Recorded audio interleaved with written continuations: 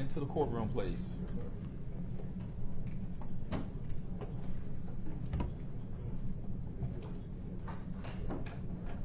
Hagerman Schofield, did the family members get here yet? Miss Marion, his mother's here, and she's going to be the state's first witness. Yes, sir. We have her outside, Your Honor. Yes, sir.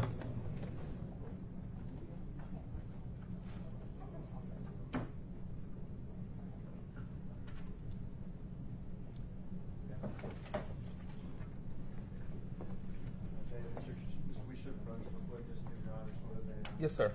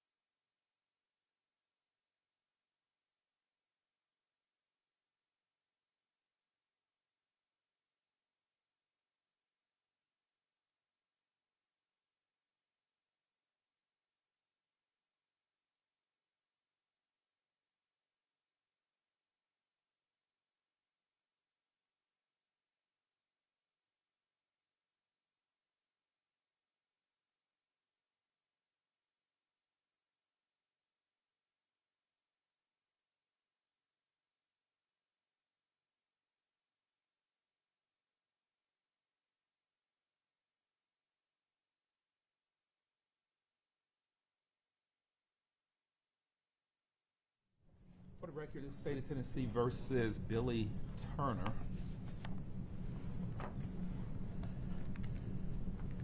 Docket number 1705881. Mr. Turner is present. Mr. John Keith Perry, Mr. Andre Thomas are present for Mr. Turner. Mr. Paul Hagerman and Mr. Austin Schofield are present for the state. Are both sides ready to proceed? Yes, ready. You have all 6 deputies in the courtroom right now. Deputy Smith. Deputy House, she's outside. Tell him not to stray. Deputy Smith. Stay close. Let me bring in the jury, please, sir. Yes, sir.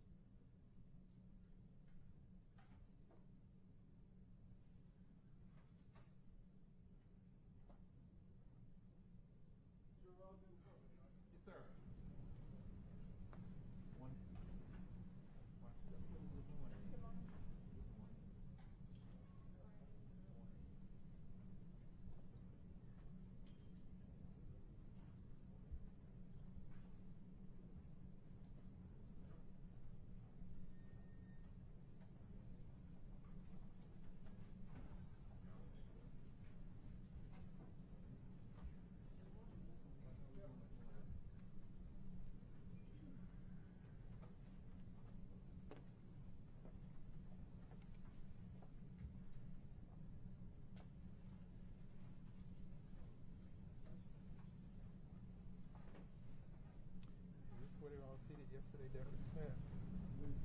Okay.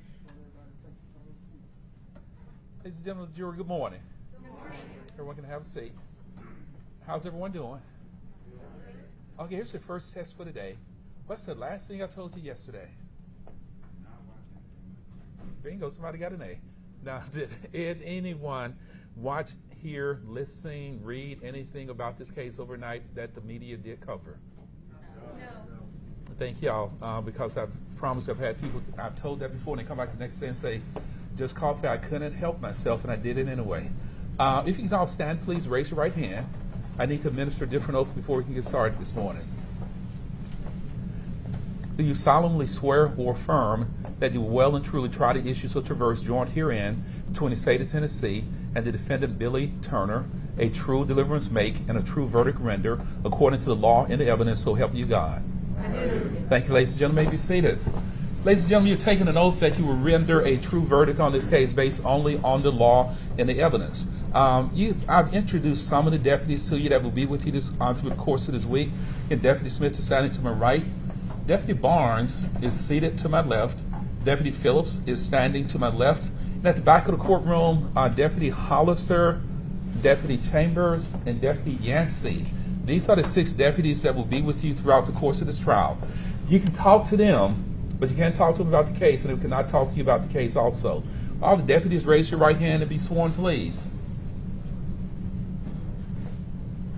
Do you solemnly swear or affirm that you will take charge of this jury, that you will keep them separate and apart from all other persons, and not allow anyone to communicate with this jury, and as it concerns the case on trial, you would not communicate with the jury, allow the jury to communicate with you, and that you will deliver this jury safely into court, so help you God? I will.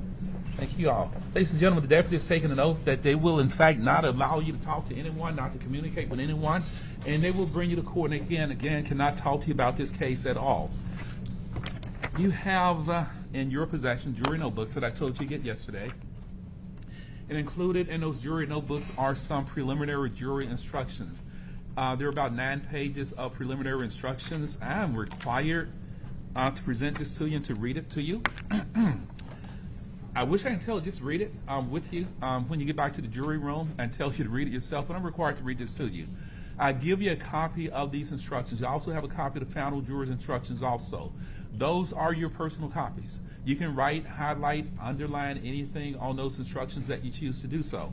I'll give you a copy because I think most studies have indicated that if you have something to read, rather than have somebody to read at you, that you will probably retain more information. Do not feel obligated to read this information. I'm, in fact, obligated to read it to you. This is State of Tennessee versus Billy Turner, indictment number 1705881 in the criminal court for Shelby County Division 7. And these are your preliminary jury instructions. Before we begin the trial, I want to outline how the trial will be conducted and what functions the jurors, attorneys, and I will perform during the course of the proceedings. At the end of the testimony, I will give you more detailed instructions on how you are to reach a verdict.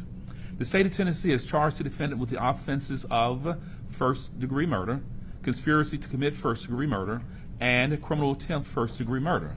The document contained in the charge is referred to as an indictment. An indictment is a formal written accusation charging the defendant with a crime and is not evidence of anything. You shall not have any sympathy or prejudice for or against the defendant or for or against the state of Tennessee, or allow anything but the law and the evidence to have any influence upon your verdict. You must render your verdict with absolute fairness and impartiality as you think truth dictates and justice demands. The essential elements of first-degree murder in count 1 of the indictment are as follows. 1, that the defendant, or one for whom the defendant is criminally responsible, unlawfully killed Lorenzen Wright. And 2, that the defendant acted intentionally. A person acts intentionally when it is the person's conscious, objective, or desire to cause the death of the alleged victim. And 3, that the killing was premeditated. The essential elements of conspiracy to commit first-degree murder in count 2 of the indictment are as follows. 1, that the defendant entered into an agreement with one or more people to commit the offense of first-degree murder. It is not necessary that the object of the agreement be attained, and 2, that each of the parties to the conspiracy had the intent to commit the offense of first-degree murder, and 3, that each party acting for the purpose of promoting or facilitating the commission of the offense of first-degree murder agreed that one or more of them would engage in conduct which constitutes the offense of first-degree murder, and 4, that one of the parties to the conspiracy committed an overt act in furtherance of the conspiracy. An overt act is an act done by one of the parties to carry out the intent of the conspiracy, and it must be a step toward the execution of the conspiracy. The essential elements of criminal attempt first-degree murder in count 3 of the indictment are as follows. 1, that the defendant or one for whom the defendant is criminally responsible intended to commit first-degree murder of Lorenzen Wright, and 2, that the defendant or one for whom the defendant is criminally responsible did some act intending to complete a course of action or cause a result that would constitute first-degree murder under the circumstances as the defendant believed them to be at the time, and his actions constituted a substantial step toward the commission of first-degree murder. The defendant's actions do not constitute a substantial step unless the defendant's entire course of action clearly shows his intent to commit first-degree murder. The defendant has pled not guilty to the indictment. He is presumed innocent and may not be found guilty by you unless, after hearing all of the evidence, attorneys' arguments, and instructions of law, the jurors seated in this trial unanimously find that the state of Tennessee has proven essential elements of the indictment beyond a reasonable doubt. The first step in the trial will be the attorney's opening statements. Statements of attorneys are not evidence.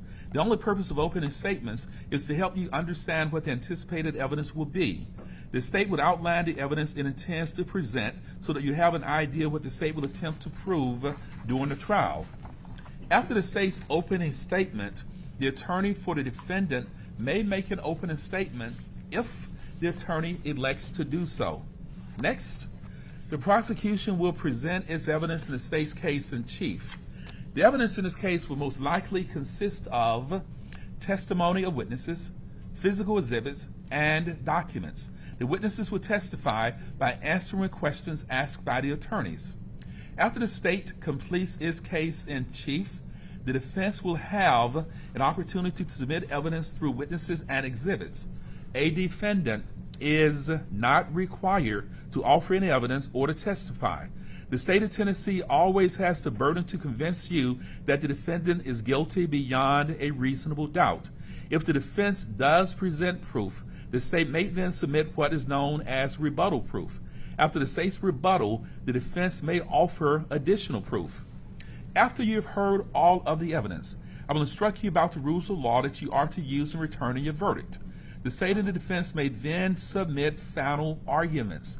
As with opening statements, closing arguments are not evidence. In closing arguments, the attorneys will summarize their positions to assist you in understanding the evidence that was presented. The final part of the trial occurs when I instruct you about the procedures and rules of law that you are to use in returning and recording your verdict. After I read the concluding jury instructions, I will select and excuse randomly the alternate jurors. The final 12 jurors will retire to the jury room and start your deliberations to render a decision in this case. Your deliberations are secret, and you will not be required to explain your verdict to anyone. Having described in outline form the trial itself, let me explain the functions that the jury and I will perform during the trial. I will decide which rules of law apply in this case. My decisions will be reflected in responses to questions and objections that attorneys make during the trial and in my final jury instructions. The jury's job is to determine what the facts are from the evidence. You must then apply the law in the jury instructions to the facts, and from that process, you will arrive at a verdict. State of Tennessee has the burden of proving the guilt of the defendant beyond a reasonable doubt. And this burden remains on the state throughout the entire case. The defendant is presumed to be innocent of the charges against him. Therefore, A defendant is not required to prove his innocence, to have his attorney make any statements or arguments, or to produce any evidence. Jurors must decide whether the state has proven beyond a reasonable doubt that the defendant has committed the crime charged in the indictment. You must base that decision only on the evidence in the case and my instructions about the law. An important part of your job will be making judgments about the testimony of witnesses who testify. You must decide whether you believe what each person says and the importance of that person's testimony. In making that decision, it might be helpful to consider the following questions.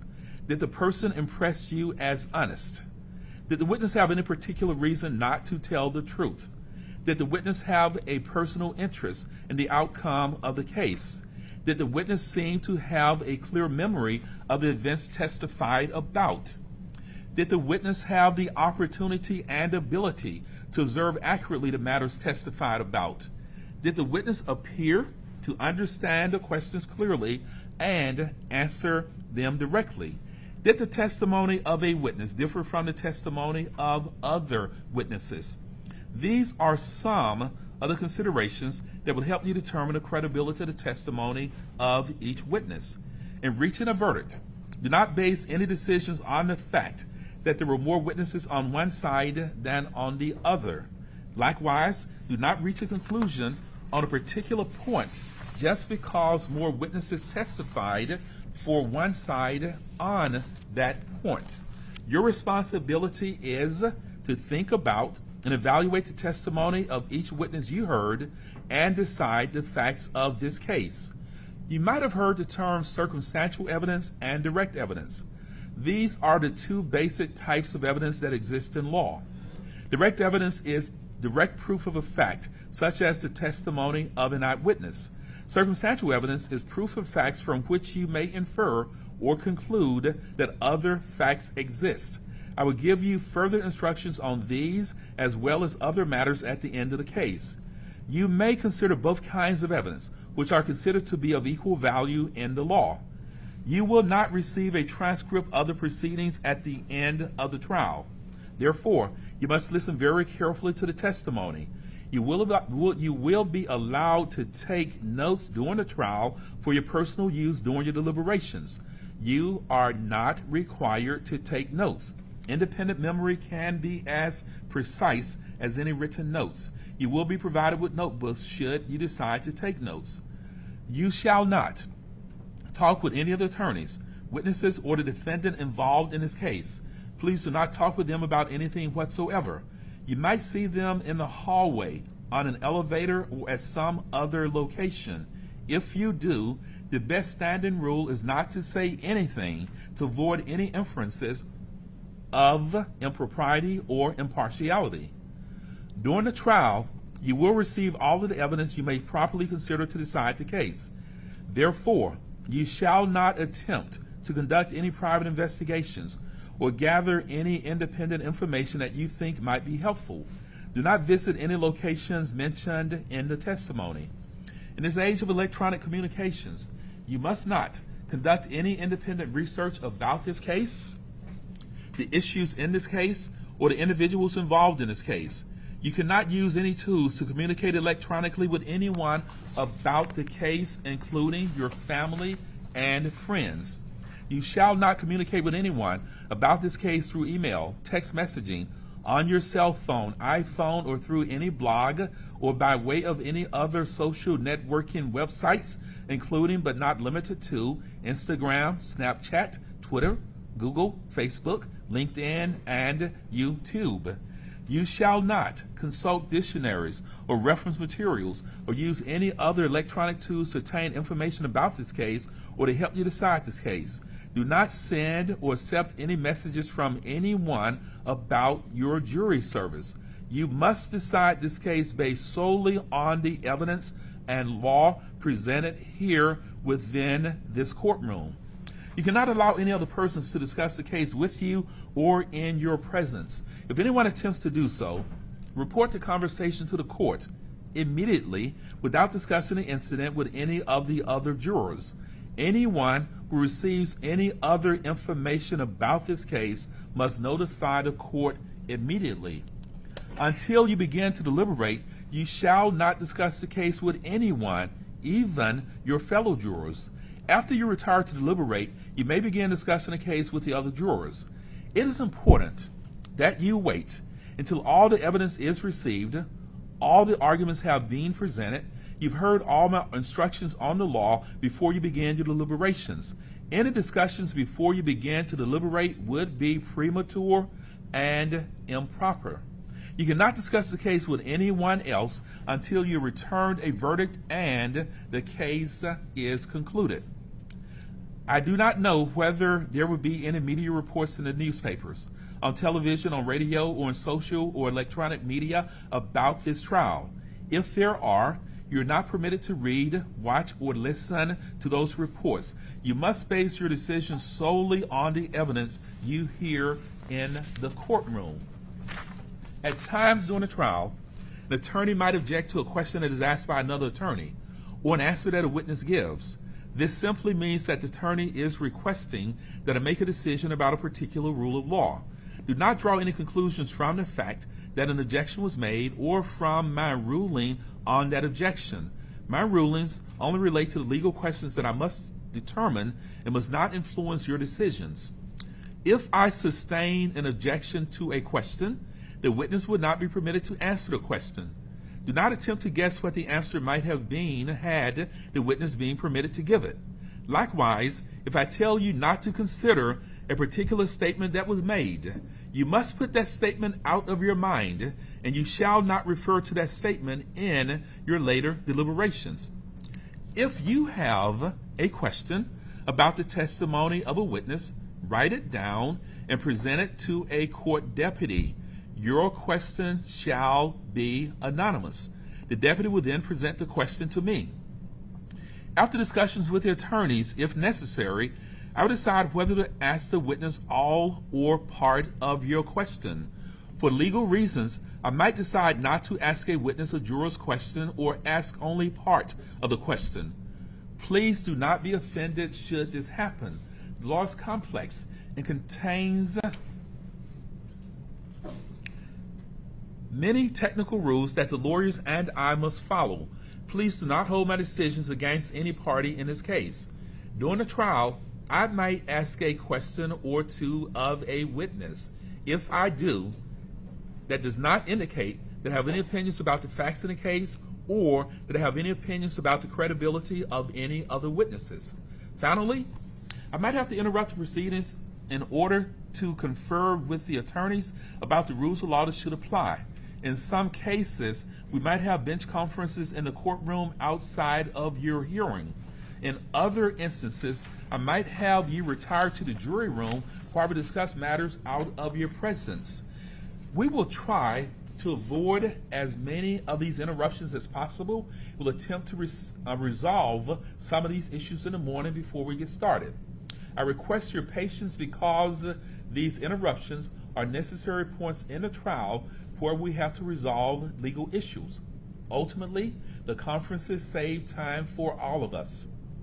After your deliberations, if you find the defendant guilty of any offense in the indictment, the court will set the punishment at a separate sentencing hearing. The jury will not be involved in setting any punishment in this case. Ladies and gentlemen of the jury, this will complete my opening preliminary instructions to you. Before we proceed with the reading of the indictment, I told you Monday and I told you on March 4th, and I told you in writing that there will be media coverage. In fact, I think the preliminary instruction says I didn't know, but there will be media coverage in this case, which is why you have been sequestered. There are at least 4 cameras in this courtroom right now. One by Deputy Smith, one over at the edge of the jury box, one by Deputy Phillips, and one in the back of the courtroom. They are not going to put you on camera. They understand they cannot put jurors on camera, so ignore the cameras. Don't focus on them. Don't pay any attention to them. They could be a distraction, but don't worry about those cameras. They're here to cover the trial. They can cover witnesses. They can cover what judges and what lawyers say, but they cannot report, cannot cover, cannot put jurors on TV at any point. So please just ignore the cameras and make sure you stay focused on the trial and on witnesses, and just ignore those cameras. Any questions? Mr. Hagerman and or Mr. Schofield. Mr. Hagerman. Deputy Smith. classic trial jacket, Ms. Hagerman, please, sir. Ms. Hagerman, you may proceed with the reading of the presentment of the indictment, sir. Thank you, Your Honor. This is indictment 17-05881 in State of Tennessee versus Sherra Wright and Billy Turner. It's an indictment charging them with murder in the first degree, with conspiracy to commit murder in the first degree, and with criminal attempt to commit murder in the first degree. It is signed by the foreperson of the grand jury. Now begin with count 1 of the indictment. State of Tennessee, Criminal Court of Shelby County, November term 2017. Count 1.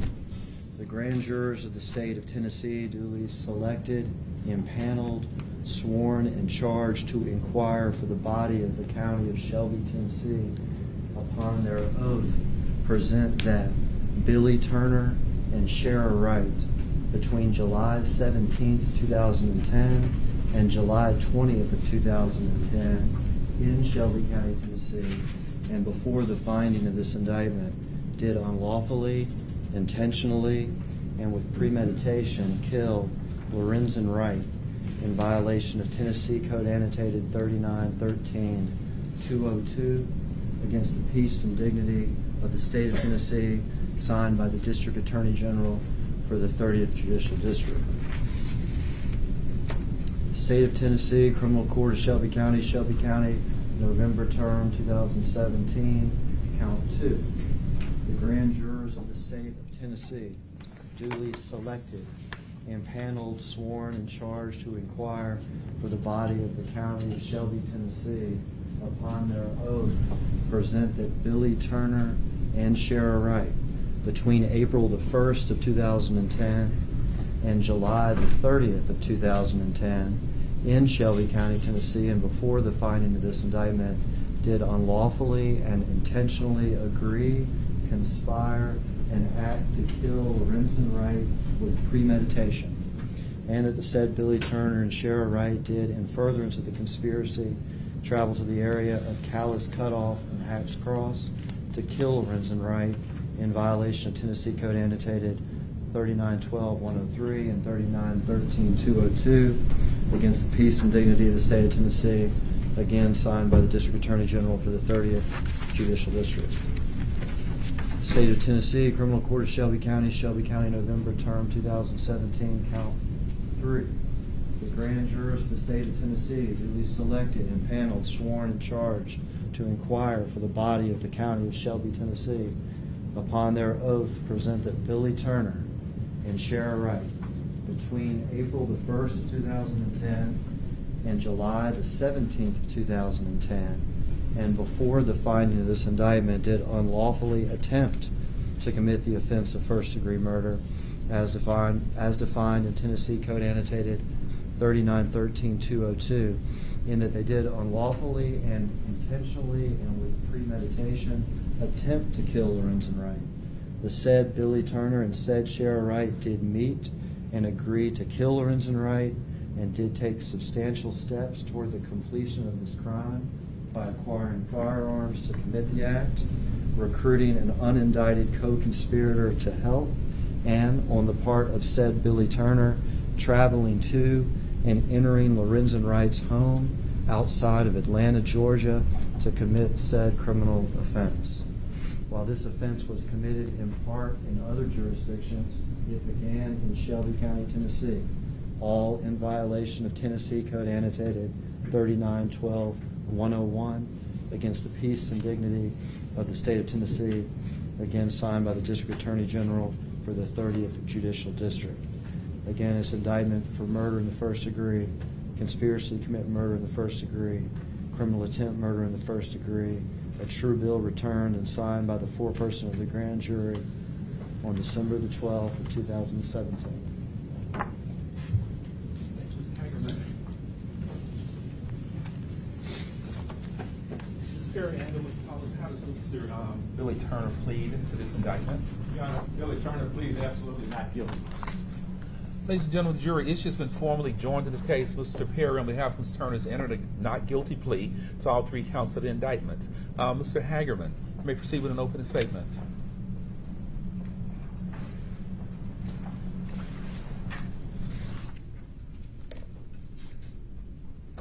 What does it take to kill a man? What does it take to kill a man? What does it take to kill a son? To kill a father of 6 children? To kill a brother? To kill a friend? To kill a homegrown hero, high school basketball star, turned college All-American, turned NBA player, and no matter where he went to play, Atlanta, Los Angeles, Cleveland, he always came back here. Every offseason, every chance he got. What does it take to kill a father, son, a man who had Memphis running through his veins? What does it take to kill Lorenzen Wright?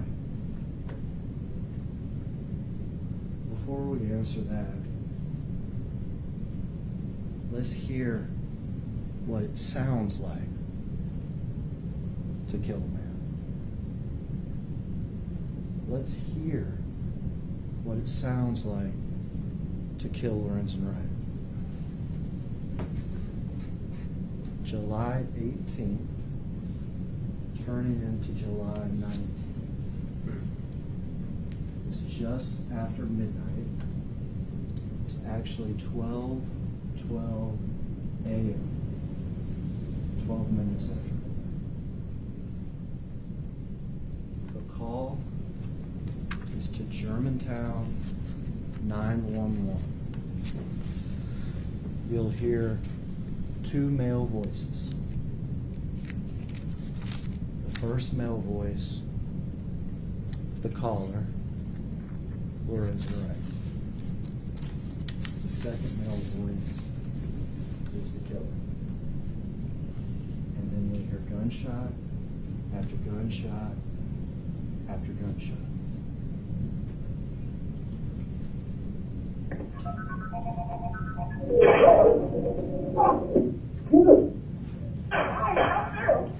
Germantown 911, where's your emergency? Hello? Hello? Hello? Someone had nothing but gunshots.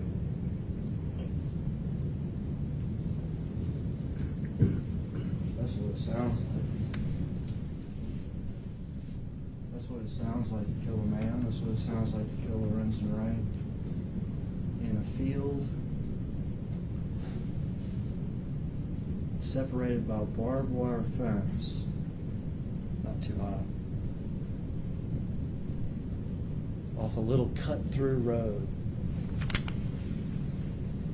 near Hacks Cross, Callus Cutoff. There's trees, 2010, no street lights, a little road that nobody uses, next to a field separated by a little barbed wire fence. That's what it sounded like to kill him there in the middle of the night. But what did it take? But what did it take to kill him? I'll tell you what it didn't take first. It didn't take courage. It didn't take strength. It didn't take bravery. It didn't take anything good.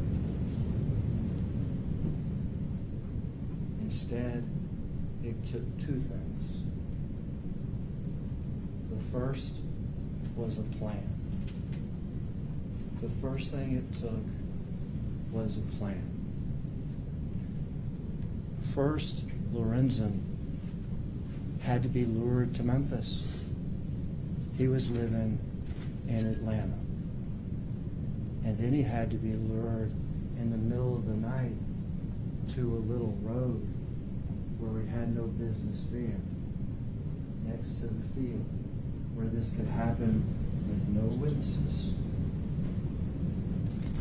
And the hope that the people that did could get away.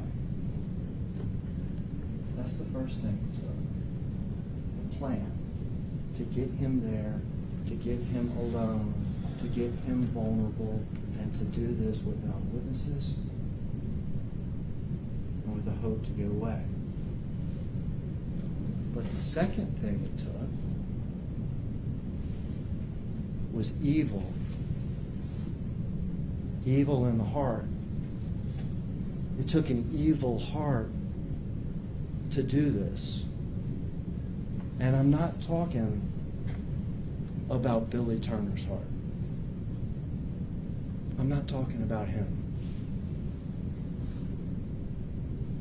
It took a particularly evil heart.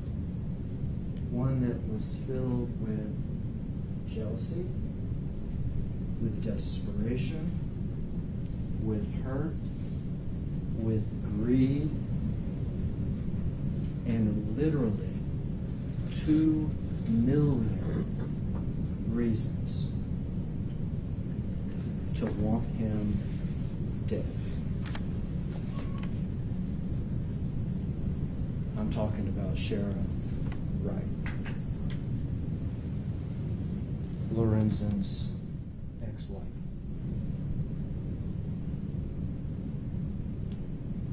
An evil heart, greed. But like yesterday, when we planned our bank robbery, Sherra Wright's not a professional killer. This is not something she does. She doesn't have a phone directory of hitmen. No. She had to reach out to people that she trusted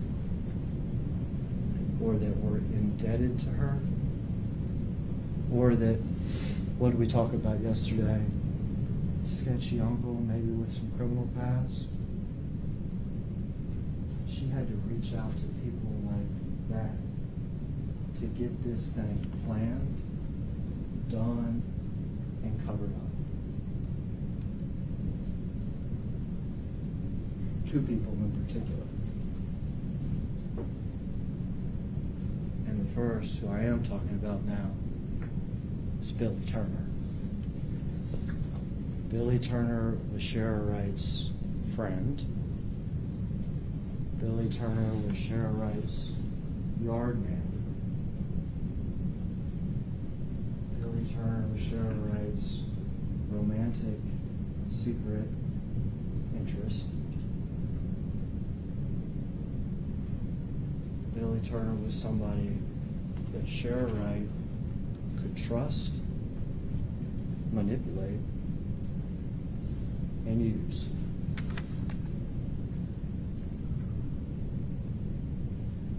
Evil heart. There's another person though too. Jimmy Martin, also known as J. Martin. Sherra's cousin. You want to call him the sketchy cousin? We can call him the sketchy cousin. J. Martin, who, after he got out of the Navy, went back to live in Batesville. Batesville's an hour or so from here. And got in trouble.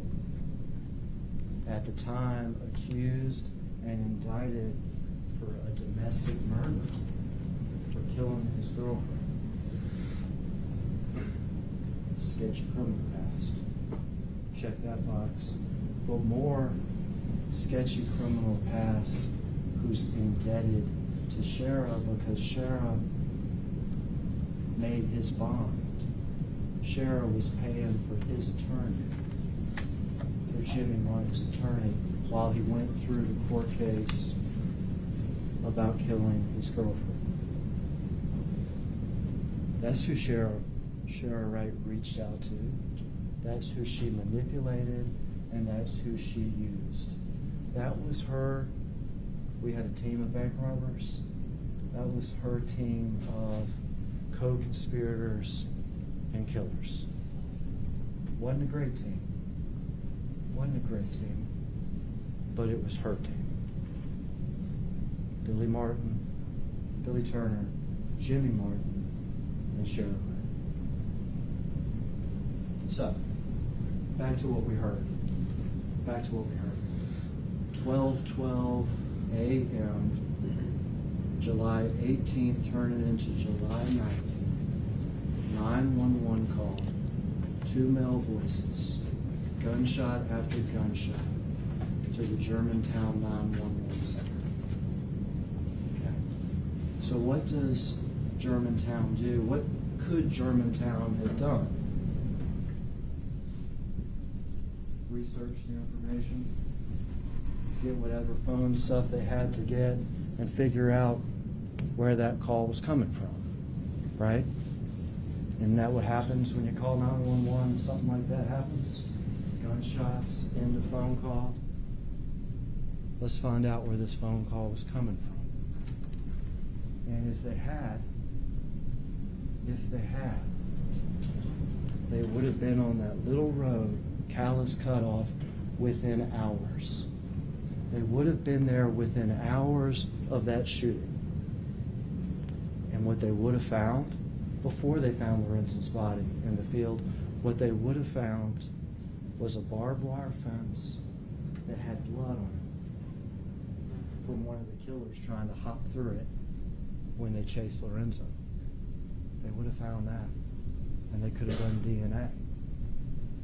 What they would have found is another gun. Not even the murder weapon, but another gun that had been fired on that little street during this murder. They would have found it tossed into some bushes down the street. When Sherra Wright got excited and scared and tossed it, they would have found that too. When they went over the fence, they would have found Lorenzen Wright dead, because he was, shots to the head. They would have found casings, and they would have found bullets. They would have found him freshly dead. They would have been at Sherra's house soon after that, because the last place Lorenzen Wright was before he went to Callous Cutoff was Sherra Wright's house with her. The police would have been at Sherra Wright's house within hours of this 911 call, and they would have found her scrambling right after having done this thing. They would have seen the person that she texted right before they did this, Billy Turner. They would have found him that night, that morning too. They would have found the murder weapon, a 9mm that was responsible for putting the bullets in Lorenzen after he ran into the field. They would have found all those things within hours of this crime. It wouldn't have taken much work after that to find Jimmy Martin, the third person who was part of this conspiracy. He wasn't there when the murder was done. He was supposed to be, but he wasn't. But they would have found him too. They would have found all three: Sherra, Billy, Jimmy, murder weapon, phones, evidence, and the case would be over. You want me to tell you what Germantown did with that 911 call? Do you want me to tell you what they did with it? With what you heard? Nothing.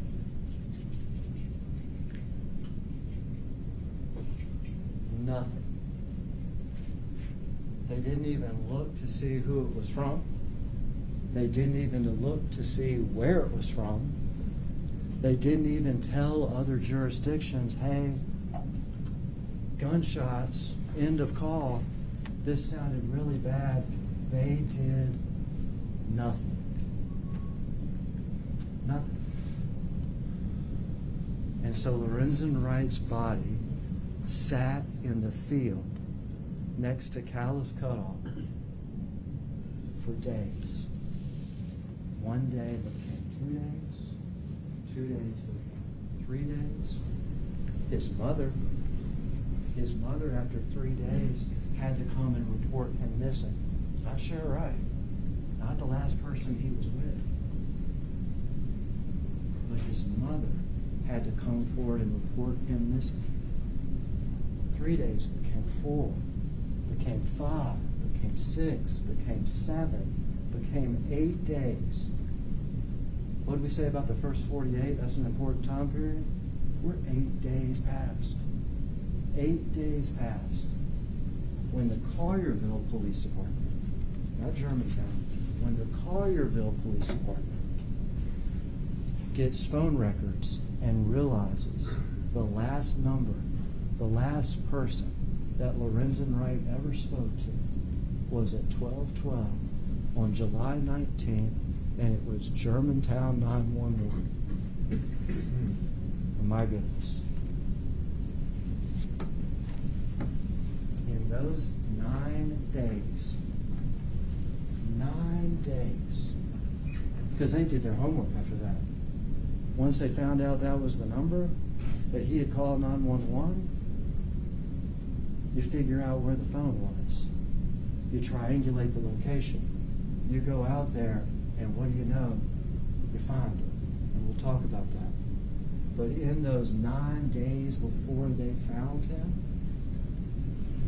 that was 9 days for these conspirators, Sherra, Billy, and Jimmy, to cover up. And you'll be read the law at the end.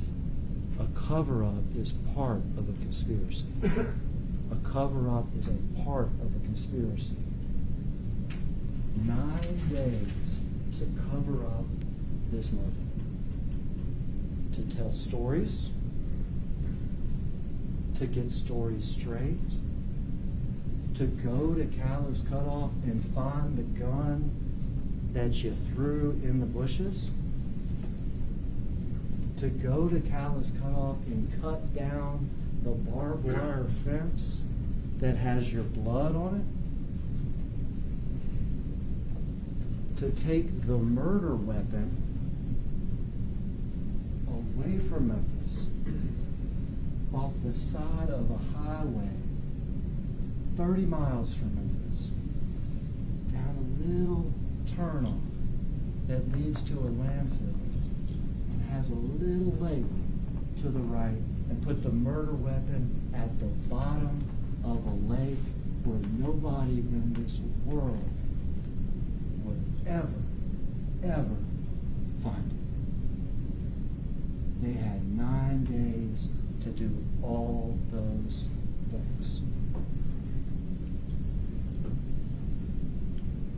And that's how the murder of a Memphis hero, the father of a son, brother, becomes Memphis's most publicized mystery cold case.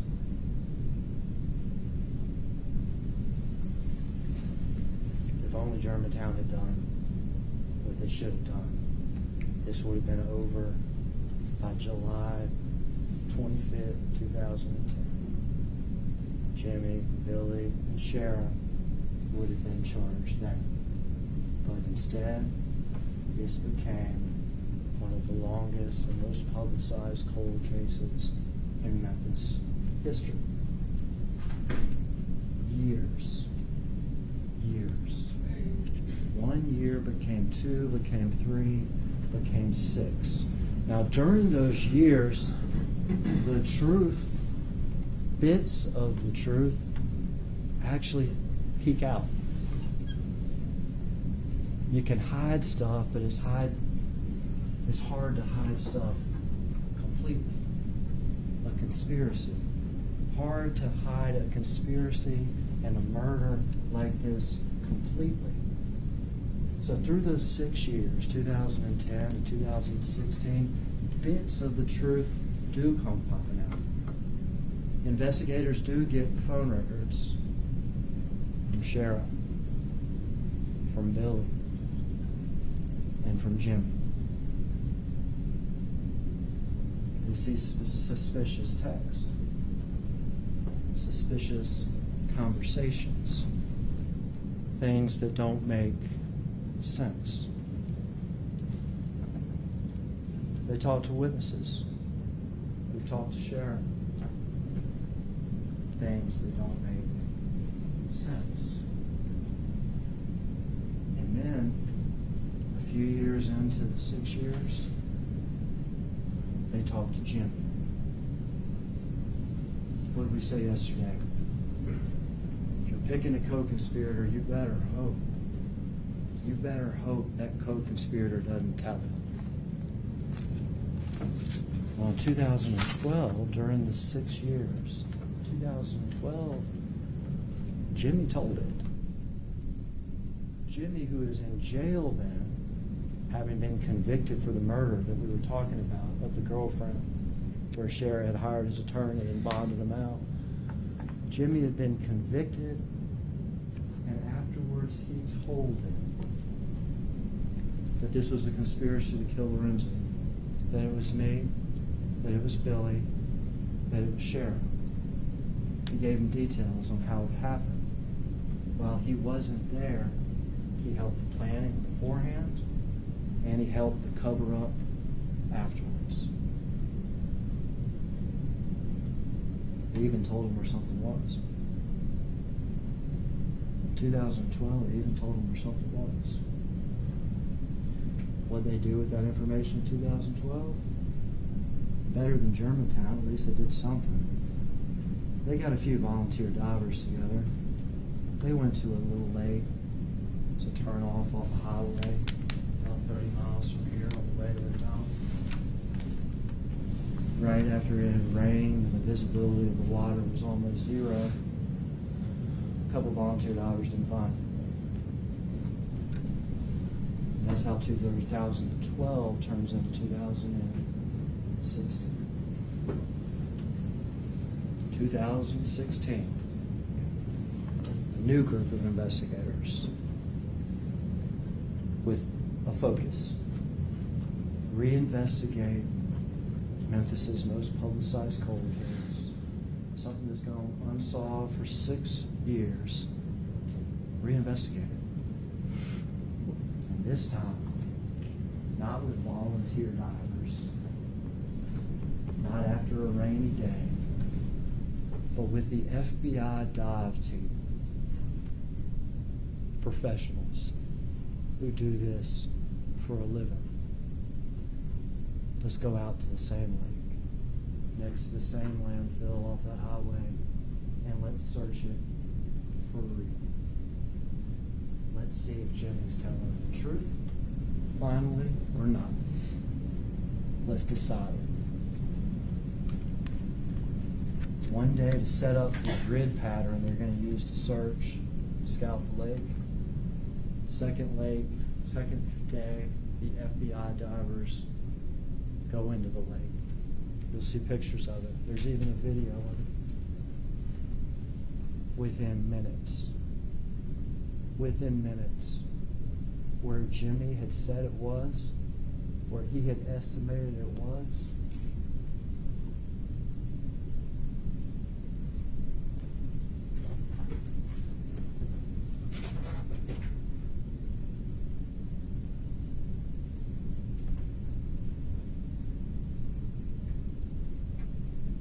this thing was never supposed to be found. This is the gun that killed Lorenzen Wright.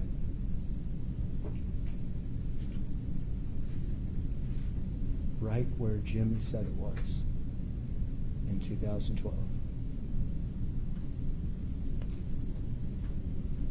At first, when you preserve it, you find something that's been in water, you put it in a bucket with the same water that it's in.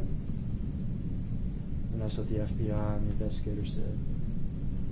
Then you drive it ASAP to the crime lab, and you compare it to the casings and to the bullets that they found in Lorenzen Wright. You'll hear from the TBI. This is the murder weapon that killed Lorenzen Wright, that was thrown at the bottom of a lake, and nobody in this world was ever supposed to see this again. But Jimmy led him straight to it.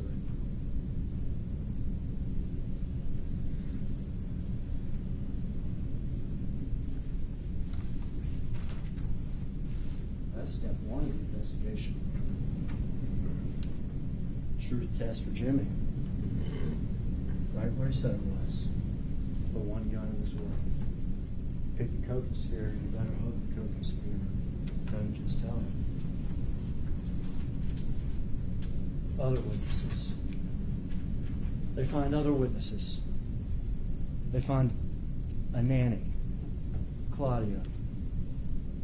It's a nanny for Lorenzen and for Sherra, who was present. Jimmy had told them in 2012 there was a woman there at least one of the times that we were planning this murder that I didn't know. We were in Sherra's house. There was a woman there I didn't know who heard what we were saying, and she was there. She was younger. She was pregnant. He told him that in 2012. He told him that in 2012. Well, in 2016, they found out who that person was. Claudia Robinson, nanny to the kids. They found Claudia.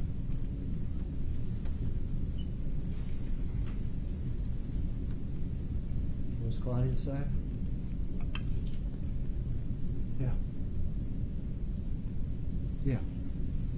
I'm ashamed of it. I guess I'm part of it. But I was there. When Sherra Wright said she wanted Lorenzen Wright dead, and she told Jimmy and Billy, the yard man, to do it. Literally, they were all in the kitchen together. They find other witnesses too. They'll find Billy's car that Jimmy talked about in 2012.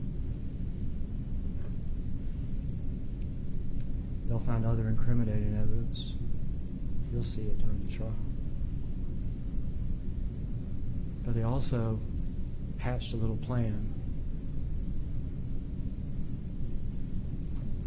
They did an investigation after they found this gun, but they kept it secret.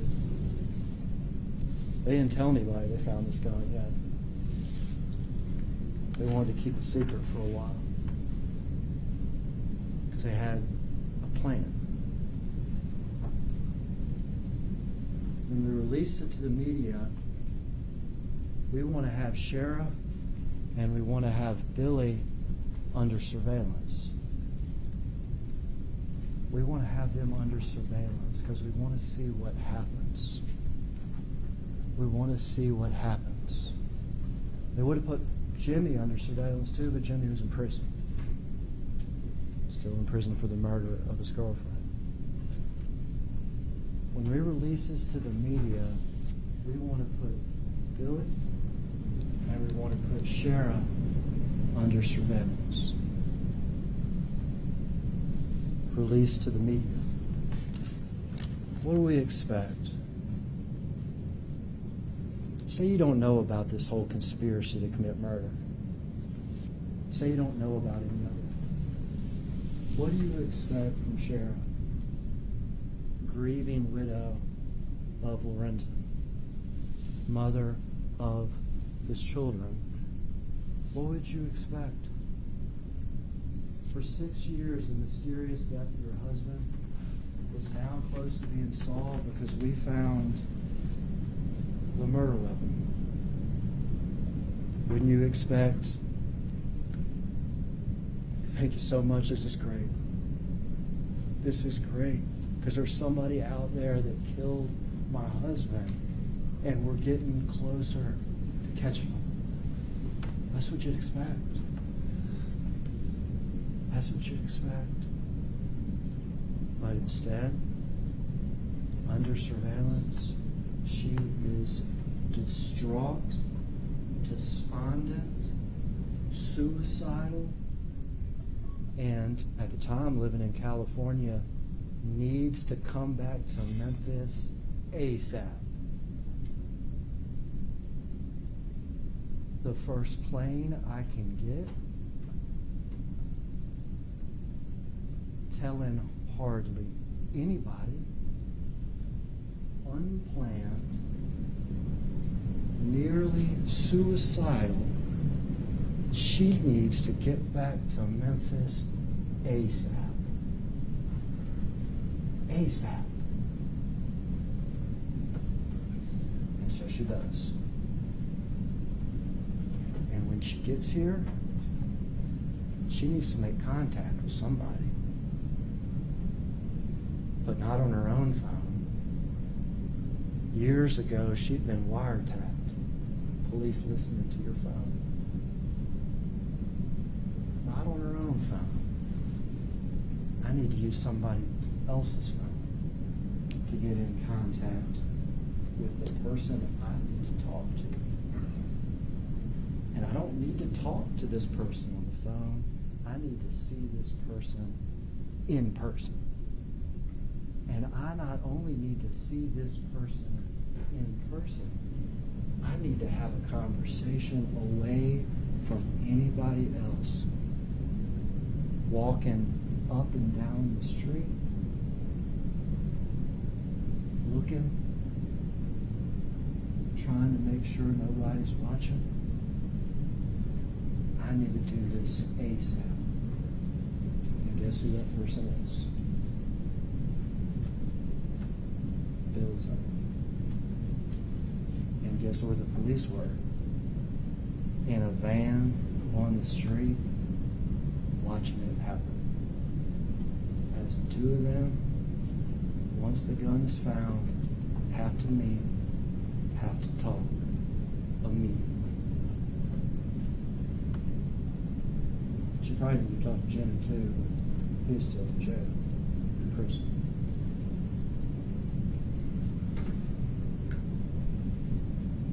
You'll also hear when Billy's arrested. Sometime somebody was talking about it yesterday, talking about their kids or something and confronting them and credibility. Sometimes lies can tell you more than the truth. You'll hear the things that Billy lied about when the police talked to him. You'll hear the things that he had absolutely no answer for. And at the end of this,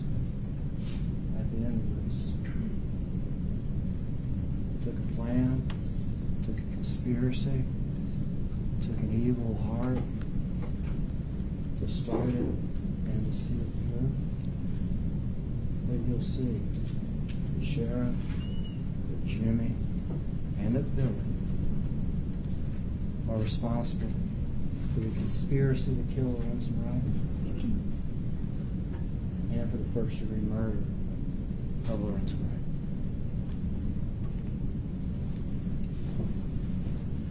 Ms. Hagerman.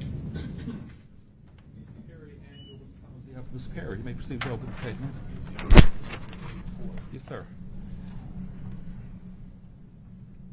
Good morning. I'm glad that Mr. Hagerman started with the question, what does it take? What does it take to kill a pillar of this community? What does it take to take a person's life on a dark road? I don't know if anybody here has ever been to Cow's Cutoff, but you can barely get back then 2 cars down that road. So at midnight, during the midnight hour, what would it take to kill a 7-foot basketball star? What would it take to kill a person who had done nothing but bring joy to his family and his friends? They've traveled the world, they've seen great things, they've had experiences that these people lived through this man. What would it take to strike him down if you're his wife? What would it take to try to get him to Memphis if you're his wife at one point? More importantly, at this point, you're not married, but you're the mother of his children. What would it take to do that? Would it take a man who they describe as a yard man, but a man who's got his own business? He doesn't cut just Sherra Wright's yard. Does it take a man who is her secret love interest that nobody describes as her secret love interest except for the man that y'all are going to have to put this case on in a few days? It's Jimmy Martin. Edna's J. Martin, I think he's called in older cousin Sherra's phone book. Edna's J. Doesn't even have his own name or identity to go by. But what does it take to do that? What does it take, as Mr. Hagerman said, to lack the courage that it takes to come and stand in front of a man to man, and say, I'm going to take your life, but instead to strike you down while you're waiting, while you're supposed to be out if you're the person's ex-wife, and you got him in the car and say, hey, I'm going to try to call a yard man and see, because he wants to give you some cards on the side of a road. What does it take to do that? What does it take to ask this yard man, who has his own place to live, who has his own car, who has his own motorcycle, who has his own equipment truck, what does it take to ask that person if you can have his car? So that little Jimmy, Edna's J, the trickster, as he goes by in his fledgling rap career, what does it take to get him to give you his car? What does it take to start your investigation at the point of saying, well, I'm going to do an outline from July 17, 2010 into July 23rd, 2010, as opposed to where it's obvious that Jay, little Jimmy, and Sherra are talking about going to Atlanta days earlier. It takes a punk's heart that's sitting in prison right now for taking a firearm and shooting his wife or his fiance that he lives with to death. It takes that type of a punk to sit up and come up with a story, and as you're talking to the detectives, to say, they told me this. Who told you this? Billy? What did Billy tell you? He told me that he and Sherra put together a plot to drive his car to a road so that he could pull over on the side of the road, and so that Lorenzen can pull over inside the van with Sherra, and that Sherra would take the gun, and that she would act like she was having an argument with Billy, and then Billy could jump out and shoot him. It would take a person who could come up with that as they're talking to an officer 23 days after they're found guilty of murder in this building, 5 months before they're sentenced to some 18-year sentence for killing his girlfriend. That's what it takes. It takes the type of person who changes facts like a person changes drawers. Underwear, excuse me. It takes that type of person. A person who says, you know what? I had the murder car that night. That's what it's going to take. And then it's going to take, after he figures out that some people probably have talked to detectives, to change that. I wasn't in the car that was used. I didn't have Billy's car that night. But y'all got to listen to this. Y'all going to have to listen to this 10 days out of your life. Listen to it and hear it and digest it. It takes a person that not only can take those facts and spin them. I didn't have the murder weapon that night. I didn't find it myself. Or maybe I did. Well, no, I didn't. It takes a person that can weave and go back and forward and back and forward. I don't even know how to cross-examine this man when he comes in here. But I guarantee one thing, the people on this jury have ears you have the ability to listen and discern, and I don't think it's going to be too hard to quickly understand that the state of Tennessee made a big old mistake. Now, a few minutes ago, Mr. Hagerman pointed out the mistake that Collierville police made. They made a hell of a mistake. They didn't report it. They didn't report this stuff. They didn't call anybody. But guess what the state of Tennessee did?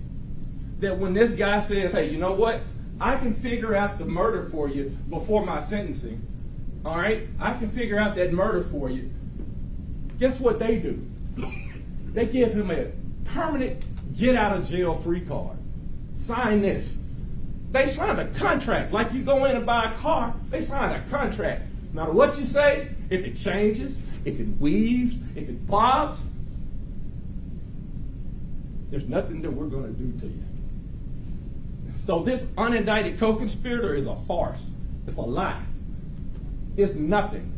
It's something that, as the judge said, a lady from the office reads what we said think happens, and it goes from there. So you do have calls from Billy, because Billy got his car given to Sherra. Sherra gives it to Jimmy. Now, I don't think that'll ever be disputed, because even in all the other stuff that he says, he always, I got the car from Sherra. Now, you'll hear different facts about what was supposed to have happened on this day. You'll hear facts that there was some meeting, and that when they got to the kitchen during that meeting, there were 3 guns. He changes the type of guns that were supposed to be there. He says that there was a pregnant nanny, who we know is Claudia. You'll see her later today. Says that Sherra is there. You'll also hear, I hope, if it's truthful, Claudia say, Sherra's always talking about Lorenzen's gonna kill her. That ain't nothing odd. That ain't nothing odd if somebody says, hey, somebody's gonna kill me, and my answer to it is, what am I supposed to do? And it definitely ain't odd for Billy to be there, because once a week, whether or not Sherra can pay or she fails to pay, the conversation is always, if you ask them what are the text messages, etc., it's about business with Billy. There ain't no conversation about, I love you. Will you send me a personal picture? Will you send me a picture of your body part? Will you do this, that, or the other? Not from Billy to Sherra, but it is from a few other people to Sherra. The evidence is going to show, clear as can be, Billy had a well-established life. Billy was living that life in Collierville during that time, in the Memphis area, working, and he was going about life. Also shows he's dealing with church folks. And it was also showed that, I know it's around the perimeters. Let me get it out there. Billy had a history. When Billy was 20, he went to jail. He did his 1.5 years in jail. He got out and he lived his life straight as an arrow. Billy was a man. He dated women. He took care of his responsibilities. And he had fun. But he went to church. He went to church during the week. And as you're going to hear from Claudia, he was so slow, her word, that all I knew about Billy, I thought he was slow. I thought he was slow because he stayed that green and straight and narrow. Now,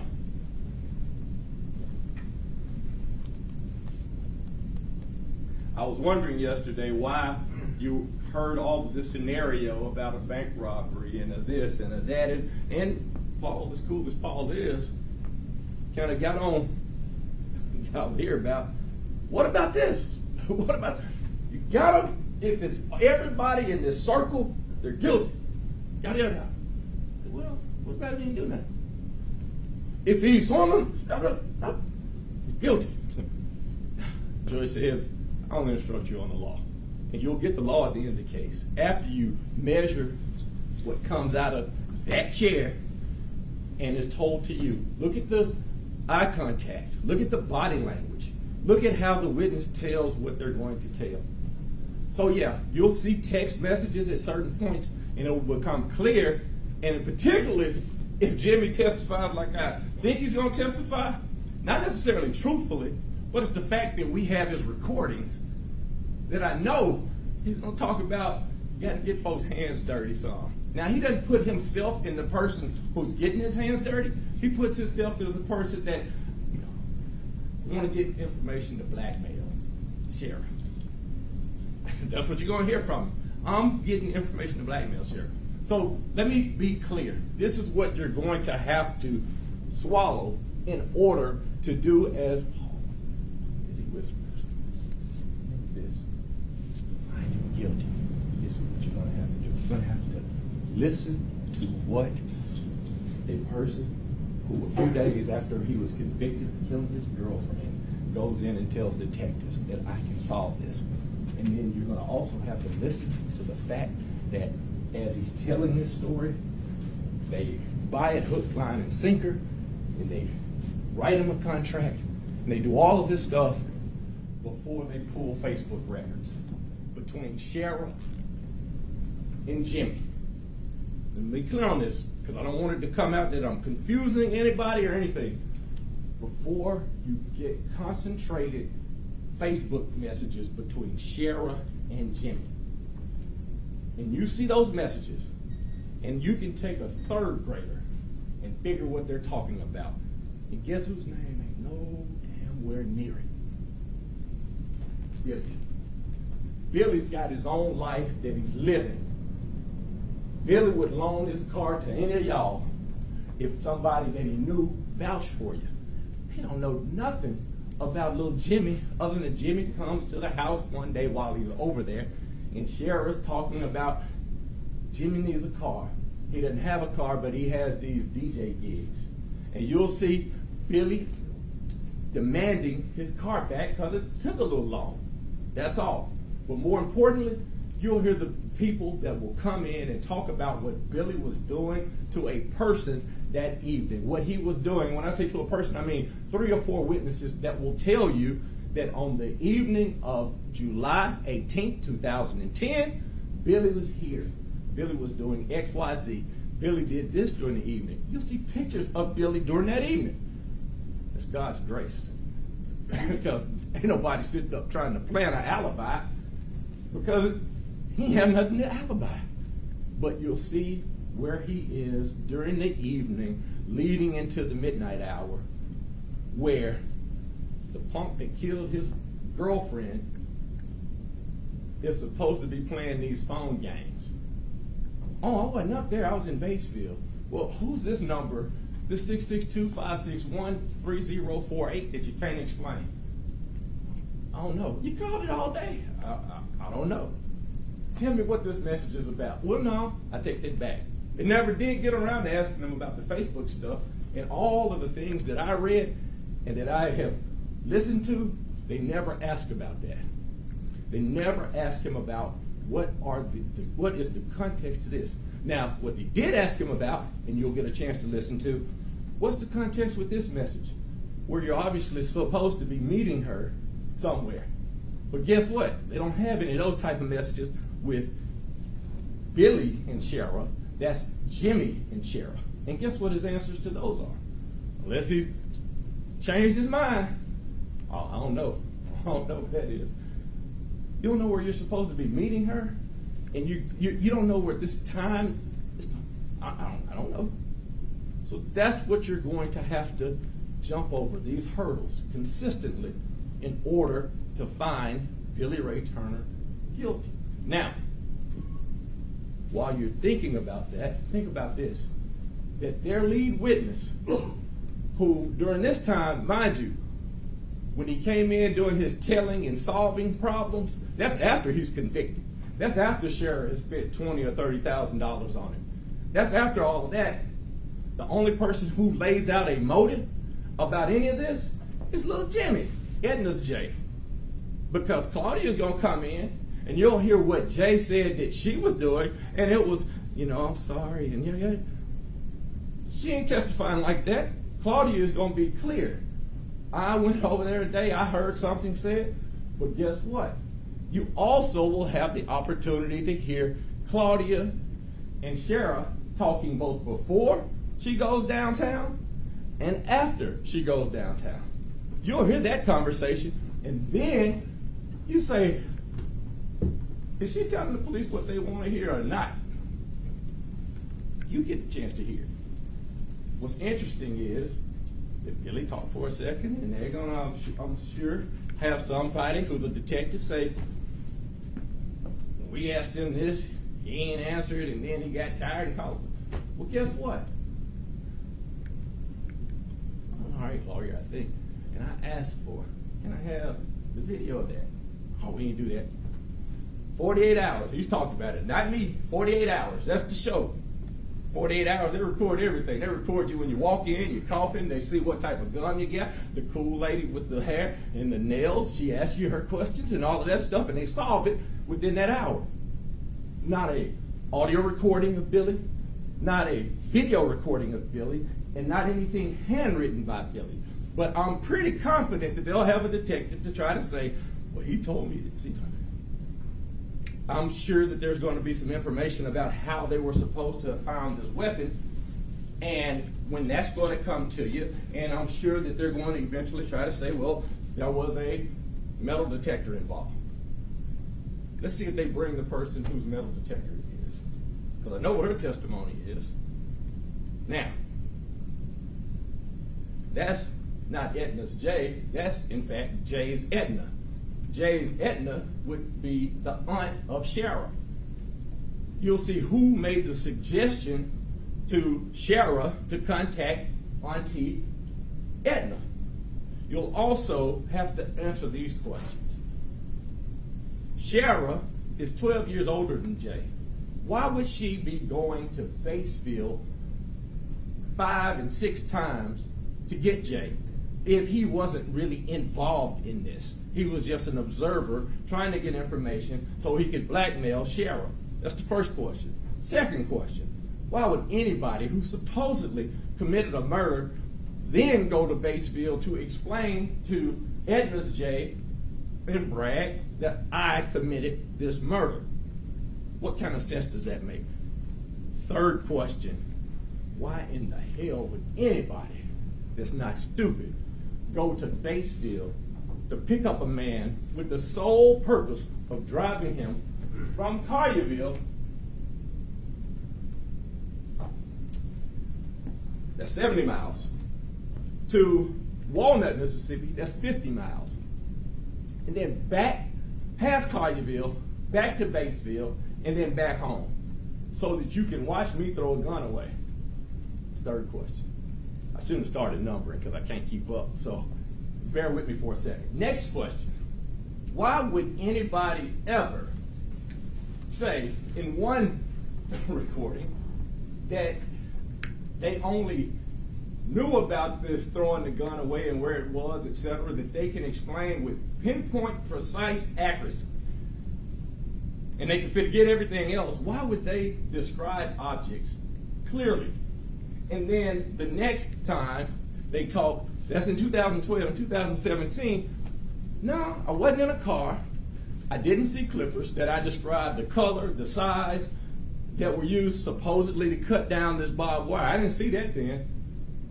But I want you all to hone in on this, please.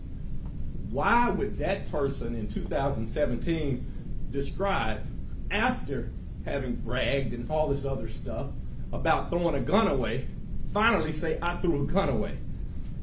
Why would that person do that? I threw a gun away. Now, it wasn't the gun that I described back in 2012.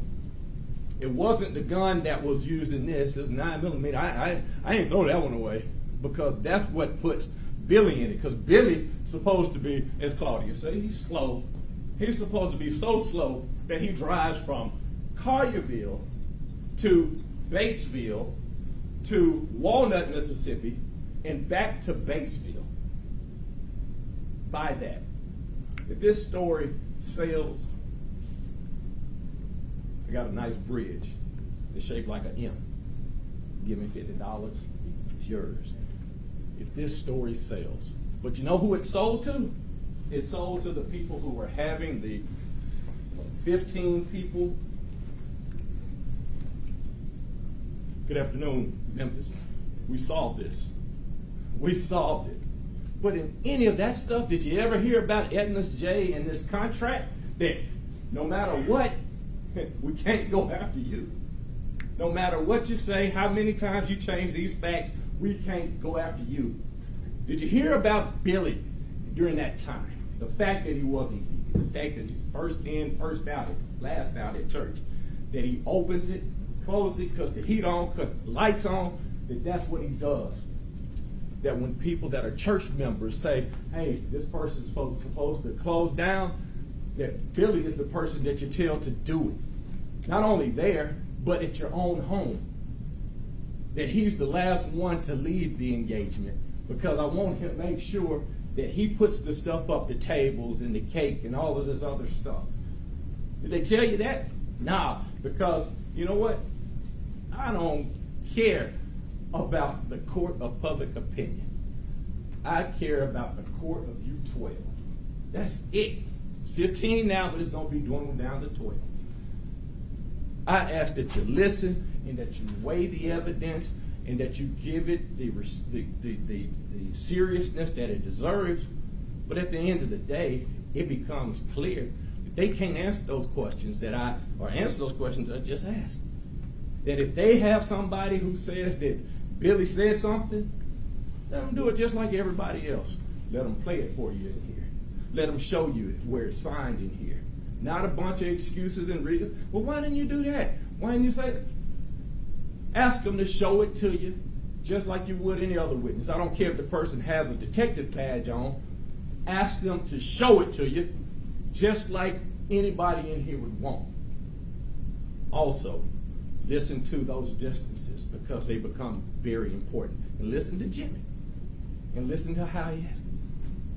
Before I sit down, the desperation in here is so clear that I really don't know what to expect.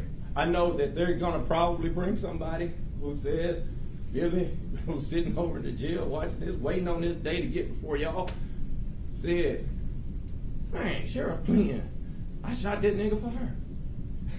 I expect that to be said.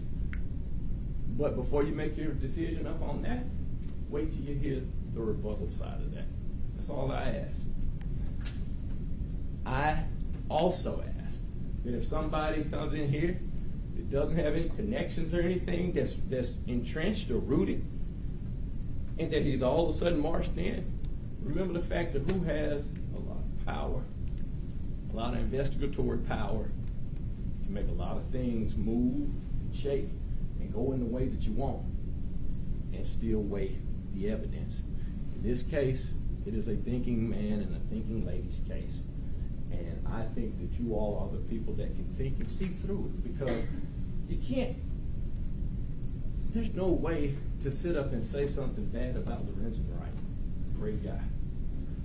This case, with all due respect to his family and his friends and his fraternity brothers and his close loved ones, this case ain't about him. This case is about Billy Ray Turner. And Billy Ray Turner has a name that once he got out of jail, he dedicated himself to keeping in the right way. And he helped some punk out through his niece or cousin or whatever she is to him, and he's here for it.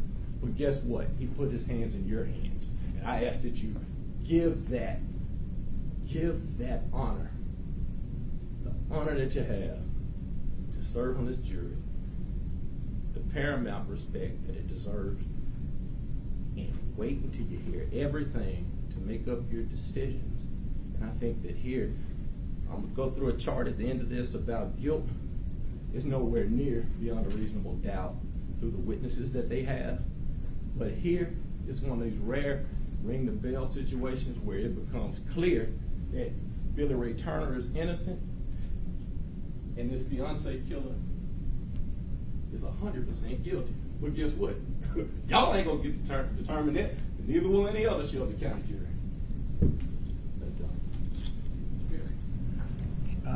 Yes, Smith. 12:45. Council approach, please.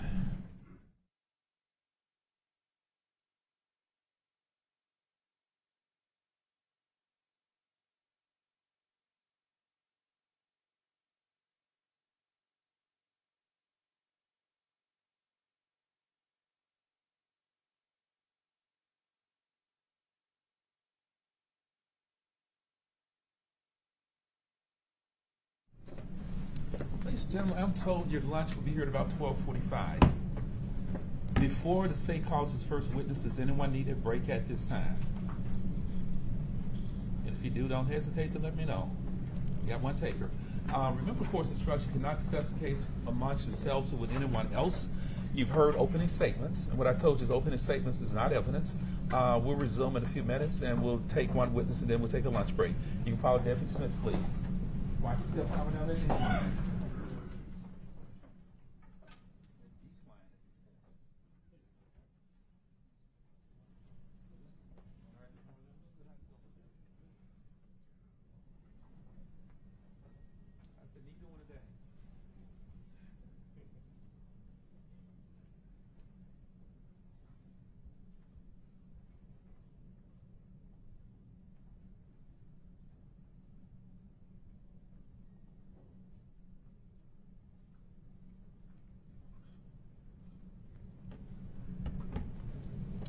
Phillips, you call the court to recess, please, sir. We'll stand in recess.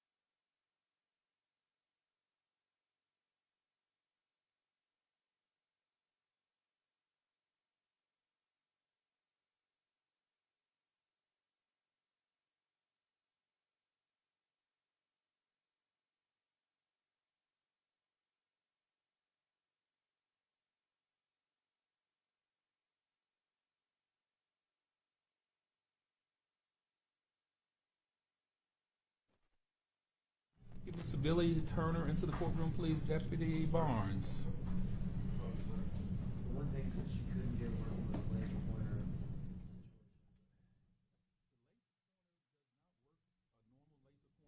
On that screen. She has a special one that couldn't get connected. Okay. It's crazy that you point a regular laser pointer just It disappears. But there's some laser pointer they had that actually works and it doesn't disappear, and you can actually blow the picture up with that pointer somehow, or isolate it and highlight part of it. For the record, continuation, State of Tennessee versus Billy Turner. All parties are present. Are both sides ready to proceed? State your first witness will be. Deborah Marion. Ask Deborah Marion to step in the courtroom, please. Jeff Smith. Bring the jury, please, sir.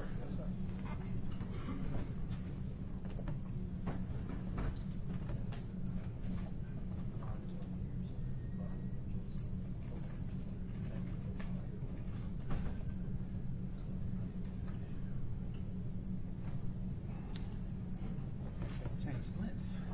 Did not record that other splits.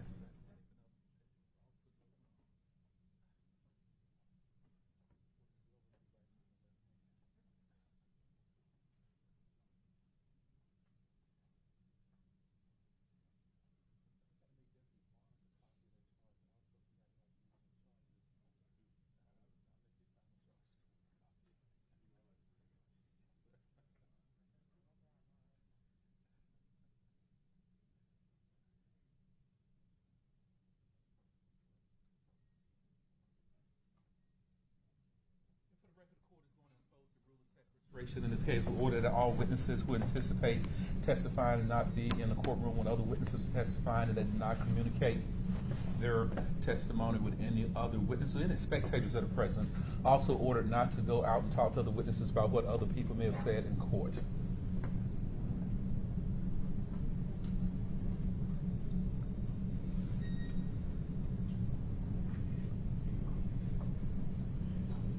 Ms. Marion?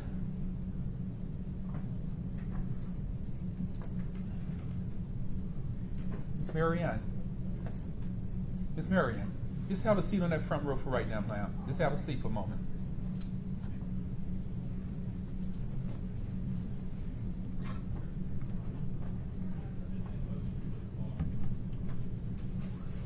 No. You told them to watch yourself on that incline, right? Come on in, good afternoon. Good afternoon, sir. Good afternoon.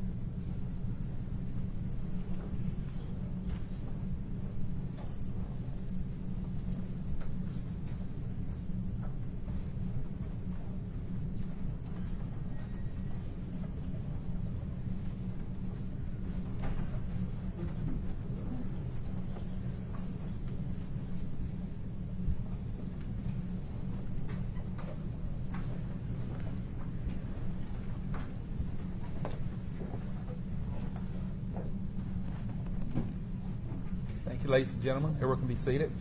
State of Tennessee, you may call your first witness. Deborah Marion. Ms. Deborah Marion.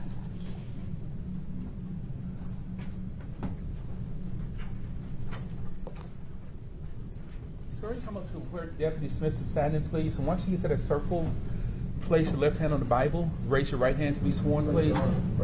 Ms. Marion, do you solemnly swear or affirm the testimony you will give in this case will be the truth, the whole truth, and nothing but the truth, so help you God? Yes, sir. Thank you, Ms. Marion. Put your hand down. Have a seat here, please. Watch your step and take your sign when you get up on the witness stand, please. Ms. Marion, good afternoon. Lawyer's going to have some questions to ask of you. You know it's very uncomfortable being here in court today. Listen to the questions that the lawyers ask you, Ms. Marion, answer those questions, and make sure you keep your voice up so that all the members of the jury can hear you, and the lawyers can hear you, and the court reporter can hear you. Okay? You need to speak up loudly, please. Okay. Thank you, ma'am. Mr. Hagerman, you may proceed. So, Ms. Deborah, you can look this way. You know, there's a microphone next to you. Don't worry about talking into it. Just keep your voice up so we can hear you back here, okay? Okay. Now, tell us your name, please. Deborah Marion. And can you spell your name for the court reporter and for the jury? It's DeborahMarion. And do you know why you're here today? Yes. Are you here for your son? Yes. Tell us What's your son's name? Lorenzen Wright. Miss Marion, tell us a little bit about your son. Where'd you grow up? Oxford, Mississippi. All right. Were you living down there in Oxford? Yes. He was a good kid all the time. He never crawled on his knees. He crawled on a hand and a toe. And then he finally just started walking. He never crawled. Never. Was he a big kid? He was 8 pounds when he was born.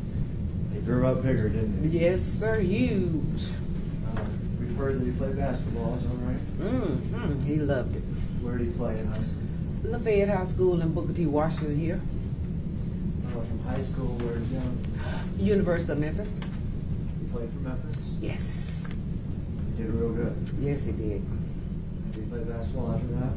Yes, he went to the NBA. Before it was time to graduate, I told him, nope, you can't go to the NBA. Well, you got to go to get your degree. And he said, Mama, where am I going to get $1 million with a degree from a job? And y'all know I thought about 10 minutes, and I said, when you say you leaving?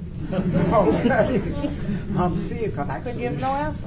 You lost that argument quick. Yes, I did. Was he drafted in the NBA? Oh, yes, 7 in first round. 7th in the first round. Yes, sir. And he was ready for second. He was like, if I go second, I'm still gonna be good. Okay. But when they called his name, but I read the guy's lips and where's Lorenzen Wright's table? I'm like, oh, okay, we are. You think he was going to say? Yes, don't nothing come out like that, Lorenzen Wright. Were you on there at the draft when he got drafted? Yes, I was sitting right there. First person he kissed when he got up. What team did he go to? L.A. Clippers. The Clippers. Yes. He went to a few teams in his career, didn't he? Yes, he did. Where all did he play? Atlanta, Cleveland Cavaliers, Memphis Grizzlies, Sacramento. He played 1 year there. It was 6 teams altogether. I can't think of all of them. And I think you told me before who his favorite teammate was. Yes. Who was that? On his Malik, before Malik got killed. Okay. Yeah, he had a Malik. What was Malik's last name? Well, it doesn't matter. Where did he play with Malik? Clippers. The Clippers. And then after Malik, he went to Cleveland? Yes. No, not. He came home. Came home to Yes. Grizzlies. He finished his career at the Grizzlies? No, he went to Atlanta next, or vice versa. What I had this story, and this throw me off, but I know. 6 different teams. Yes, sir. A long NBA career. Yes. Did he make a lot of money? Yes, he did. He had a wife. Yes, he did. What was his wife's name? Sherra Robinson. Do you know where he met her? Basketball game. Here in Memphis? Yes, he played AAU ball. Even though he was living in Mississippi, he played AAU ball in Memphis. How long were they married for, do you know? 13 years. Did they have any children? 6. What are the names of the children? Starting with the oldest, Lorenzen Von Gunyon Jr.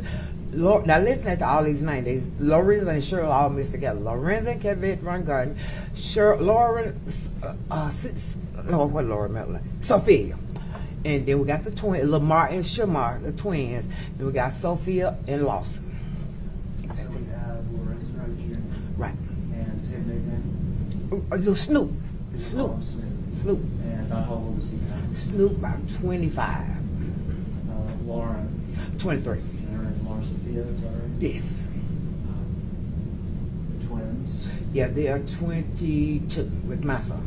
And then 2 more after the twins? Yes. What were their names? 15, Lawson and Sophia, 15 and 13. 15 and 13.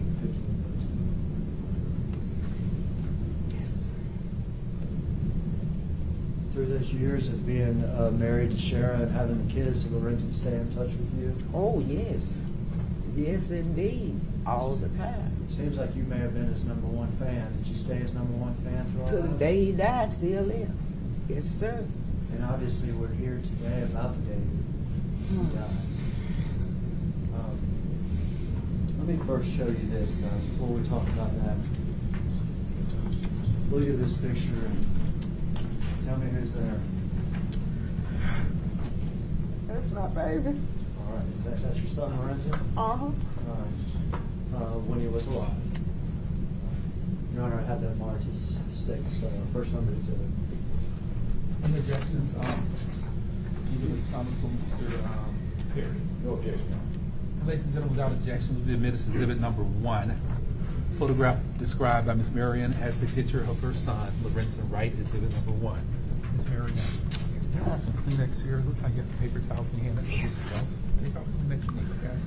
Yes. Do you need some water, Ms. Marion? Okay. You need some water? No, not right now. Take all the Kleenex you need. You don't need to use those paper towels.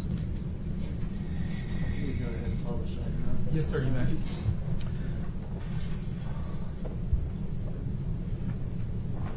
That's Lorenzen, Memphis Grizzlies jersey, is that right? Yes. Yes. Do you like to remember him like that? Yes, I want to remember him happy and celebrating with people after the game, win, lose, or draw. He just was good to be playing. All these different teams that he played for, you know, Los Angeles, Atlanta, Cleveland, and everything. Did he make it a habit to come back to Memphis? I got a pitch. I'm the pitcher lady in the family. Oh yes, sir. He came home. Yes, sir. Matter of fact, the year when he got killed, he was at home for the 4th of July. He got killed later on in July, we'll hear. But he'd been here on 4th of July. Oh yes, Where was he living at the time he got killed? Atlanta.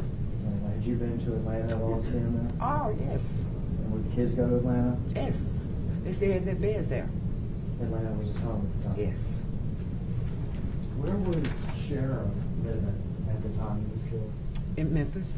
In Memphis. Yes. Were they still married? Yes. Well, yes. At that time, they were divorced February of that year. They've been recently divorced, is that Right. correct? She lived in Memphis? Yes. Would the kids also stay in Memphis? Some? Yes. So they spent some time in Memphis and some time Something in Atlanta. Yes. Do you remember the last time you saw your son alive? Oh, I'll never forget it. Where was that? At my house. He came over to my house and he wrote a letter to Sherra. And when he finished, he put it on top of my refrigerator. He said, well, I'm going to send her over here to get it. I was like, okay. About 20, 30 minutes later, he come back. I changed my mind. I'm going to give it to her myself. That was the last time I talked to him. And about when was that? That was like, what? That was right before the 4th. Right before the 4th. Yes. It was on his earlier trip. to Yes. Memphis. Yes. Did you even know that he was coming to town on the 17th or the 18th when he came to Memphis? I knew he was coming due to the fact that my daughter was having a baby shower and he was going to attend her baby shower. Because this is the daughter that wasn't going to have kids. And this was her second one, so he was going to be there. So did you found out he was coming for that, is that correct? Yes, and I left messages and messages. But did you see him at all when he came Nope. to that? So the last time you saw him was on his previous trip back to Memphis. Yes. Is that right? Yes.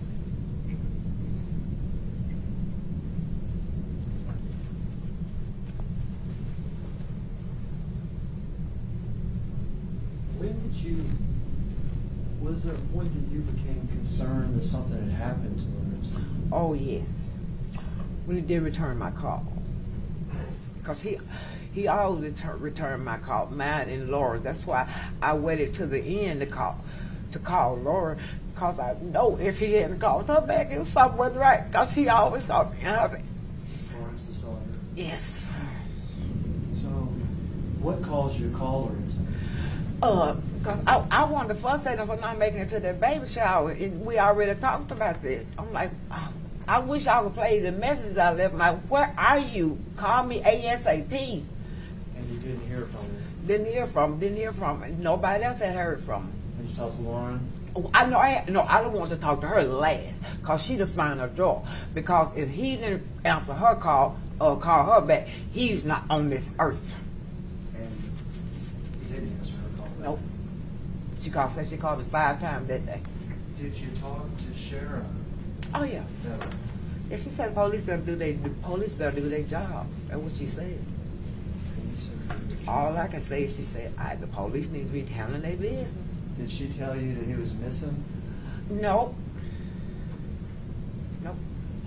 Did what she tell you made any sense at all? None of it. Nothing made sense. Did it cause you to feel any certain way? Like she knew something but wasn't saying. You know, when she would start a sentence and just stop. Yes, sir. Normally wouldn't object on a corpus witness, but getting into what a non-present co-defendant says, Your Honor, I don't think it's proper, it's improper hearsay. Turner has been indicted for conspiracy. I understand. And those statements that are made in furtherance of a conspiracy by a party opponent is an exception to hearsay. So we'll overrule the objection for hearsay. Ladies and gentlemen, hearsay statements is a statement made out of court that has been offered in court for the truth of what is in that statement.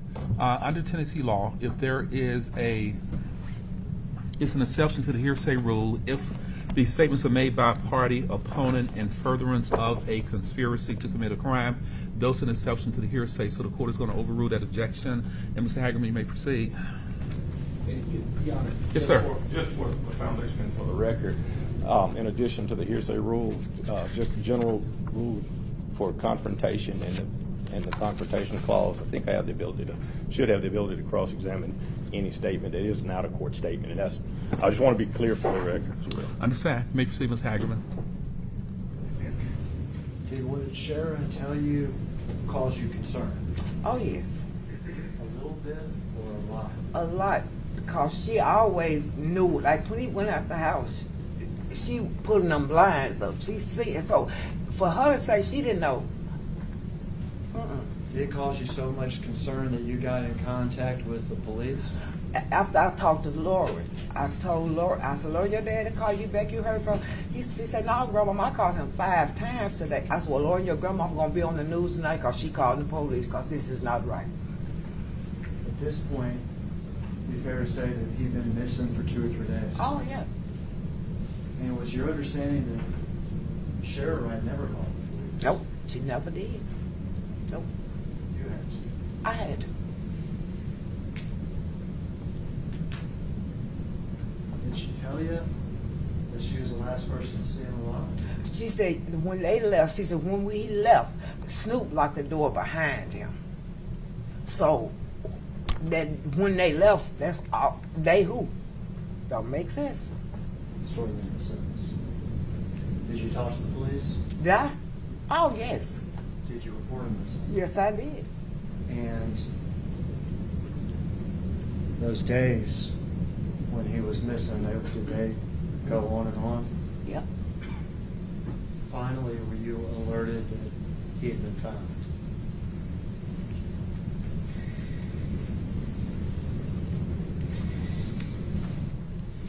And I knew it wasn't good because it was too long.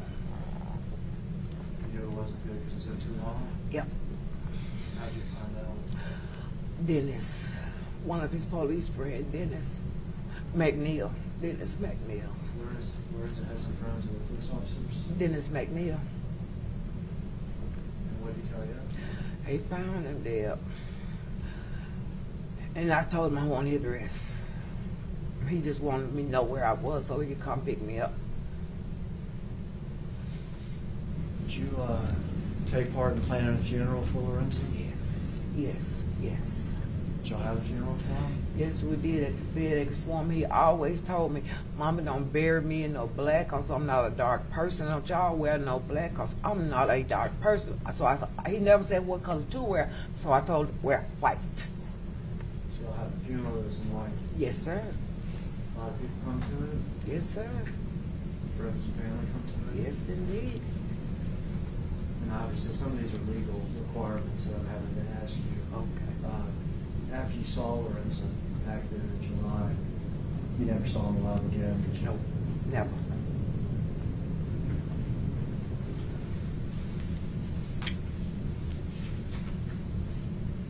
No, we do have a stipulation intended to the court.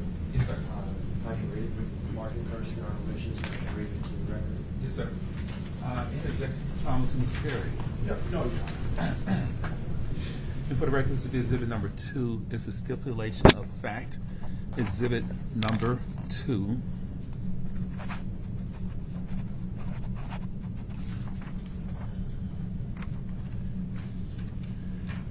Ladies and gentlemen, I will give you this charge verbally. We'll also give it to you in writing at the end of the trial. A stipulation is an agreement, and all parties have agreed that certain matters are being stipulated as being factual in this case. In other words, the Lord is not requiring that the state call a witness to say this is what this would be. They're stipulating that if that witness were called, that is what the witness testimony would be. You will give the stipulation the same weight and consideration as you would give any other testimony that was testified in court under oath by a witness. You may proceed, Ms. Hagerman. The parties in this matter, the state of Tennessee and the defendant, represented by counsels, have agreed to the following things. The victim in this case is Lorenzen Wright. He was a living person who is now deceased. The victim is the same person that autopsy 20100911 was performed upon. These are facts that are agreed to by the parties and may be accepted as true without the need for a witness or further proof. This is a stipulation made in all homicide cases so that the family members of the victim do not have to view the autopsy pictures of the victim. So the parties stipulate to that and is approved by the court. That's Exhibit 2. Thank you, sir. You may proceed, Ms. Hagerman. Just a couple more questions, Ms. Marion. Were you aware as to whether or not there was a substantial life insurance policy Oh, yes. on the life of Yes. your son? Yes. Do you know how much it was for? $1 million. $1 million? Yes, sir. Are you aware whether or not there was a substantial MBA pension? Also, was your son's? Yes. You know how much that was? $150,000. $150,000? Oh, yes.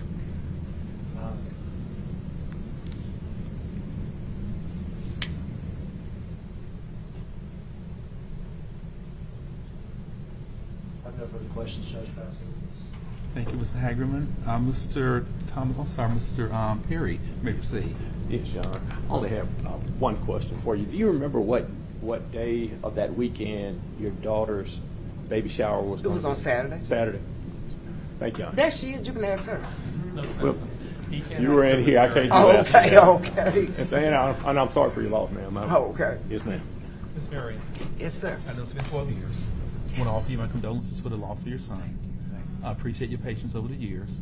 You're excused from any additional testimony in this case, Ms. Marion. You are free to stay and watch the rest of the trial if you have the opportunity to do so. I would encourage you to do so. You cannot discuss your testimony with anyone or allow anyone to talk to you about what they said in court. Thank you for being here. You may step down from the witness stand, watch your step, and if you can watch the rest of the trial, I encourage you to do so. Watch your step, ma'am.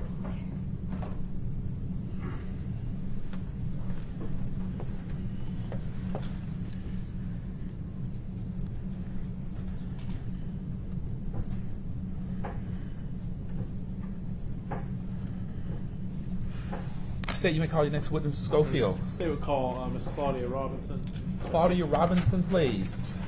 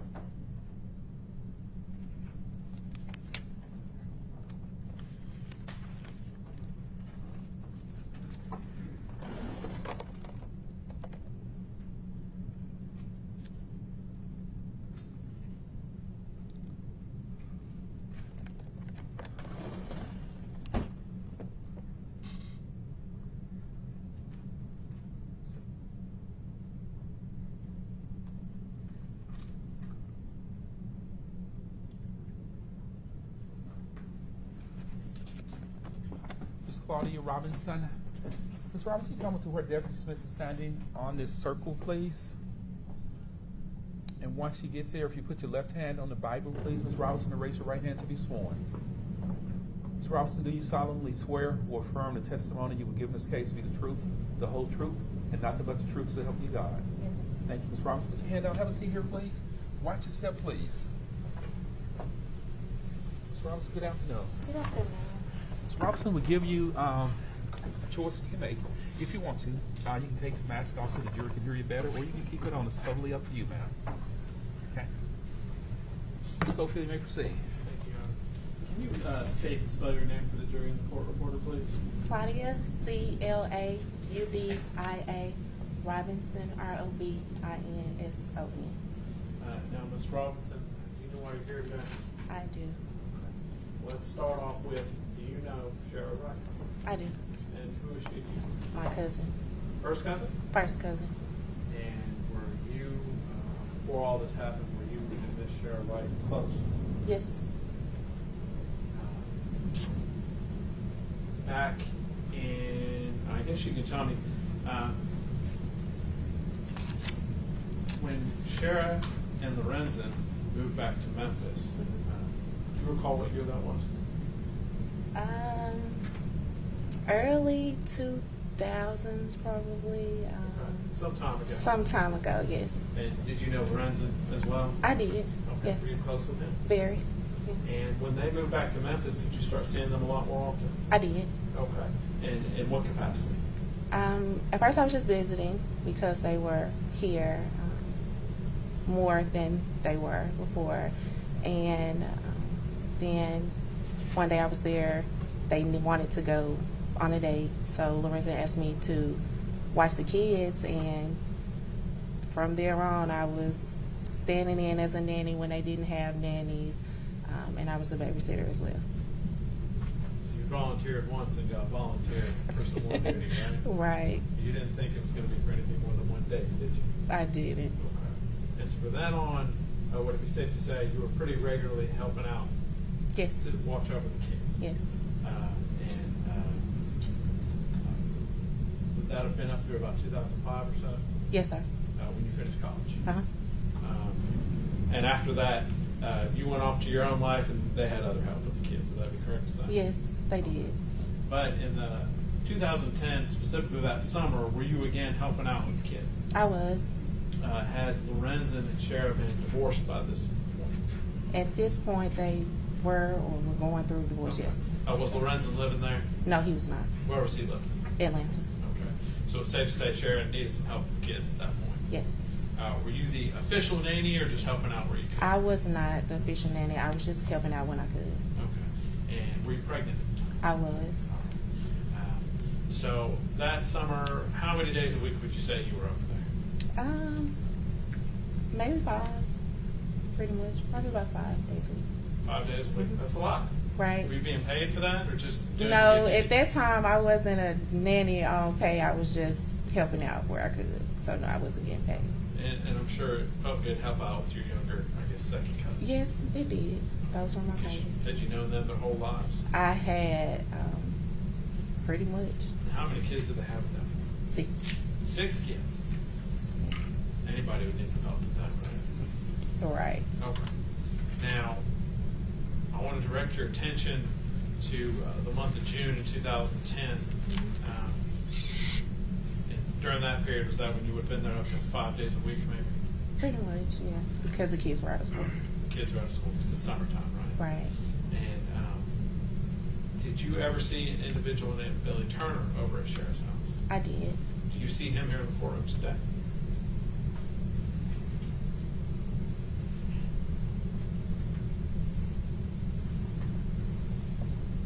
No, I don't see him.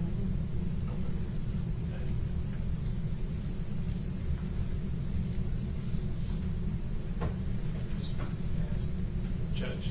Yes, sir. Just briefly, since we're going to identification, identify someone. Almost everyone in the courtroom is wearing a mask, except for I believe you and me and the other lawyers. Oh, We have some- This is Sir. Billy. That's Billy. Oh. Right there. I'm sorry, you said that's Billy right there. Will you Yes, sir. describe what he has on the court today, Ms. Robinson? Black glasses. I think that's a olive mask, maybe. Gray suit, white shirt.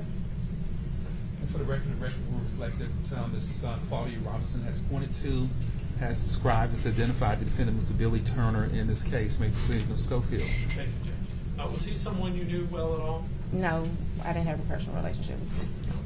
But was he somebody you would see over at Sherra's house? Yes. And what did he do for her? He was the yard man. Okay, that's what you knew him as? Yes, that's what I remember. Was there also a possible romantic relationship between him and Sherra? I didn't have confirmation on one, but yeah, it appeared to be something. You didn't see them do anything, but No. you could tell something. Right. Okay. And during that time over there, did you ever, or were you present during any kind of a meeting he and Sherra had? I was present during a conversation. Okay, conversation. Right. And did this conversation cause you some concern? It did. Okay. And if you could tell the court about that conversation and what was said. I was in the kitchen preparing lunch for the children, and Sherra and Billy entered the kitchen, and Sherra was just irate, saying Lorenzen had a hit on her. She had been told that he had a hit on her. Like a hit, like the killer? Yes, sir. Okay. And how many times did she say that?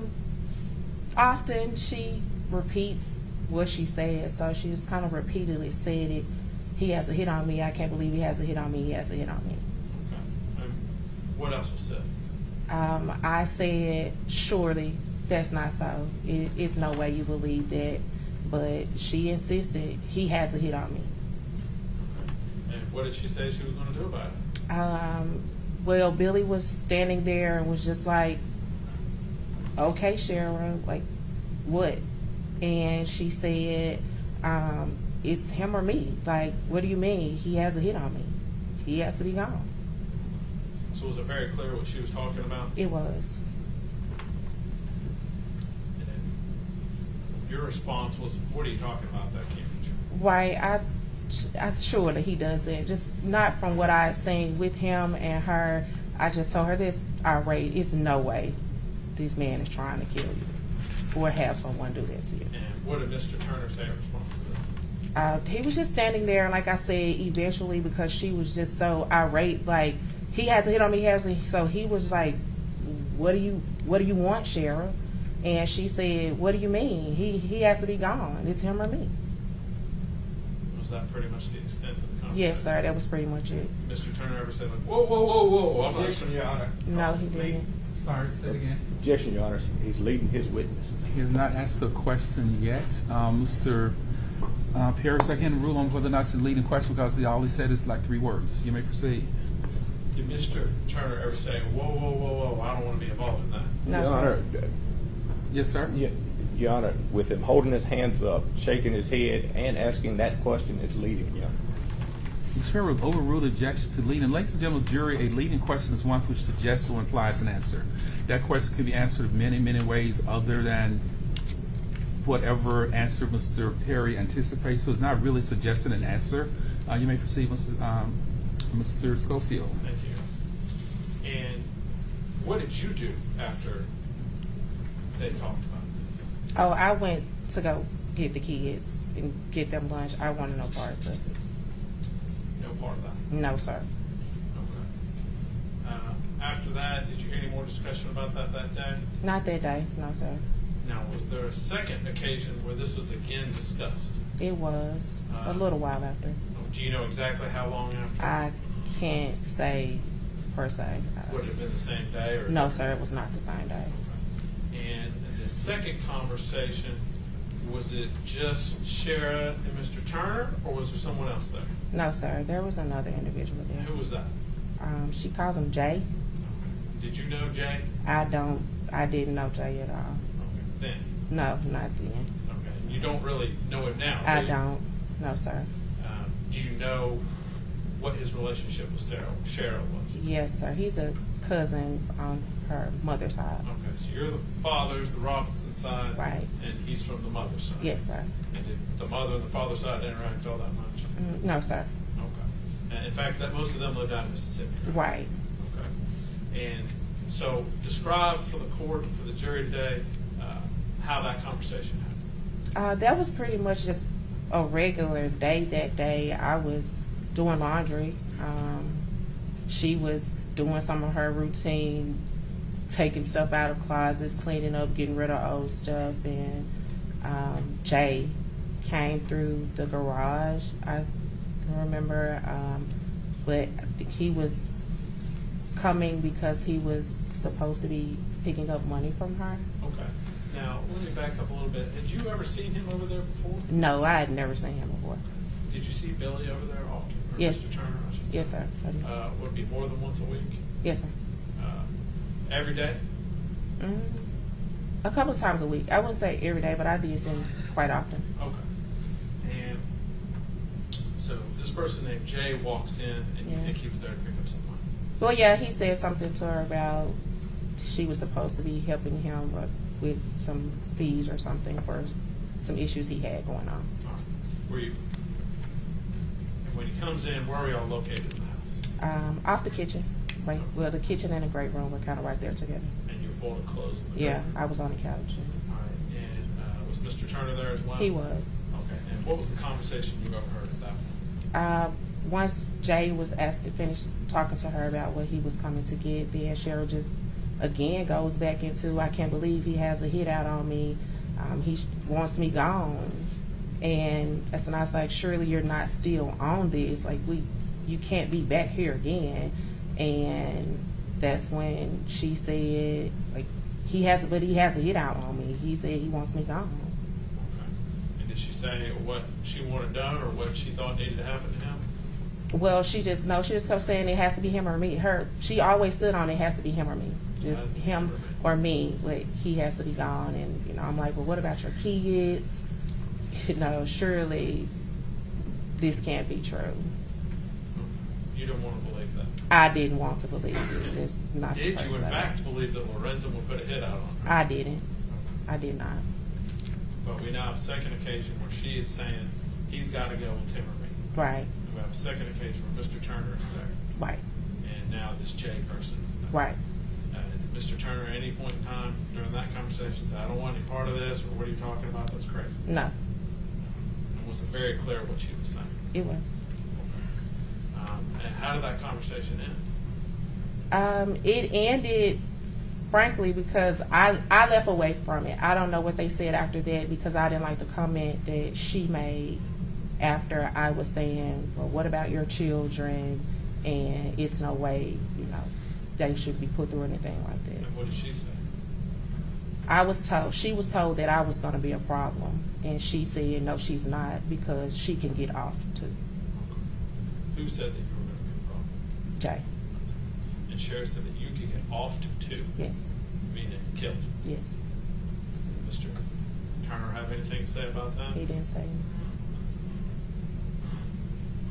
I know it was said during open statements, and I think you said it before you described Mr. Turner as being slow. Would that be true?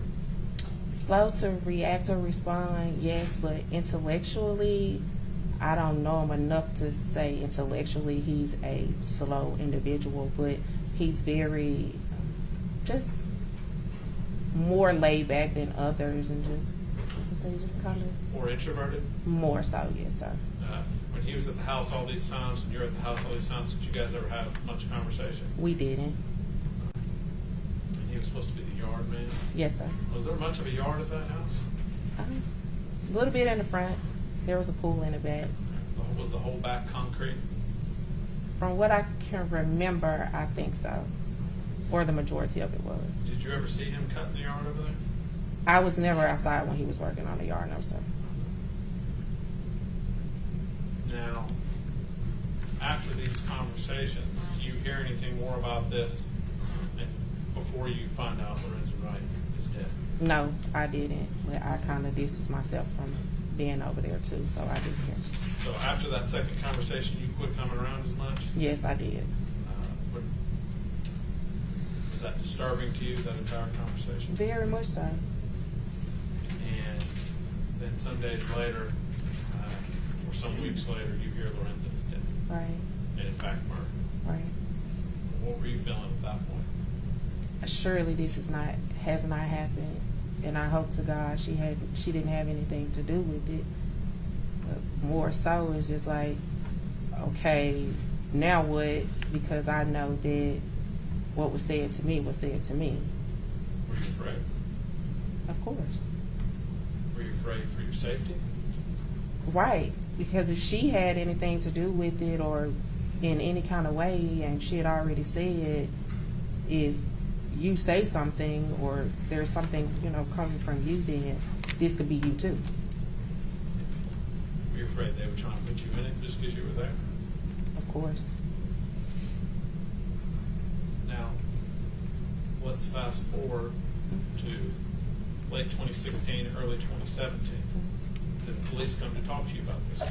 Yes, they did. And did you answer their questions? I did.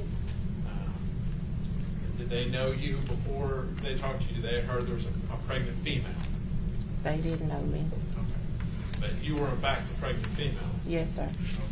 So they came and you told them what happened? Yes, sir. Did you cooperate with the police? I did. Did you in fact even, did they have you make some phone calls for them? Yes, they did. To Sherra. Sherra? Yes, sir. And at this point in time, were they actively investigating Sherra, right? Yes, sir, they were. And Mr. Billy Turner at that Yes, time? sir. And did they direct you to call her and talk to her and try and get her to say things? Yes, sir, I did. Okay. And did you, in fact, have several recorded phone call conversations with Sherra? I did. And they were telling you what to say, Yes, sir. essentially?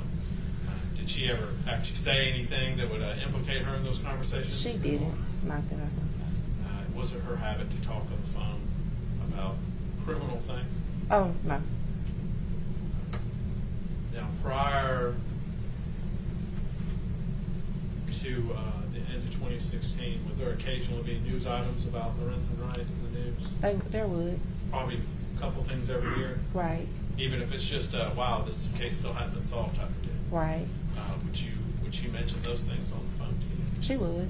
Now, after this thing about the gun got released, did she call you about that? No. Never talked about that. She didn't want to talk about that. Did the police, in fact, try to get you to talk to her about that on the phone? They did. And she wasn't talking about it? She didn't have much. No, sir.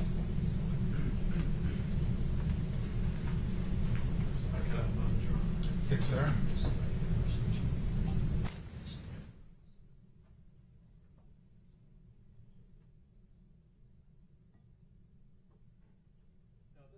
Conversation you were a witness to. You said what did you say in a den kind of off the kitchen, like a den or living room area? Yes, sir. Okay. We folded, I guess like we all do, we fold clothes, we're watching TV, and we set them on top of the couch in little Right. piles, right? Mhm. Where was everyone standing or sitting?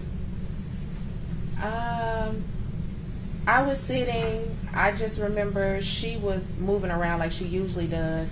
Once Jay came in and Billy came in, I can't quote like where they were in the house. Do you know if they were sitting or standing? I can't remember. Would it be safe to say that Sherra, one of those types that when she starts talking, she kind of paces around the room? She does. So she would have been wandering She's around while moving. this was going around. Yes. And they would have been Stationary listening. somewhere. Yes. But you can't recall whether they were sitting or standing. Right. Now, would they have been in the same? Were they in the kitchen and you were in the room, or is Well, it it's open? all right there together. Is it kind of was like an open concept Yes, type sir. deal? Yes, Okay. sir. So you're all kind of in the same room, but there's different Right. areas. So. Right. Okay.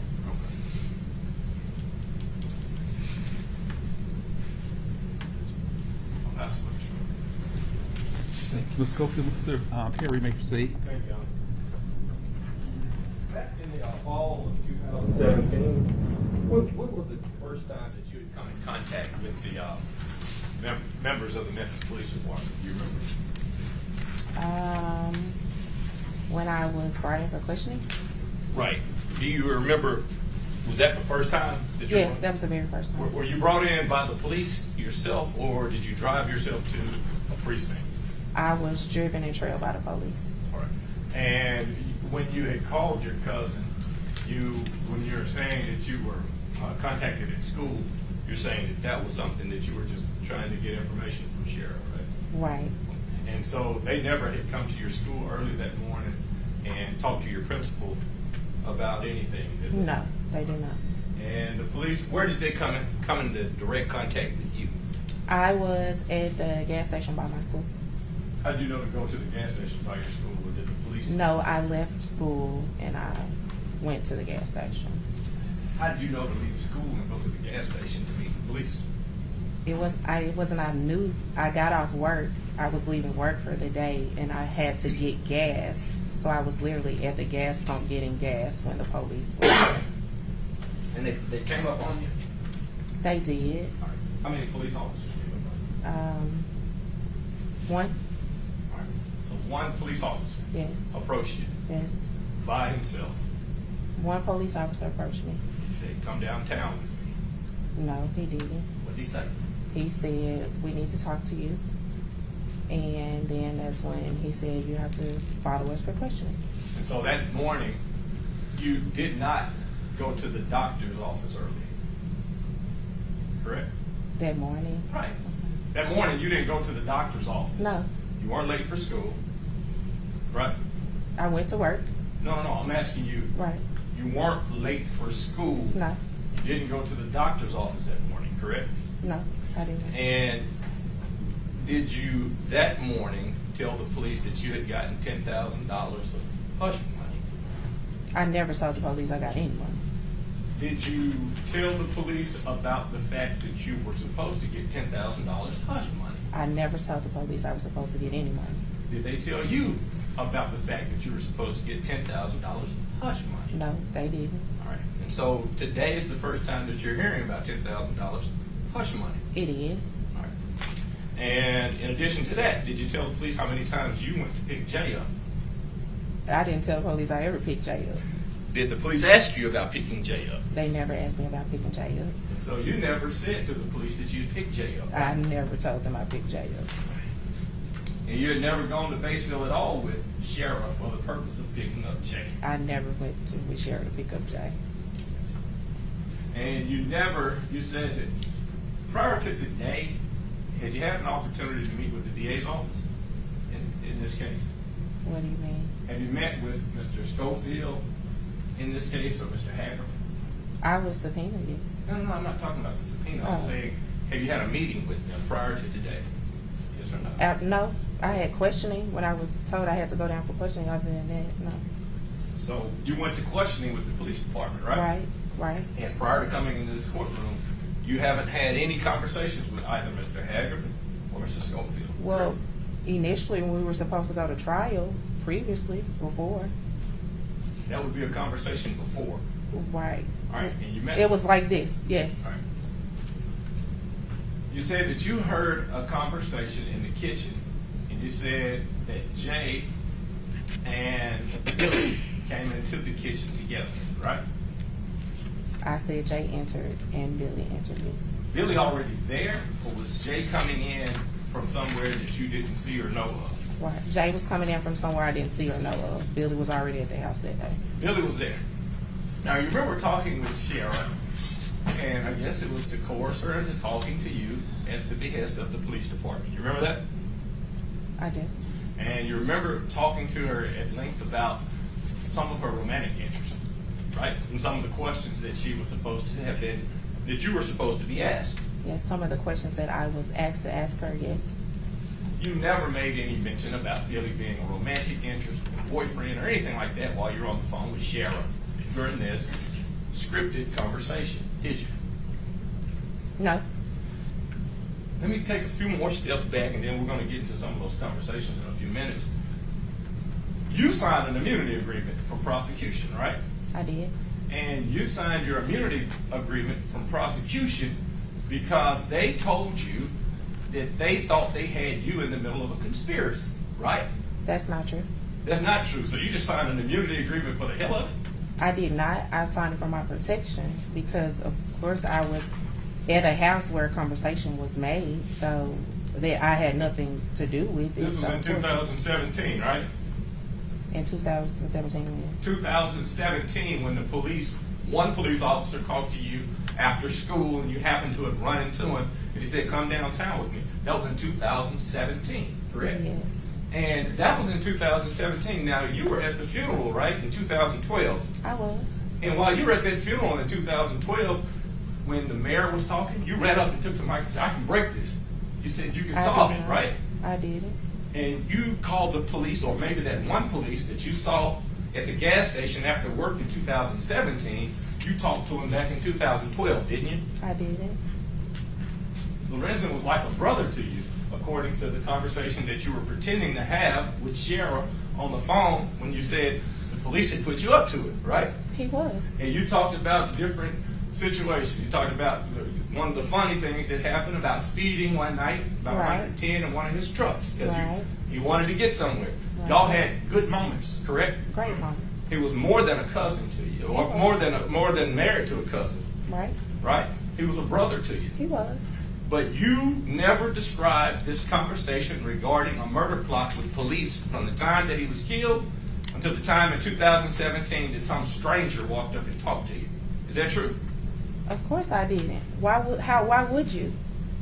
If your life has already been threatened, it's not that easy. You don't just say, oh, my cousin said that her husband or ex-husband is going to kill her, so let me go tell you this when I'm pregnant with my first child, just get my life going to where I want it to be. And she's already said that she's not going to be a problem. She can get off too. So if she thinks that much about a man that she's had 6 children by and has been the love of her life, her entire life, and she's contemplating having this done to him, what do you think she'll do to me?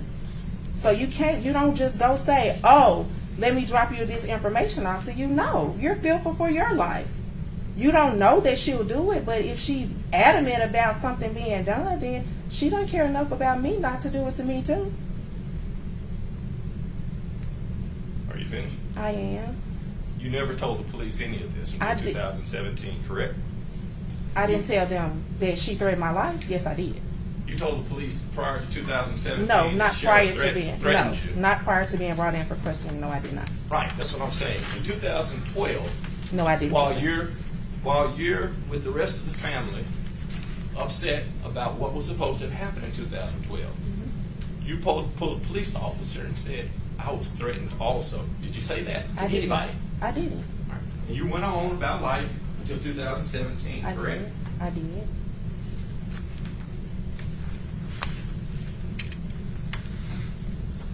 Did you ever sign any kind of form that you were part of an investigation while you were calling Sherra? Did you ever file a form saying you're part of this, I'm investigating Sherra, these are all scripted conversations, etc.? Did you do any of that? I didn't. While you were in this room where Jimmy came into, and Sherra and Billy were present, did you see any firearms in that room? I did not. While you were discussing the scripted conversations with Sherra, did you, while you were trying to work for the Memphis Police Department, say, girl, they even asked me about that time you had them firearms on the kitchen table? Did you say that? I didn't. Did you mention guns on the kitchen table? I don't recall.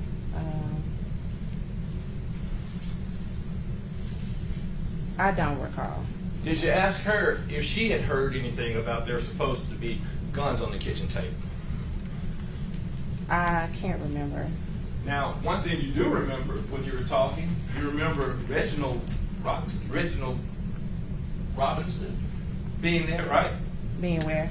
At the house, some. Back in 2010, in the summer of 2010, he would have been Sherra's boyfriend at that time, correct? I'm sure. Yeah. That's what she thought. I understand. Now, a few moments ago, you were asked about this romantic interest question. When you were talking to the police, you never described Billy as being a romantic interest at all, did you? No. And when you talked to Sherra, you didn't say anything about Billy being a romantic interest or a creep or whatever you might want to call it. You never called him any of that stuff, did you? No. In fact, until today, you never mentioned romantic interest or, oh, I didn't see it, but you never said nothing like that, did you? When I was asked if I thought they were in a relationship, I told them I didn't. I couldn't say yes or no when you were recorded. I'm not talking about when Mr. Schofield was asking questions. I'm saying when you were being recorded and when you were playing these roles with Sherra, you never mentioned anything about Billy other than him being slow, correct? Correct? Correct. And you didn't say slow to respond, slow laid back. You said, girl, I thought that man was slow. They asked me questions about him. I couldn't imagine. Oh, the gardener, the yard man, that's you talking, correct? Well, those are conversations that the police had me to have. I'm not asking about the police asking you to have conversations. The police wouldn't know what Billy and you and Jimmy were talking about in the house. That's you and your cousin having girl talk. No, those were her conversations that they asked me to have. So the conversations that you had with her is not, those weren't just random, I'm calling you. Those were conversations per the police request and comments or questions asked per their request. Do you remember, and did you remember when you had these calls when you said you were leaving the police station? Do you remember having a call with Sherra?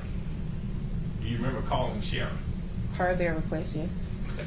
And do you remember the conversation that you had with her? I don't. I had several conversations with her per their request. If you heard it, it would jog your memory some. Okay. Did you know your voice if you heard it? Of course. When you heard it with did you listen to it with Mr. Schofield or Mr. Hagerman? I did not.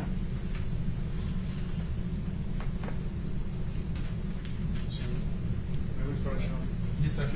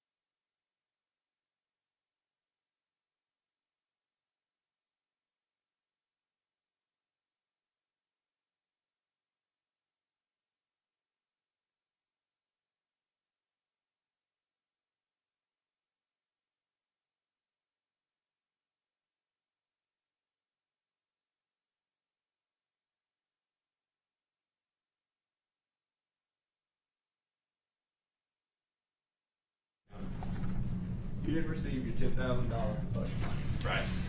I never received any money. I was never promised any money. And in your conversations and in the report with Detective Triage,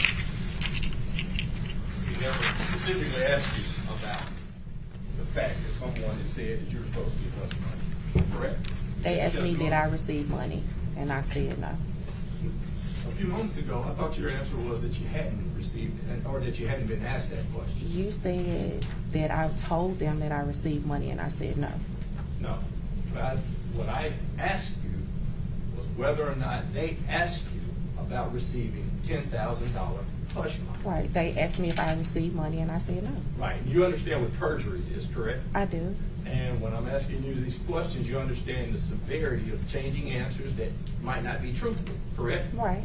All right. Now, when you talk to Detective Frias, Frias said on that particular day, your testimony today was that when you went to talk to the police, that it was only one detective and that nobody left a card or anything for you at the school.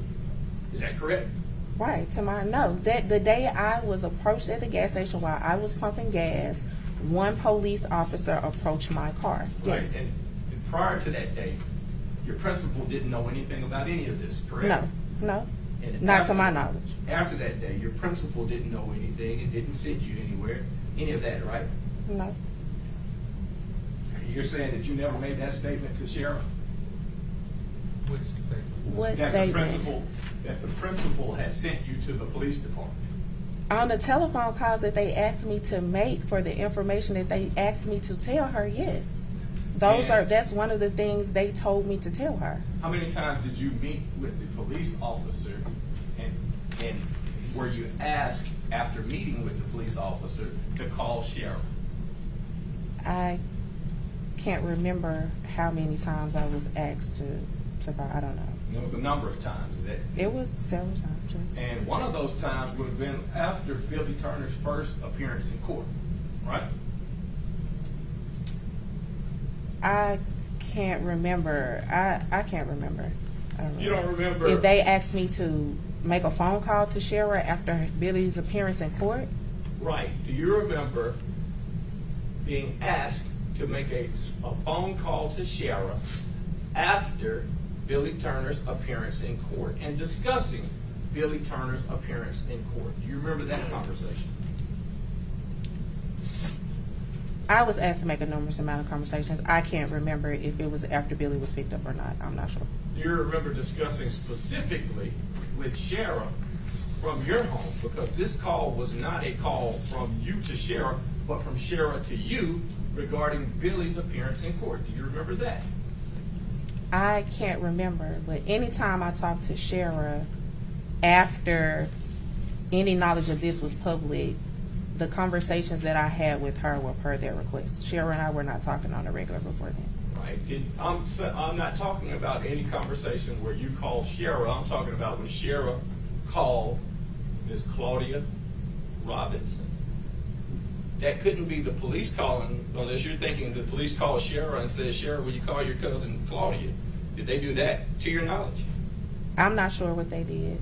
But in this particular phone call, you made reference to the fact that you were just wrapping up school, that y'all were just doing whatever you do at the end of the day at your particular school. Do you remember that?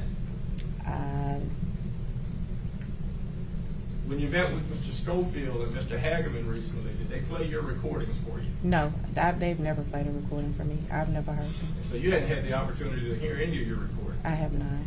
And so do you remember or do you deny the fact that you described Billy during the conversation? Do I remember describing Billy to who? To Sherra. You remember saying, they keep asking these questions. I'm like, man, it ain't no way Billy did nothing. Do you remember that? If I had that conversation with Sherra, it was per the request of them. Do you remember at the request of them, and I'm not asking about the request of them, I'm asking about your description during the conversation. Do you remember having that description during the conversation? I don't remember. And do you remember describing him as very helpful and just a nice guy? But he was, matter of fact, I thought he was slow, girl. Remember that? I do remember telling her that he was helpful to her because she would ask him to help, and he would help. But you didn't ever say anything about him sleeping with her or having a relationship with her during that conversation. You didn't allude to it at all. If I didn't, the conversation didn't prompt for it. I'm not talking about the prompts and all of that stuff and you being a CI or any of that stuff. I'm talking about this. Let me make a few steps backwards and we'll get back in those conversations. At the time that you're making those calls to your first cousin, you thought that they were trying to get at you, correct? That who was trying to get at me? The police. No. You No, I thought, did not. You said a few moments ago that you were protecting yourself. Protecting yourself from what? Of course, I was protecting myself as it relates. When you said I didn't tell anybody, of course, I'm protecting me because she's already threatened my life. But was I making phone calls for them because they were trying to assume that I did or said something? No, I was making the phone calls because they were investigating her and asked for my assistance. Your husband went and talked to her about the threat she made to you? No, he did not. The police? No. Any other family members? No. And in fact, did you make mention of the threats and say, girl, look, this ain't me. This ain't me. So don't do nothing to me. Did you talk to her like you were scared of her at all? When she made it? In any other conversations? Well, no. Do you keep bringing up a threat? If someone threatens your life, do you keep bringing it up? I No. call the police. Okay. No. As soon as if someone you hear someone making reference to killing an individual, you're going to automatically run to the police if they threaten your life too. You don't. Not when you're pregnant with your first child and you're not sure if they will or won't. It's not that easy. It's easier said than done. It's not that easy. Are you finished with your speech? Are you finished? Mr. Perry, Yes, sir. you asked her an open-ended question. Let her answer the question, please. You may proceed with another question. Oh, I thought you were telling her she could proceed. You may proceed with another question. She asked me a question, Your Honor, and But, that's Mr. what Perry, if you ask a question that's open-ended, let her explain your answer. If you ask an open-ended question, it's not been fair to the witness to ask if she's finished. You ask an open-ended question and she has the right to finish her answer. You may proceed. You were scared when Sherra threatened you, right? Of course. And you were scared during your pregnancy, right? Right. But you weren't pregnant 5 years, were you? I wasn't. And so after you gave birth to that first child, Mhm. you didn't call the police, did you? I did not. You didn't tell anybody about anything about Sherra threatening you at all until 2017 after you got questioned about receiving $10,000 hush money, correct? After I got questioned about receiving hush money. There's like 4 questions in one.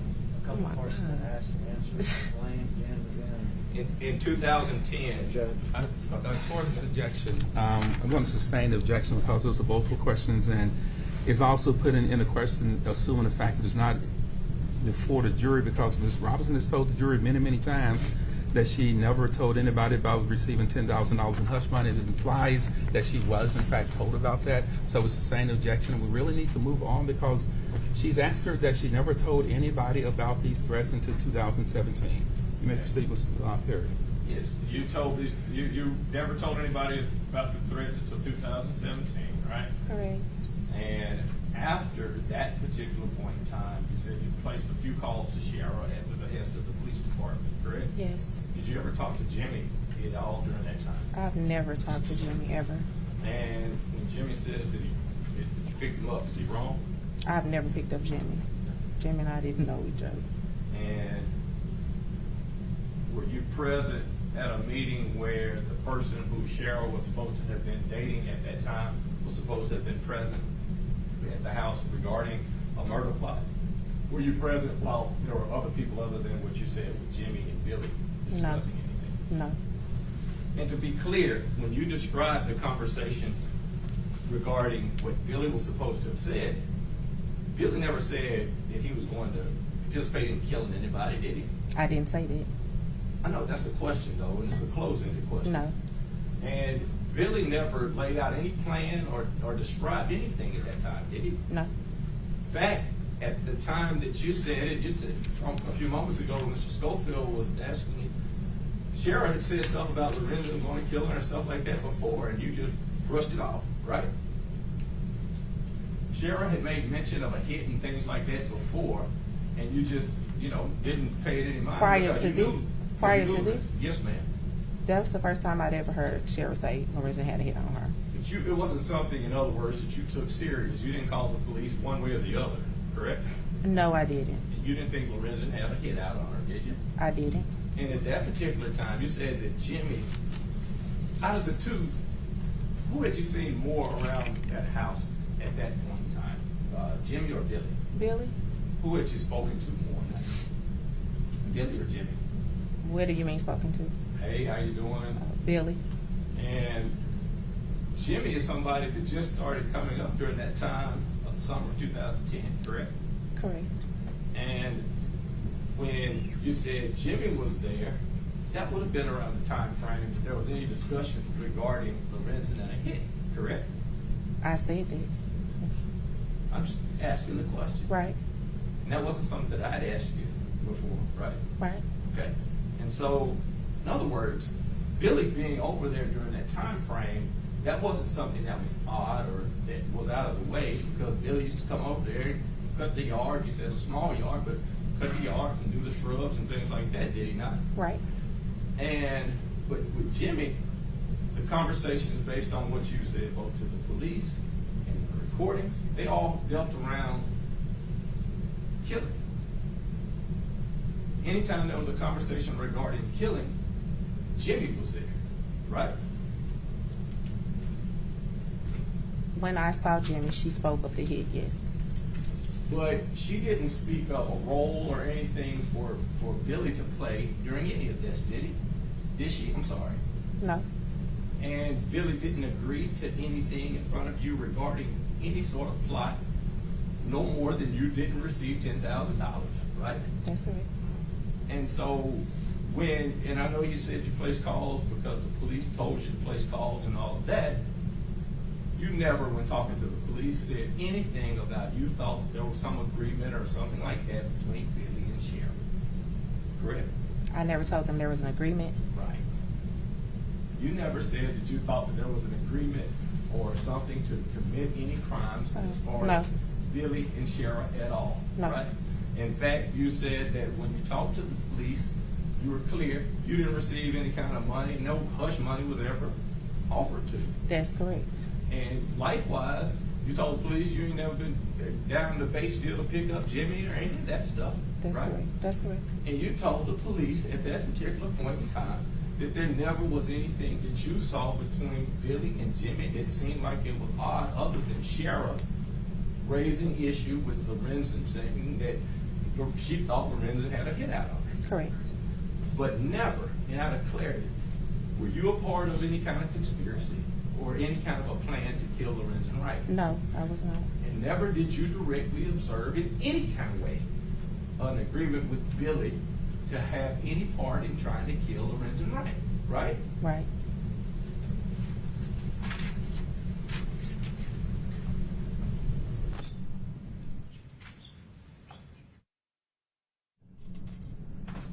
Ms. Perry, any additional questions?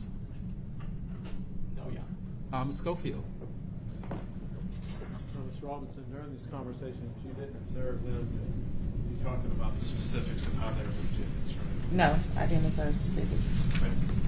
Would it be fair to say every time you heard Sherra talk about murdering her husband, Billy Turner was there? Correct. And there's been some talk of why you didn't come forward to the police. When the person they're talking about gets murdered, or about murdering gets murdered, Right. in fact, Objection, Your Honor.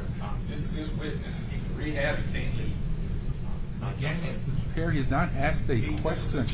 Ms. Ms. Perry will not argue with you. He has not asked a question. When he asks a question, you may object. He has not asked a question yet. I cannot read his mind. But, Your Honor. Ms. Perry, I can't read his mind. But I can't, Your Honor, Ms. Perry, if we you can make go Ms. off record Perry- and approach. Ms. Perry. Your Honor, Ms. I Perry- can't do my job effectively. Ms. Perry, you're doing your job Okay. effectively. Let him ask a question. When he asks a question you believe is objectionable, object, and I'll rule on it. You may proceed with Schofield.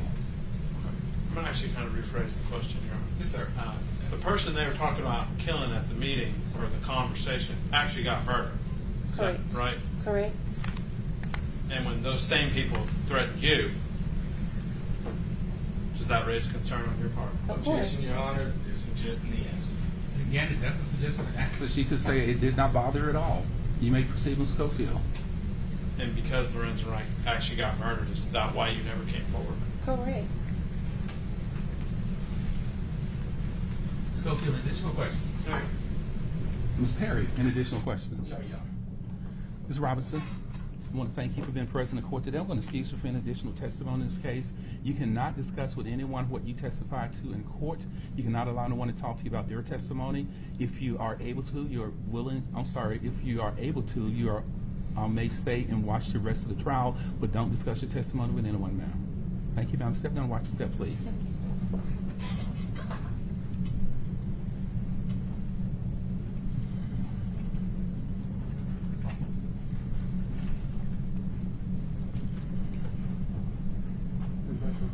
Yes, sir.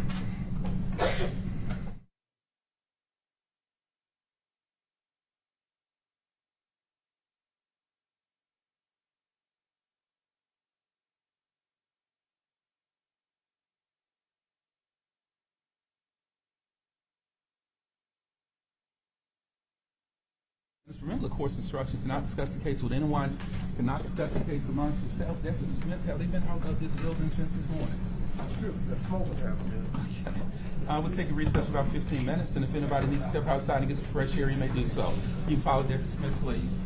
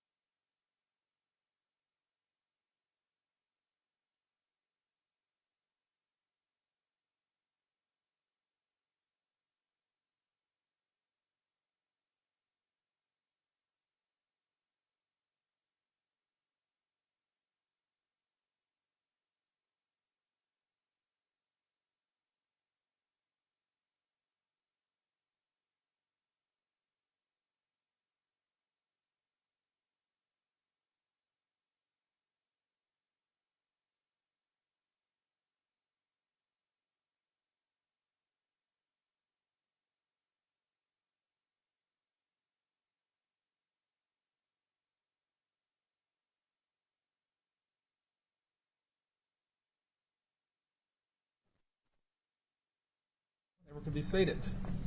State of Tennessee, you may call your next witness. State goes Jesse Browning. Jesse Browning, please.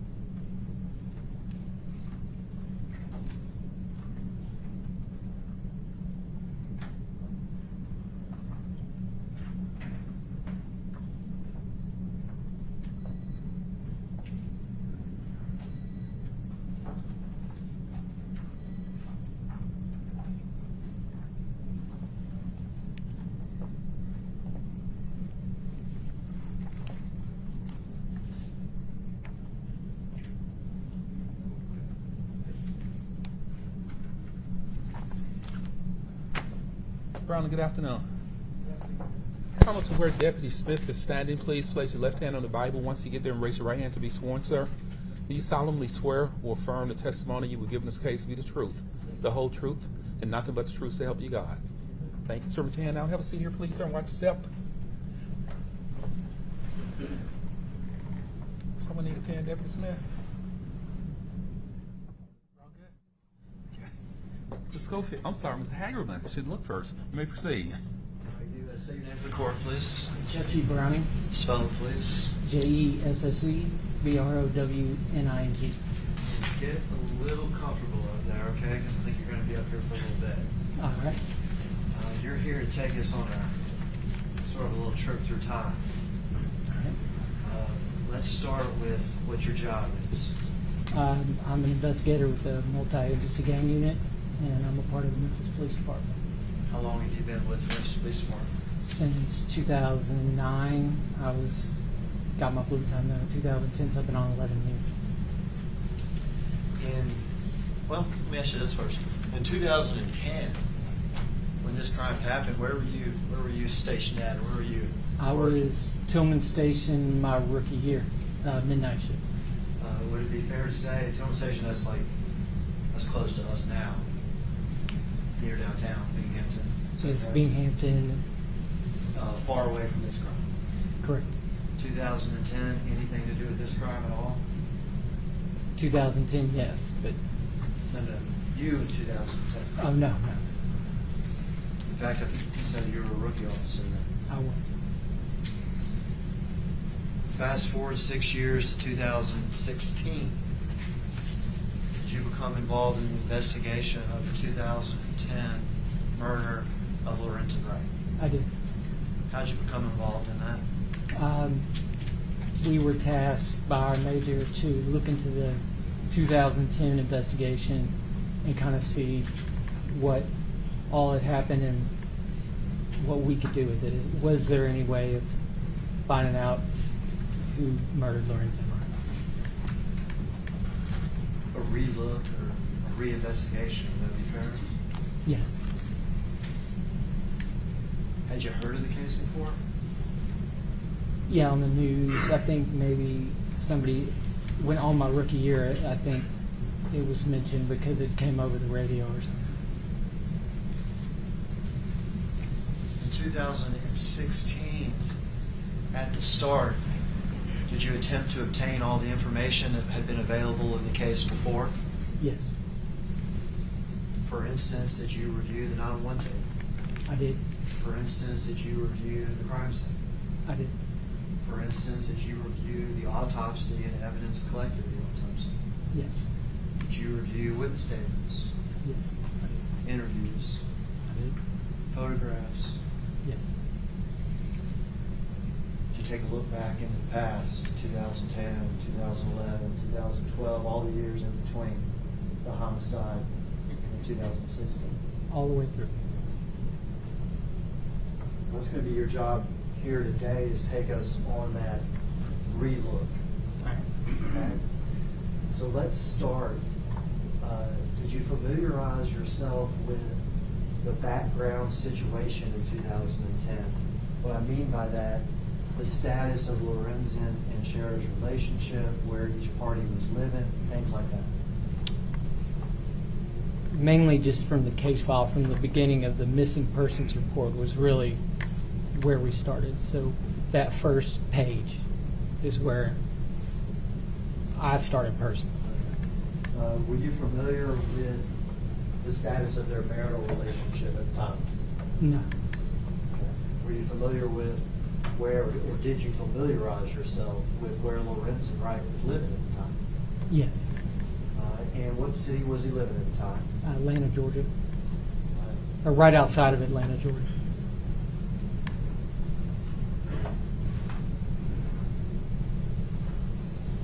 If I gave you an address of 452 Tioram, Tioram Lane, are you familiar with that location? Yes. And what is that? That is where Lorenzen was living with 2 roommates. I'm going to pass you a series of 5 photographs. And if you can tell me what's pictured in each, and set them down, face down, on the desk in front of you. It's the first one is a Google Maps overhead view of 452 Tamarind Lane, and then there's also highlighted an IHOP on here. Suburb of Atlanta? Yes. Very good. Another one's just a further out view of that Google Maps, and it has the 452 Tamarind Lane. And the other is the condo that Lorenzen was living in, which is the 45 or 452 Tamarind Lane. Picture the actual condo there at 452 Tioram Lane. Yes. And then there's a pulled back view of the apartment or the condo. It looks like it's from they're standing in the yard across the street. And then the other is Google Maps, or like a street maps almost, of how far it is from IHOP to 452 Tamarind Lane, and has the directions for it. All right, introduce that, whatever your honor's preference, if you've already collected or sequentially. Ms. Perry, Mr. Thomas, any objections to this offer of proof? No, For the record, exhibit number 3 would be what has been described by, is it Detective Browning? Yes, sir. A Google map showing the general location of 452 Tioram, Tioram Lane.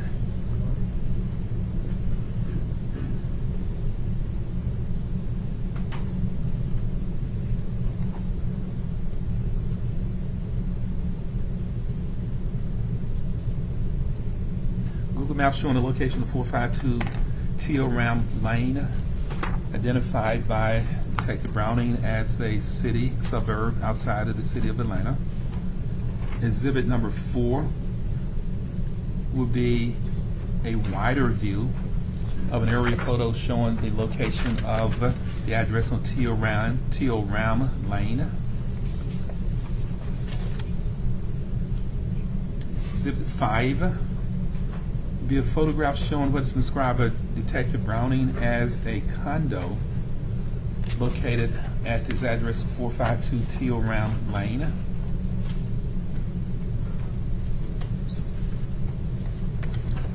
Exhibit 6 will be a photograph described by Detective Browning as a photograph showing the back of the condo at 452 Tioram Lane.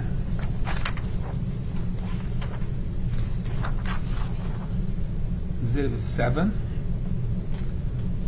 would be what has been described by Officer Detective Browning as a street map showing a location, possible travel route between an IHOP and 452 Tioram Lane. A street map, exhibit number 7. Hagerman, you may proceed. As we go, Your Honor, there's going to be a series of pictures, physical exhibits. Have permission to publish as we go, Your Honor? Yes, sir, you may do so.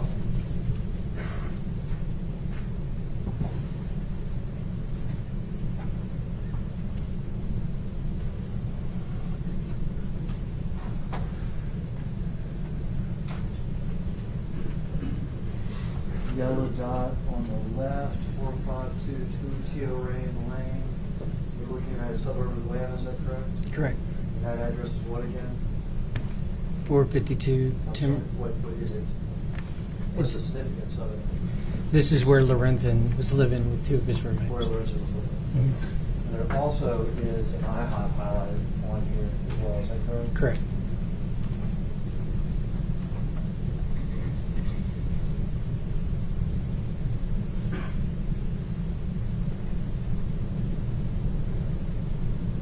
Further out view, the same thing, is that correct? Correct. Big city of Atlanta. The next.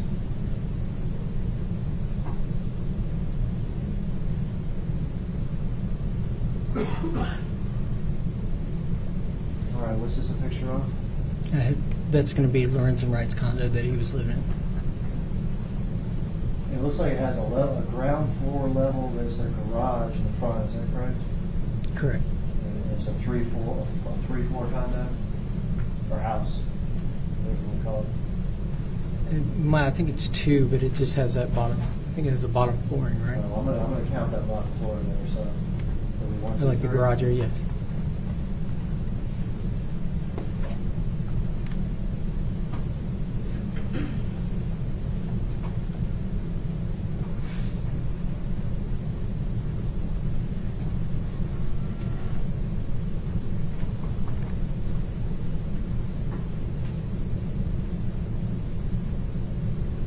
What was this, detective? This is someone taking a picture of the back of the condo. Okay, so this is the back of the same condo, Lorenzen's condo, out there in Atlanta. Correct.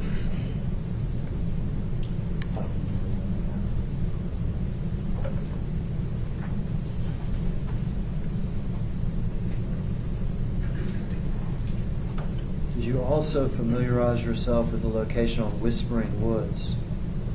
I did. What is that? That is the residence that Sherra Wright was living in.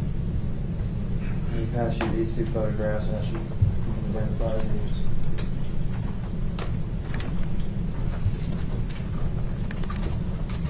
The first photo is going to be a picture of the front of her residence in 2010, and then the other is going to be a photo of the pool and jacuzzi area in the backyard of the same residence. How long do those in the evidence show? Mr. Mayor, anyone comments and objections to this offer? No objection.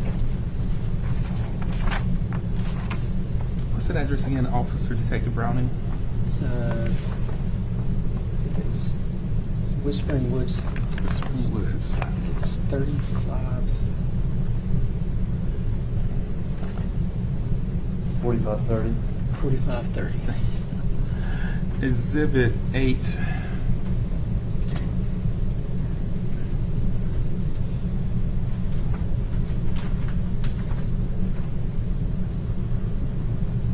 Photograph showing a property at an address of 4530 Whispering Woods, described as the residence of Sherra Wright, exhibit number 8.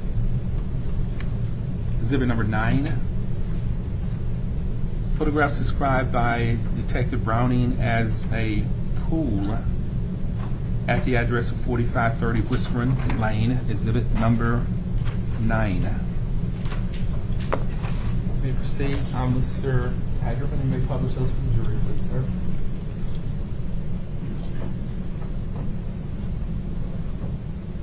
All right, what area of town is this house in, Detective? It's in Carterville. Is it in Shelby County? Yes. And from your review of the case file, who was living at the house at the time of the homicide? Sherra Wright and her 2 children, I think, were living with her. At least 2 of the children? At least 2 of the children. Can you just picture your backyard?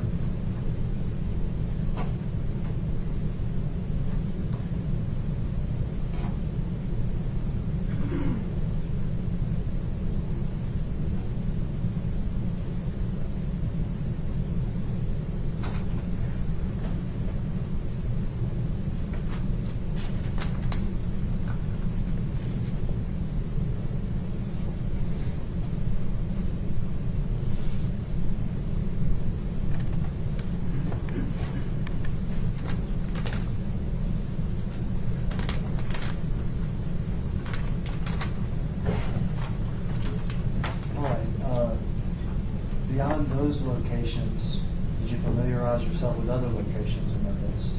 Yes. In particular, a location that I'm going to call Callous Cutoff. Correct. Tell the jury what that is, where that is, what we're talking about there. That's where Lorenzen Wright was located, deceased, which was at Callous Cutoff and Tournament Drive.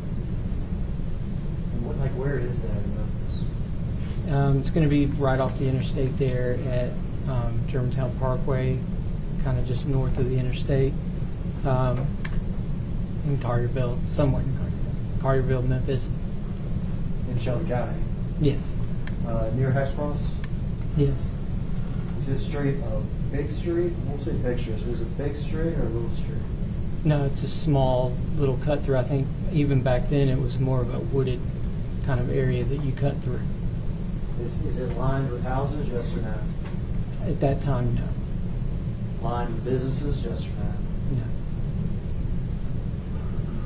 Be fair to describe it as undeveloped, yes or no? Undeveloped, yes. Small, Small, yes. dark. Yes. The area around it, immediately next to it, adjacent to it, can you describe it? It's just a wooded area where the road cuts through. It's got 3-layered barbed wire fencing, and then it's just an open, kind of got some open fields, and then the rest is just woods. Undeveloped, Undeveloped, wooded, wooded. but still in Shelby County. Yes, sir.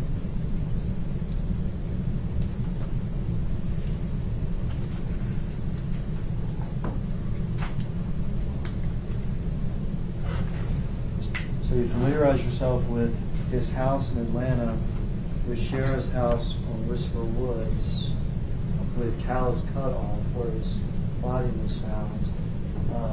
How about where Mr. Billy Turner was living? 7250 German Creek Park. Correct. Yes.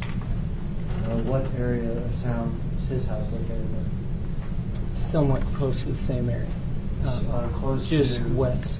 Close to what same town? Callous Cut. So it's on the other side of the interstate, kind of towards it'd be more towards the west, maybe 2 miles away. About 2 miles from Callous Cutoff. I'd say maybe 2-3 miles. It's not that far. And would it be fair to say that Sherra's house was a bit further away than that? Yes.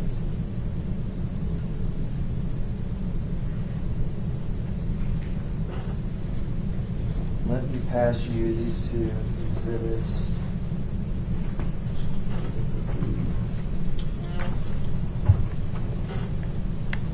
What's the picture there?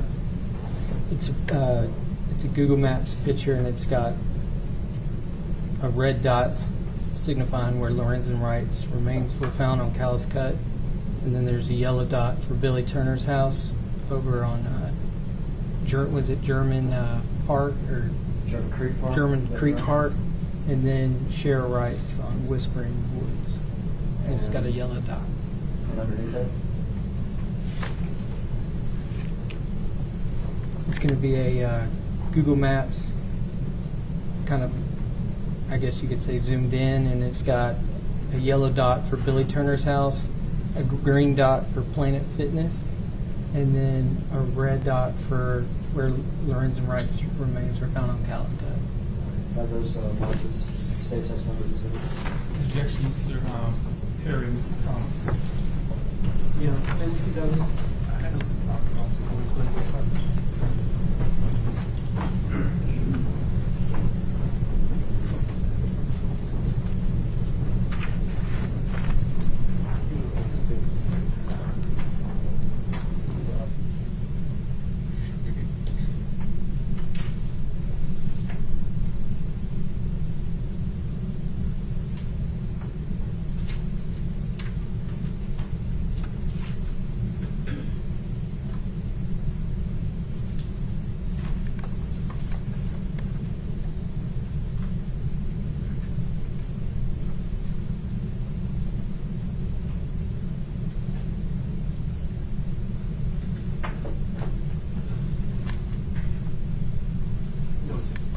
Thomas.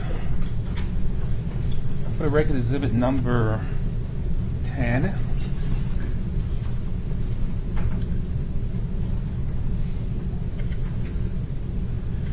It would be what's been described as a Google area shot by Detective Browning, showing the locations of Billy Turner's house, Sherra Wright's house, both marked by yellow dots, and a red dot marking the location where Lorenzen Wright's remains were located. Exhibit number 10.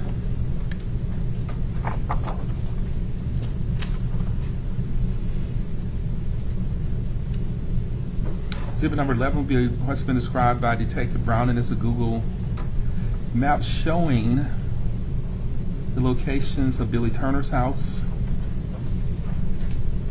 Planet Fitness, a green circle, yellow circle for Billy Turner's house, and a red circle for the location of Lorenzen Wright's remains. Exhibit number 11. You may proceed, Mr. Hagerman.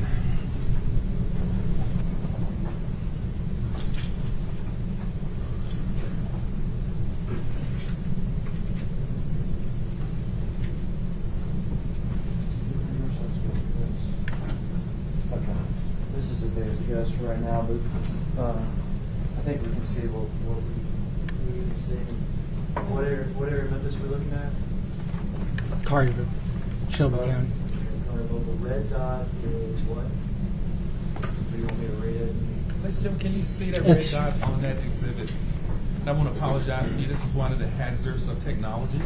A normal laser pointer, if you try to use that on that Samsung TV, would disappear. So otherwise, we'll give Detective Browning a laser pointer and have him point to it, but it does not show up on that screen. And I do apologize to you. So if you need to see it, feel free to reposition yourselves, but they will try to describe for you what is shown on the photograph. I've asked the jury too, as we go. Yes, sir. So what Ms. Hagerman has given to you, that's the actual exhibit that you have within the jury room when you start to deliberate. Everything that's been admitted, you have it to look at as long as it's close as you want to. It's been shown as overhead just to conserve time, but what is in your hands now, exhibit 10, is actually also been shown on this screen. May be better to have you look at it as this testimony goes along. Ms. Hagerman, proceed. So we're looking at an aerial view out in Collierville, parts of Memphis too, is that right? Yes. All in Shelby County? Right. Red dot, it's hard to see from where the jury is, but it's the top. Correct. As far as the dots are. Red dot, it reads Lorenzen Wright's remains. Correct. So where's that at? That's going to be Callus Cut. Okay, that's that small road that you're talking about. Correct. To the left of it, there's a dot that reads Billy Turner's house. That's Mr. Turner's house at the time, is that correct? Yes. German Creek 2010? Park. Yes. And then to the extreme right and lower is Sherra Wright's house. Is that the house that we saw at Whisper Woods? That's correct. And for scale's sake, you said Mr. Turner's house is about 2 miles from Callus Cutoff, is that right? Yeah, approximately. Making Miss Wright's house further away. Correct. Do you estimate maybe 3 or 4 times as far? Yes. You estimate about Yes. 3 or 4 times as far? Yes.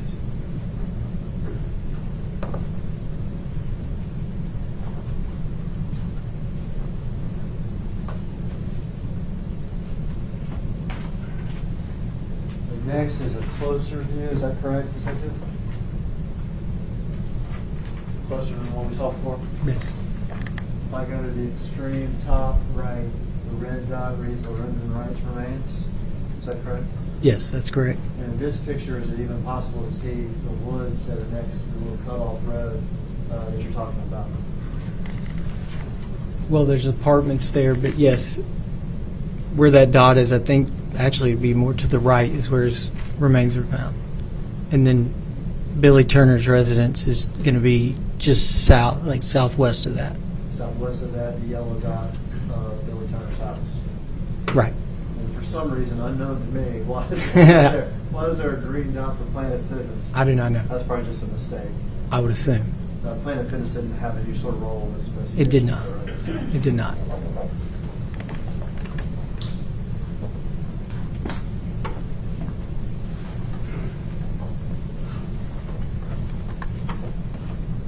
We're going to get up close and personal with that location there at Callus Cutoff. But first, let's get Lorenzen to Memphis. In the investigation, did you discover that Lorenzen had traveled from Atlanta to Memphis? Yes. Did you discover how and when he traveled from Atlanta to Memphis? Yes. And can you tell us when and how? It was on the 18th, and he flew on Delta So by plane. When you say the 18th, you mean July 18th, 2010? July 18th, 2010. And for perspective's sake, we'll hear about it in a second. Lorenzen dies when? July 19th at 12:12 in the morning. All right, so the 18th, the day he comes in, he dies just 12 minutes after midnight the same day. Correct. Dying basically the same day he came in, Correct. except for 12 minutes. Correct.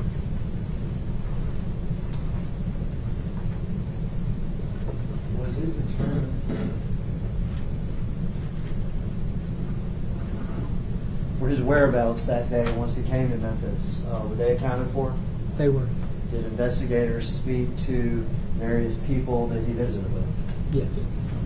Various people that saw him? Yes. Did investigators determine the last place he was that night before Callus cut off? Yes. And did they determine the last place he was before that? Yes. So take his time frame wise. Where was Lorenzen right before he went to Callus cut off? Lifetime Fitness. Right, you backed up only to you backed up to the first time, and that's fine. Let's start there. How was Lorenzen's? How was his presence at Lifetime Fitness documented? By his friend who gave him a ride to the last place he was known to be, which was Whispering Woods. Why was he at Lifetime Fitness? He picked up his son, Lorenzen Jr. And about what time did he leave Lifetime Fitness? It's around 9:30. Around 9:30. Who was with him when he left Lifetime Fitness? His frat brother, I think his frat brother's son, and then Lorenzen Jr. All rode. You say his fraternity brother, would that be Philip Dodson? Philip Dodson, yes. His Doddson's son? Yes. Is that correct? And then Lorenzen Jr. Correct. About how old was Lorenzen Jr. at the time? I think he's about 15. Do you know what Lorenzen Jr. had been doing up at Lifetime Fitness? He was playing basketball. Do you know where Philip Dodson, Lorenzen, and the two kids went after Lifetime Fitness? Yes. Where'd they go? They went to Sherra's residence at Whispering Woods. Do you know about what time they arrived at Whispering Woods? It would have been like 10 minutes after that. That'd be fair to say in the 9:30, 9:40 range. Right around there. Less than 3 hours before dusk. Correct.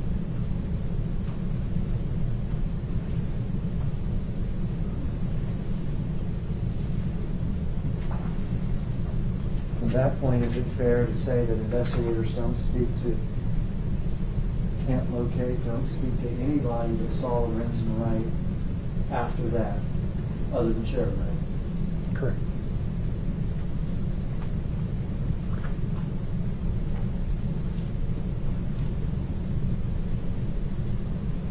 Dropped off the house about 9:30, 9:45. Correct. We're going to jump ahead 2.5 hours, 2 hours and 45 minutes to 12:12 a.m. Okay? 12 minutes after midnight. Why is that time important? That is when the 911 calls are received to Germantown. And tell us about that 911 call. It was a 911 call that was placed by Lorenzen that was routed to the Germantown dispatch From Lorenzen's cell phone from Lorenzen's cell phone. to Germantown dispatch. Correct. And have you reviewed that call once, twice, or many times? Many times. Many times. Describe generally what we hear on that call. You hear Lorenzen kind of say, "Oh, goddamn," and you hear some gunshots, and then you hear somebody say something. It's been interpreted different by different people that listen to it, but it almost sounds like, to me, "Get them," and then more gunshots, and then the phone hangs. A male voice, Correct. Lorenzen's voice, a male voice, and then whatever is said, and like you said, it's just hard to make it out. Correct. Another male voice, It sounds like another male voice. right? And numerous gunshots. Correct. And tell us, I may have already told them, but tell us what Germantown did with that 911 call. They called his cellular phone back, and then I think that was it. That was it. It appears that was it. They didn't research the location. They didn't put out a broadcast, or whatever you want to call it, to other law enforcement agencies. They didn't. Nothing. It didn't appear that anything was done.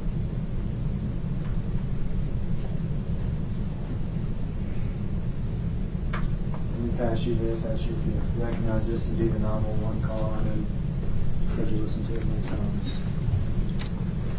Yes, this is a copy of one of the 911. I don't know if we have that marked in the evidence this time. Spare Ms. Thomas, any objections? Oh, yes, Your Honor. This would be exhibit number 12, described by Investigator Browning as a 911 call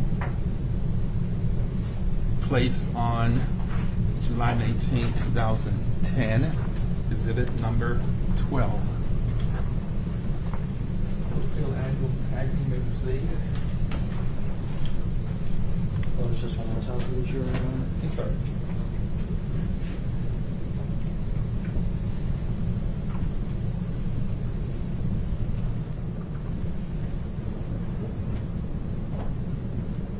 There should be 3 speakers. If you get in the jury box, let me know if you're working properly, please.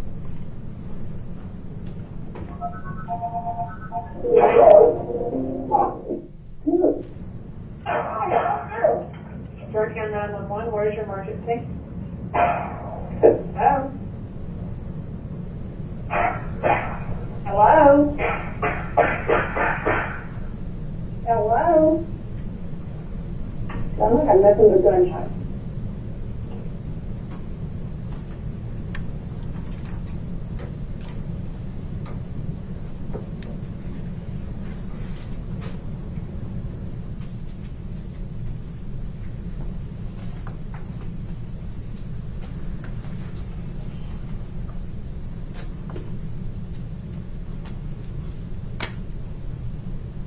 Nothing but gunshots, but yet they do nothing about it. Correct. That frustrates you?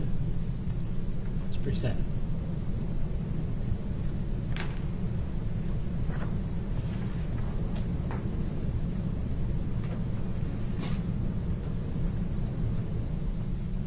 That is July 18th, that is turned into the 19th, 12 minutes after midnight. Is Lorenzen reported missing that same night? No. Is he reported missing that next morning?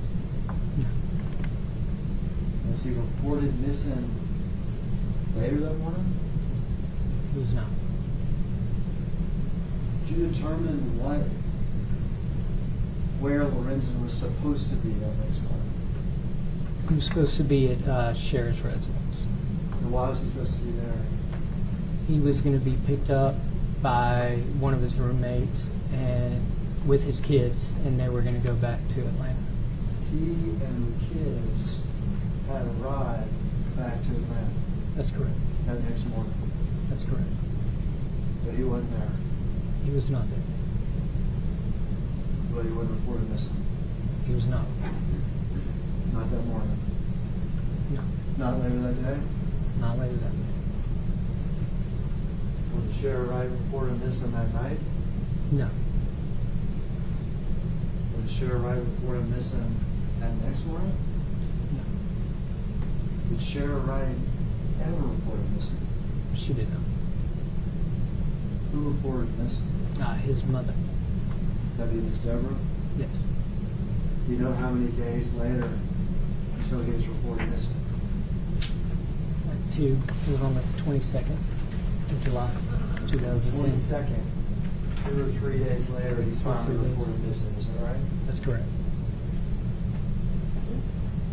That same day as he's reported missing, is his body found?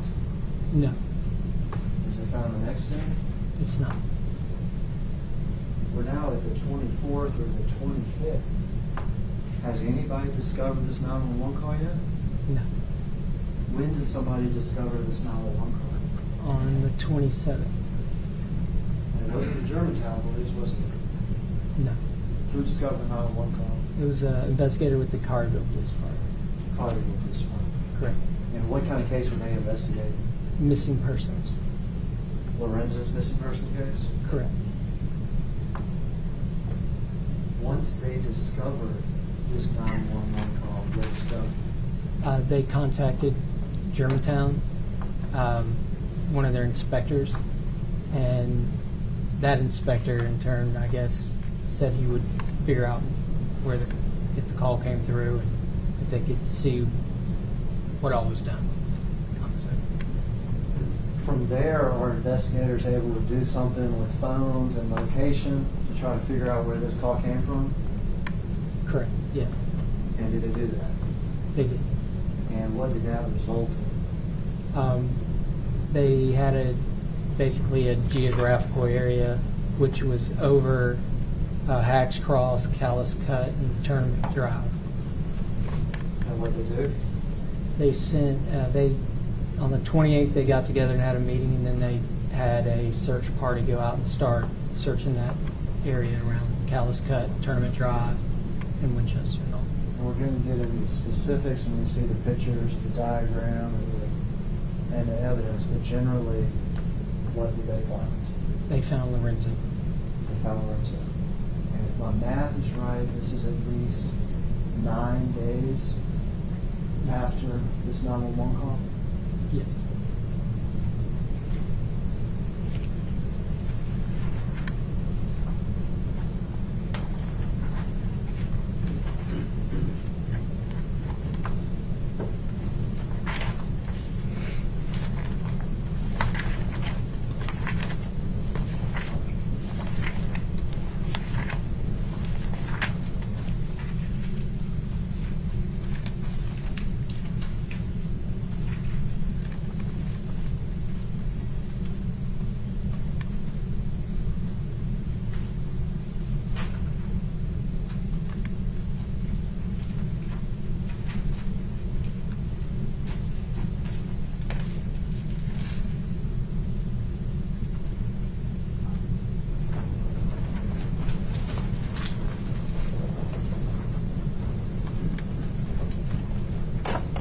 Pass you a good-sized stack of documents.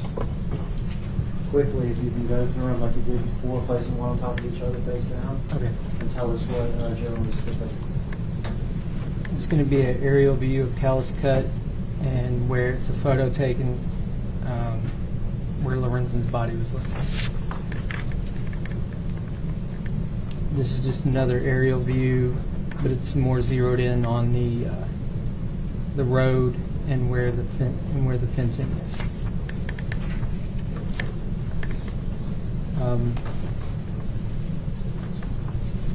The next one is a crime scene diagram. It shows where Lorenzen's body was located, but also the pieces of evidence that were collected by a crime scene.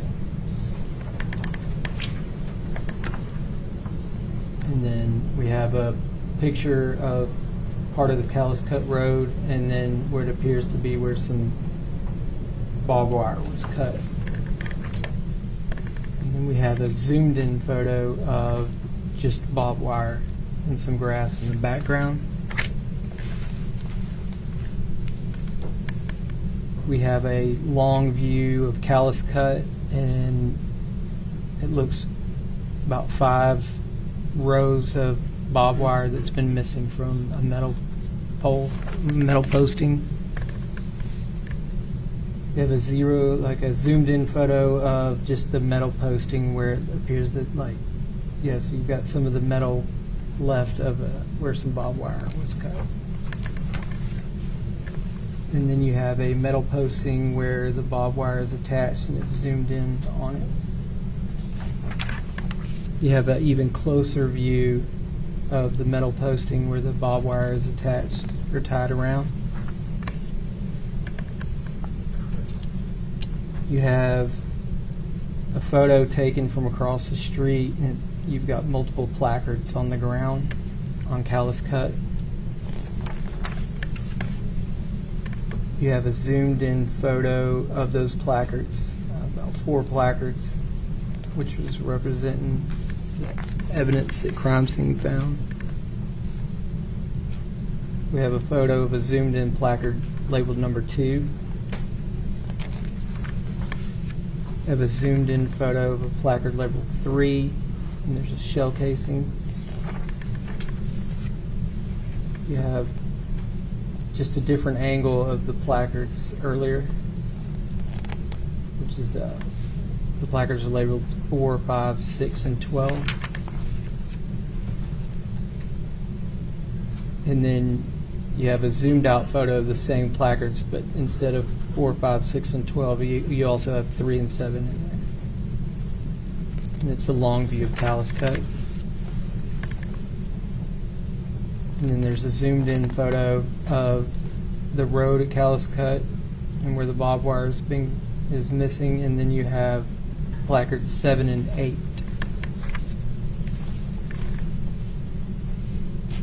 And then you have a zoomed out photo of all the placards that I just named.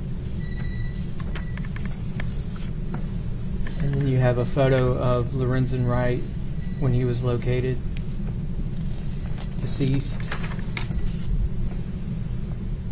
You have a zoomed out photo where Lorenzen Wright was located, and then there's multiple placards around it. And then you have a zoomed in photo with a liquor bottle, and then it has one placard labeled 1.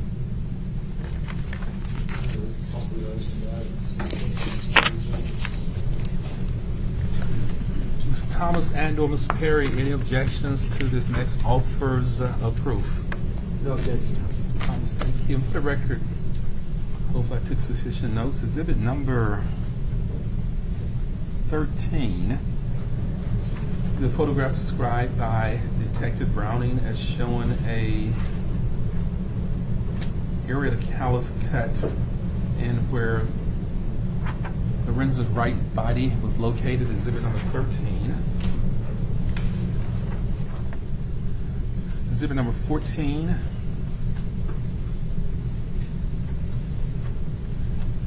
Photographs described by Detective Browning as showing a closer view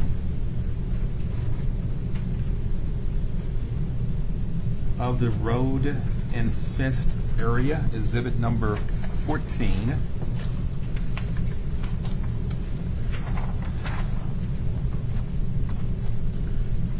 Exhibit number 15. The crime scene diagram not to scale.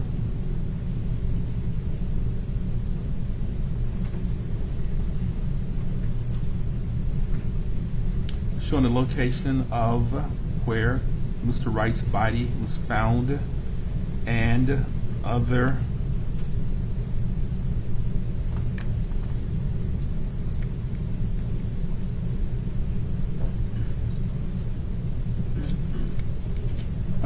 marks showing placards or items that were located relative to the crime scene, exhibit number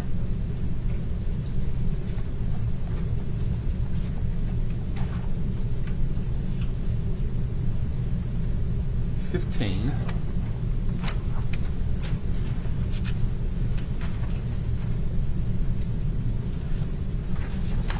Exhibit number 16 will be a photograph described by Detective Browning as showing callous cut and where Bob wire was located. Cut, exhibit number 16. Exhibit number 17, the photograph described by Detective Browning as showing a closer view of zoomed-in view of barbed wire at this address, location of callous cut, exhibit number 17. Exhibit number 18, the photograph described by Detective Browning as showing a longer view of callous cut with missing barbed wire, exhibit 18.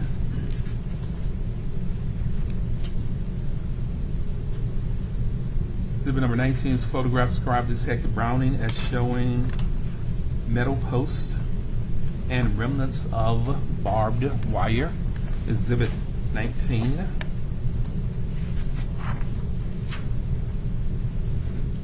Exhibit 20, photograph described by Detective Browning as showing metal posts with attached barbed wire, exhibit 20.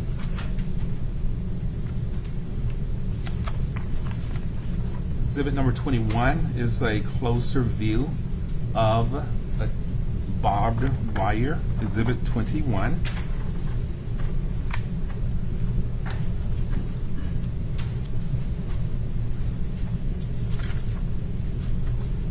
Exhibit 22 is photographs described by Detective Browning as showing several evidence placards, exhibit 22.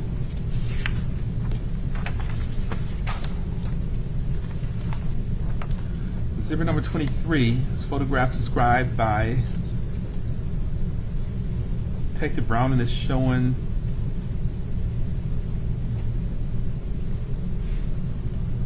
a zoomed-in view. It's 23, Deputy Smith. Yes, sir. A zoomed-in view of placards 4, 5, and 12. Exhibit 23. 23, yes, sir. Exhibit number 24, photograph showing a placard or item 2, exhibit 24. Exhibit number 25 is a photograph showing a placard marking crime scene evidence, is shown as placard 3, exhibit 25. Exhibit number 26, photograph showing a different view, different angle of placards 5, 6. So I put them in order 4, 5, 6, and 12. Exhibit 26.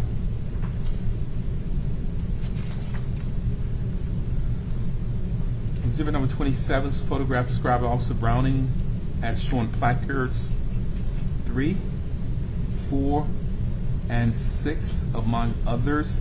Exhibit number 27. Exhibit number 28, photograph described by Officer Browning as showing placards or items 7 and 8. Exhibit 28.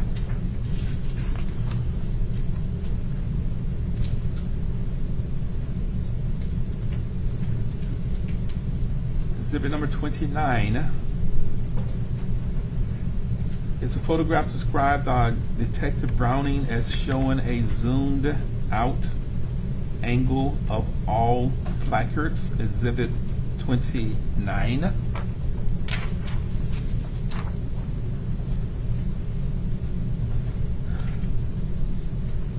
Exhibit number 30. Photograph described by Detective Browning as showing the body, decomposing body of Lorenzen Wright. Exhibit number 30.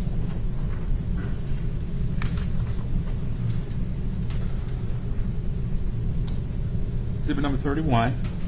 Photograph described as showing placards of placards 1, 2, 3, 5, appears to be 10, and also the body of, zoomed out body of Lorenzen Wright, exhibit number 31. Exhibit number 32 is placard number 1, described by Detective Brown, and is showing a zoomed in photo of a, what appears to be a alcoholic or liquor bottle. Placard number 1, exhibit number 32. I think I took adequate notes. Hopefully I described it properly. Mr. Hagerman, you may proceed. Publish those in a second. Yes, sir. Some of the pictures we're going to see, Detective, or that we talked about already, involves bullet casings. Is that correct? That's correct. Let me pass you these 3 envelopes. Ask you if you recognize these.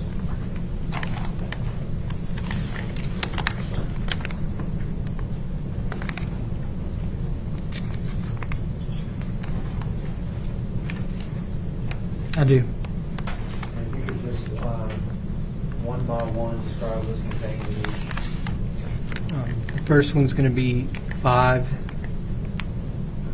spent 8.35 B&B bullet casings, 1 spent 9mm bullet casing, and 1 spent 380 bullet casing.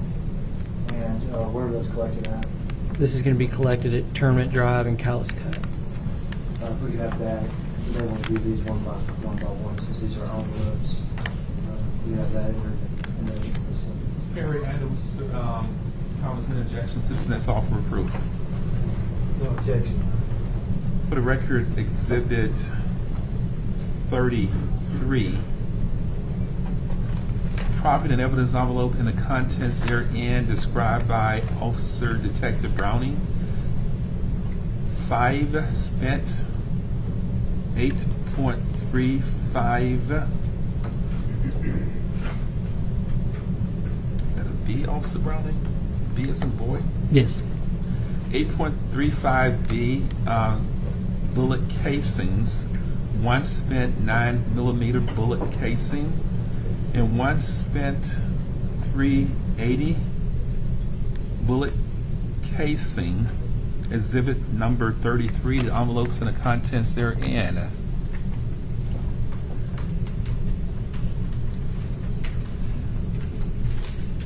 The next envelope you have in your hand, Detective Browning, is? It's going to be 9 spent 9mm Luger casings. Okay, where are those collected? There's Callis Cut and Tournament Drive. Mr. Thomas Mr. Thomas, so Mr. Perry, I apologize. Any objections to this next offer of proof? No objection. This will be exhibit number 34, described by Detective Browning as 9 spent 9mm Luger, Luger, shell casings. Exhibit number 34. Ms. Hagerman, you may proceed. Last envelope. The last envelope is going to be 3 spent bullets. And those were collected at Callis Cut Off and Tournament Drive. Offer those in evidence as next one. Ms. Carol, Ms. Thomas, any objections to this next offer of proof? No objection.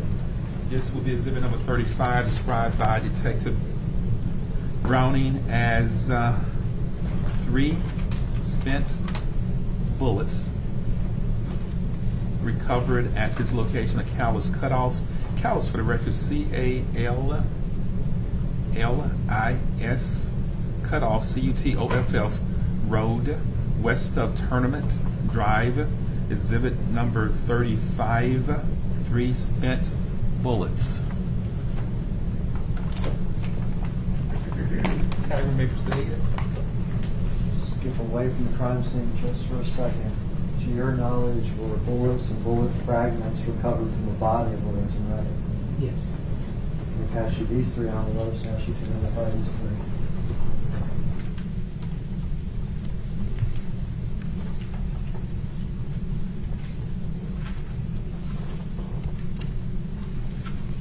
And the first one's going to be a bullet fragment from the right arm of Lorenzen. Over that evidence, the statement's going to be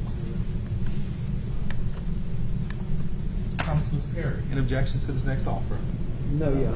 Without objection to exhibit number 36, described by Detective Browning as a bullet fragment recovered from the right arm of Lorenzen Wright. The location of recovery is 1060 Madison Regional 1. Sorry, I apologize, it's not Regional 1. That's the Shelby County Regional Forensic Center, or I believe the Regional Medical. It's changed names a few times. I just called the medical examiner's office. Regional 1 Medical Examiner's Office, exhibit number 38, a bullet fragment recovered from 36, can't read my writing, 36, a bullet fragment recovered from Lorenzen Wright's right arm. Mr. Hagerman, you may proceed. Proceed to the next one, Detective. It's 1 bullet from chest. Bullet from Lorenzen Wright's chest. Correct. Over that evidence, the statement's going to be Ms. Perry, Ms. Thomas, any objections? No objection. This would be exhibit number 37. 37. Envelopes and the contents thereof described by Detective Browning as 1 bullet recovered from the chest of Lorenzen Wright. And again, the location of recovery is 1060 Madison Avenue, exhibit number 37.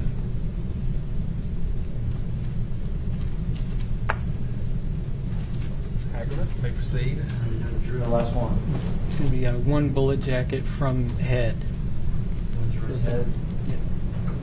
Over that evidence, the state's next number exhibit. Ms. Perry and or Mr. Thomas, any objections? No, you. This would be exhibit number 38. Property evidence envelope and the contents therein described as 1 bullet jacket from the head of Lorenzen Wright recovered at 1060 Madison Avenue, exhibit number 38, with bullet from head.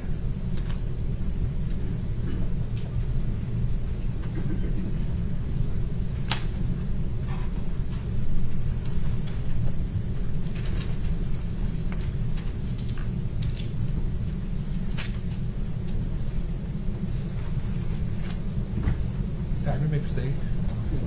Yes, sir. Mr. Hagerman, I apologize. You may not proceed. No, sorry. No, not you. One of the jurors has indicated they need a break for a moment. Let's give the juror take recess. Let me know when you're ready to go back to work. You're not discussing the case amongst yourselves with anyone else. Take Brown and have you step down from the witness stand during a recess. You cannot discuss your testimony with anyone over the recess, sir. Thank you, sir.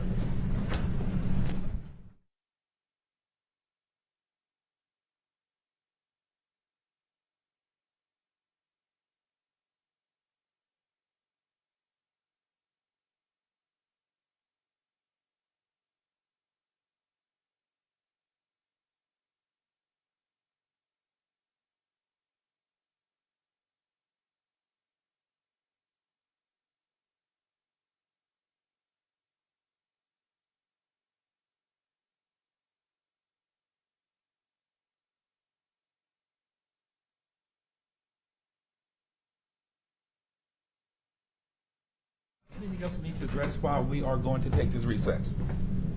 We call the court into recess. Everyone can remain seated. What's the recess? Please.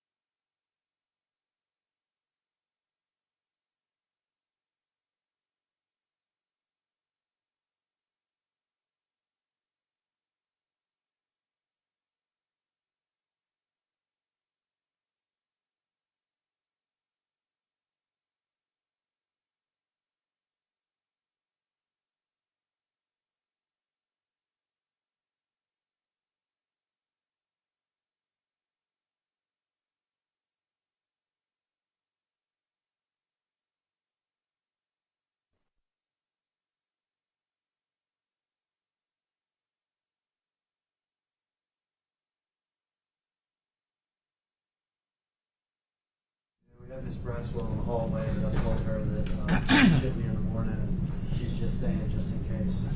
Don't think we'll reach her, and even if you finish your direct examination of this witness, I don't think the defense won't be long. No more than 5-10 minutes. Okay, we'll see if we can finish this witness. We'll start in the morning with Ms. Braswell then. Yes, sir. Thank you. That's refreshing to know. Thank you. Yes, sir.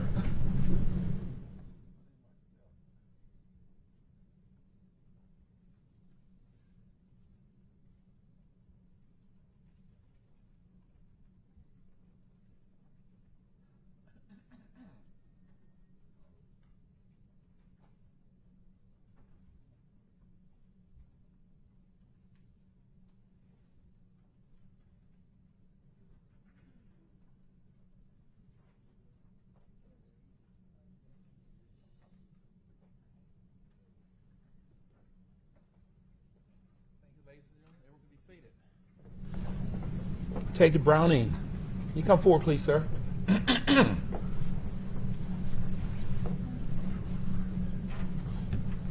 Browning, you can resume your seat on the witness stand. You were previously sworn in earlier today, and you're still under oath to tell the truth. And Detective Brown, I'm told by Deputy Phillips that some of the jurors indicated they may be having a difficult time hearing some of your testimony. So make sure you speak up a little bit louder, sir. Thank you, sir. Mr. Hagerman, you may proceed. All right, we got some pictures to look at, some exhibits to publish. We have a little more evidence after that for you to look at, Detective Brown. But I think we're all maybe hoping to wrap you up in the next 30, 45 minutes, okay? Okay. So let's start with this picture here, Detective. What do we see? It's an overhead view of where Lorenzen's body was located. And you had named the street as Callus Cutoff, is that right? Correct. The street here at the bottom, is that Callus Cutoff? That is Callus Cutoff.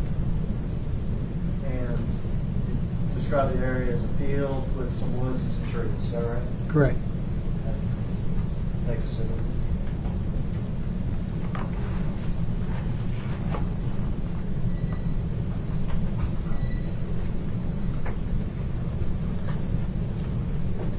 Another angle of the road, is that right? That's correct. And we're going to see closer pictures, but there's actually a barbed wire fence that separates the road from the field, is that right? That's right. So the barbed wire fence runs like this, is that right? Yeah, east to west. Yes. East to west. Yes.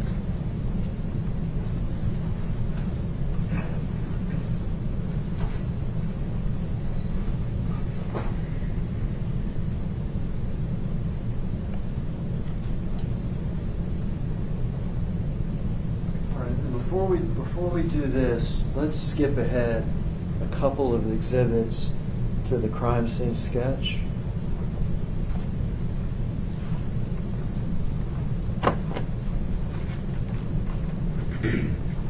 I think what the sketch is going to be able to do is sort of give us a general idea of what we're looking at. All right. It's hard to read from this far away, but I have copies, Your Honor, Yes, for sir. the jury to follow along. Yes, sir. Deputy Phillips. Ladies and gentlemen, Deputy Phillips is passing out to you a copy of what I believe is exhibit number 15, a crime scene sketch showing the location of Lorenzen Wright's body and other evidence placards. You may include that in your jury notebook also. And the fact that it's included in your notebook, have to admonish you that you cannot give any greater significance to that. Do not place any greater importance on it because it has in fact been included in your notebook. It has been given to you just to assist you in following Detective Browning's testimony. You may include that in your notebook, but do not put any emphasis on it because it is in fact in your notebook. Mr. Hagerman, you may proceed. All right, we're looking at this sketch, Detective, is that right? That's right. This first top part of the sketch I'm going to call the key, okay? The key to the sketch describes what it is we're talking about. Okay. Is that right? That's right. Line across the middle is labeled Callus Cutoff. That's the road, is that correct? That's correct.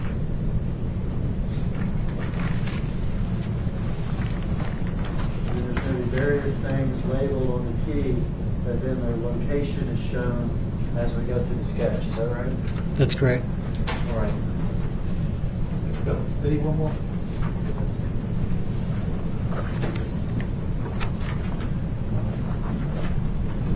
Okay, I can see that from here.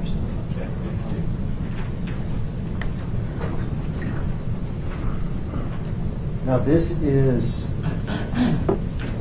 a sketch that was prepared, maybe some color added, but back in 2010. Is that correct?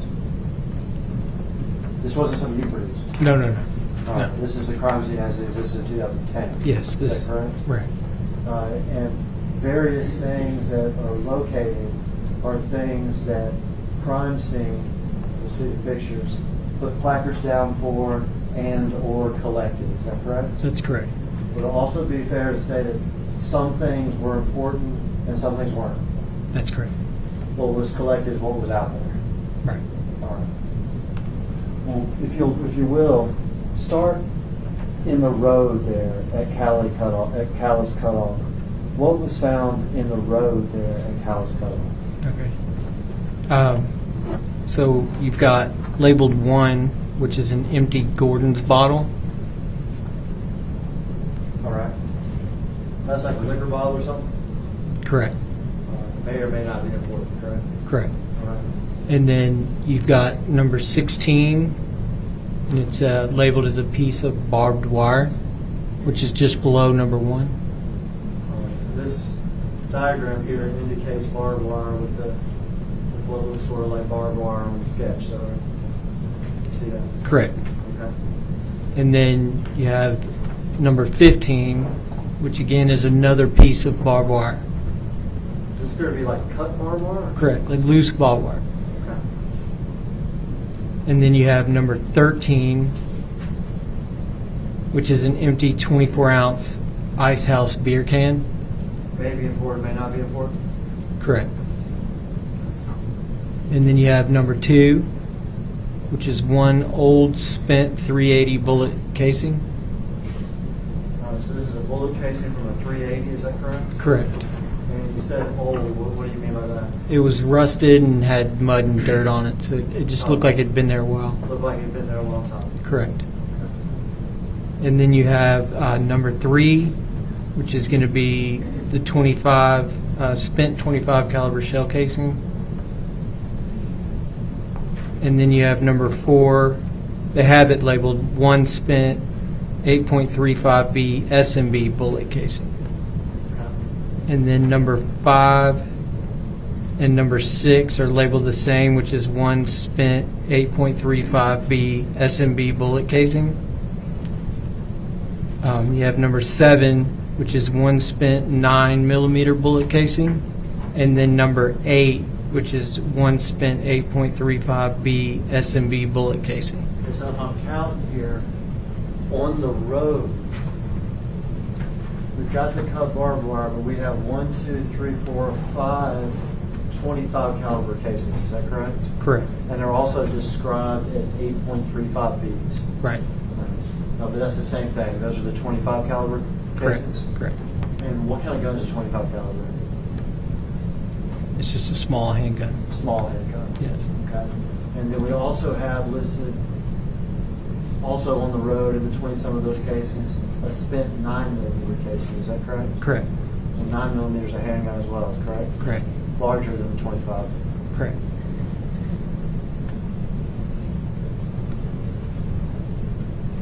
You want me to continue? Continue with things on the road. Okay. Number 9 is going to be a small flat plastic empty water bottle. Number 10 will be an empty 24-ounce Bud Ice beer can. Number 11 will be an empty McDonald's large fry container.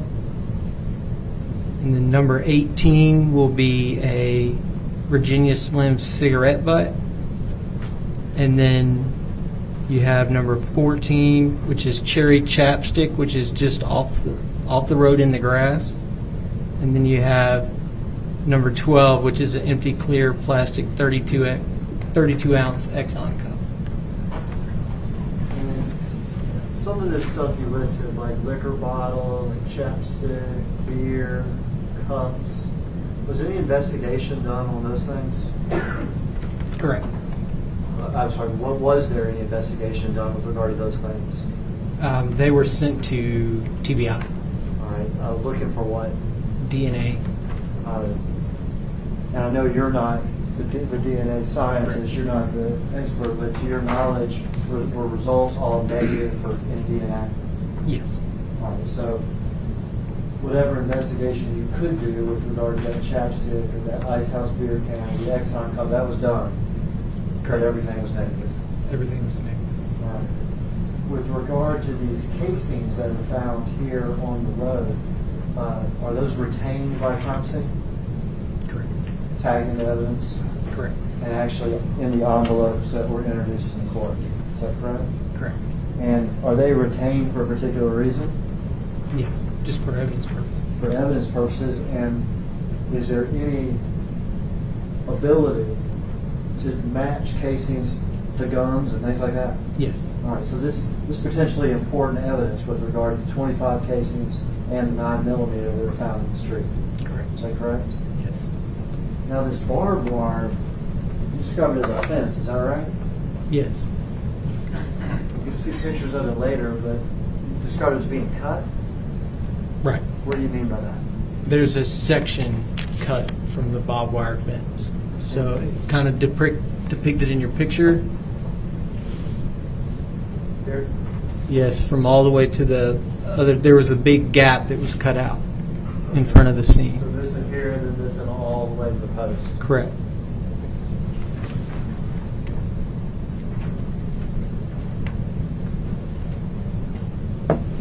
All right, we crossed the barbed wire fence. We saw the aerial view. We saw like a field and we saw trees. What do we do when we cross the barbed wire fence to get to the next important area? You're gonna. They've got it labeled 6A, which is a blue wrapper. There's gonna be yes, the first piece, yes, and then just below that you have 7A, which is one spent 9mm casing. You have 8A, which is another 9mm spent casing. 9A, which is a spent 9mm casing. You have 10A, which is a spent 9mm casing. You have 5A, which is a spent 9mm casing. You have 4A, which is a spent 9mm casing. And then 3A, which is a spent 9mm casing. 2A, which is a spent 9mm casing. And 1A, which is a spent 9mm casing.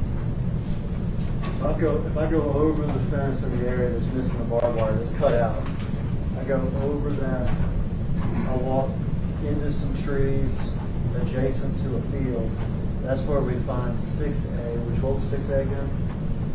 That's going to be just a blue wrapper. And then I come to a series of casings, is that correct? Correct. I'm counting right. 9mm casings, is that correct? Correct.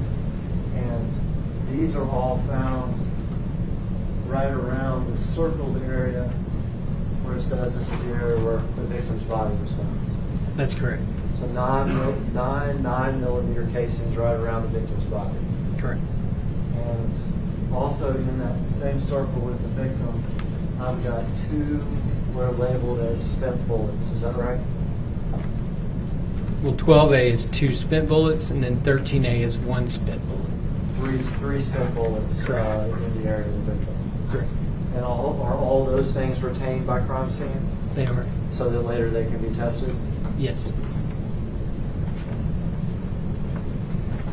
All right, let's go back to the photographs and walk through it like that.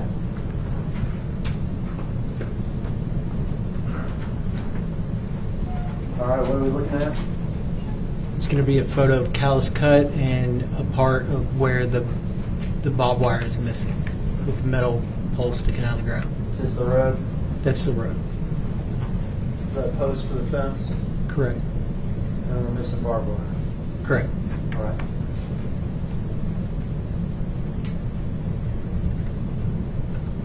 What's this here? Is that- It's a zoomed-in photo of the barbed wire. Is this, do you know if this picture is a picture of the fragment of barbed wire that has been cut, that's in the diagram, or is this actual picture of the fence? I do not know. It looks like it's been either zoomed in. It just appears to be a part of the barbed wire, Okay. maybe of the fencing.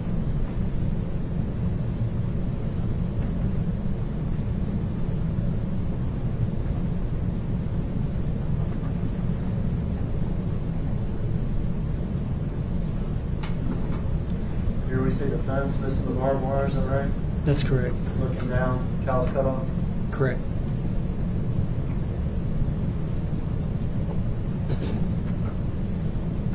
Fence post, missing the barbed wire. Correct.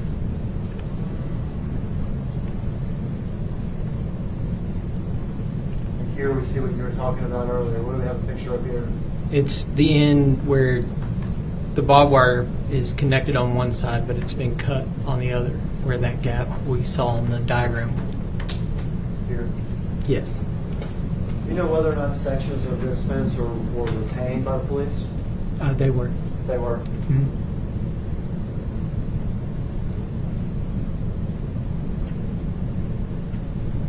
All right, we got a faraway picture. What are we looking at?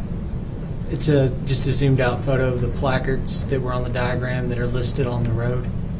These placards correspond to the things in the diagram, Correct. including the casings and other stuff that was collected out there. Correct. Barbed wire fence, not go over the fence, not be in a wooded area. Correct.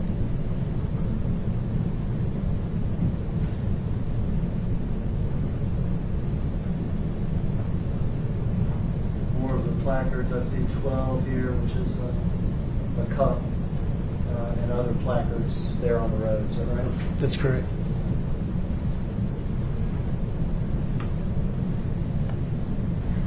Zoomed in picture of placard 2, what's placard 2? Placard 2 is that's going to be the old spent 380 bullet casing. Okay, this is that casing you found out there, that you found out there, that they found out there that you said looked really old and rusted. Correct. Next one. Placard 3. 3 is going to be the spent 8.35B SMB bullet casing, or I'll call 25 that- caliber. I'll call that the 25 caliber casing? Yes. Okay.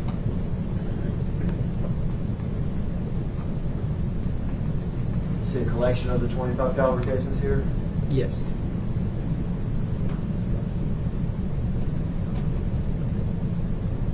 Same thing, 3, 4, 5, and 6 are all the 25 caliber shell casings.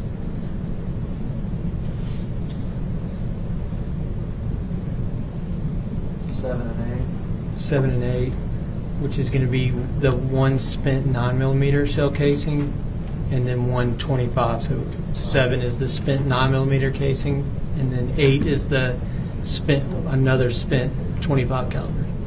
So 7 is the one 9mm casing that we find on the road. Correct. We're going to find 9 more near the body. Correct. And 8 is another 25 casing that's a little bit further down the street than the other 25 casings. That's correct. Okay.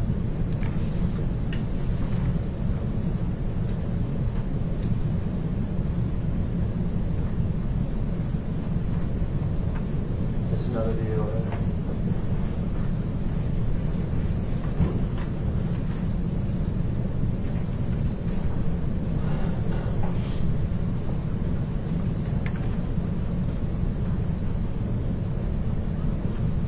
All right. We've gone over the fence and we've gone through the wooded area. And Lorenzen was located, is that correct?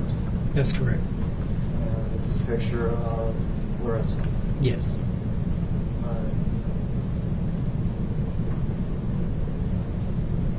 Nine or 10 days afterwards, after the 911 call, is that right? That's correct. In July, In July. is that correct? Yes. So we see the body as it was found. That's correct. Are you aware as to what items were found on Lorenzen at the time of his death?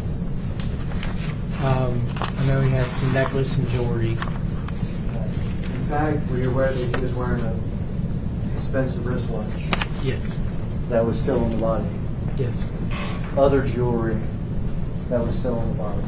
Correct.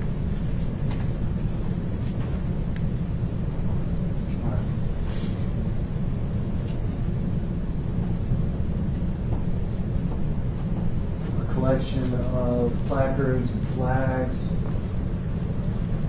And if I'm right, these things denote various places that the 9mm cases were found or the spent bullets around the bodies, all right? Yes.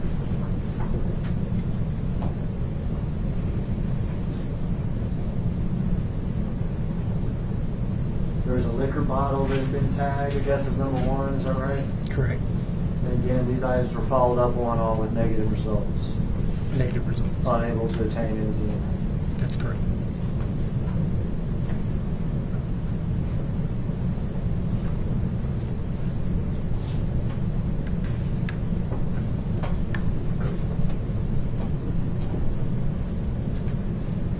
Check this on that.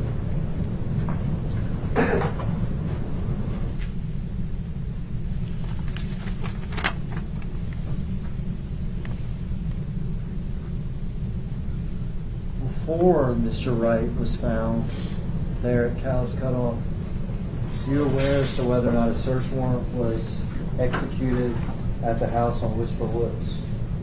It was. And do you know in response why the search warrant was executed? For evidence concerning Lorenzen Wright. In particular, do you know what motivated the search warrant to be executed at Whisper Woods? They had received information from a neighbor that a large fire was in the backyard during a hot summer, so Fire in the backyard yes. after the disappearance of Lorenzen Wright Correct. in the middle of July Correct. before his body was found. Correct. Did detectives go to Whisper Woods? They did. Did they serve a search warrant? They did. Did they inspect the backyard? Yes. Did they find any structure or which could have a fire like that? They did. What did they find back there? It's like a, I guess, like a small chimney area where you can kind of burn things, like put a firewood and everything. It kind of sits up high above a fire pit. And did they find remnants of, what you call it, things or stuff Yes. that aren't commonplace in fire pits in the backyard? Yes, it was like the metal piecings within like envelopes, paper clips, like office supplies. Remnants of documents? Yes. Look at those pictures and tell me what that picture there. This is going to be a picture of the fire pit. And then we have a zoomed in picture of the fire pit and a piece of paper. But you can't read the writing. It's a burnt piece of paper. And then you have a zoomed in photo of some paper clips, the metal bindings and envelopes, some change, and some other folder clippings. And then you have a zoomed in photo of just that little piece of paper that was left from being burnt. And it's got the word north, and it looks like part of the word attorneys. And that's it. We have those marked to say something on YouTube. Mr. Sherra, under this policy interjection. No, yes. Without objection, and the court will admit exhibit number 39, described by Detective Browning as a photo of a fire pit, exhibit 39. Exhibit 40.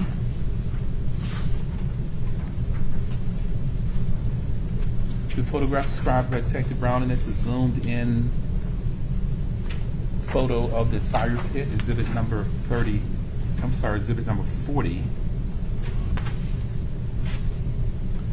Exhibit number 41 The photograph described Detective Browning as a zoomed-in photograph showing paper, clips, bindings, and coins. Exhibit 41.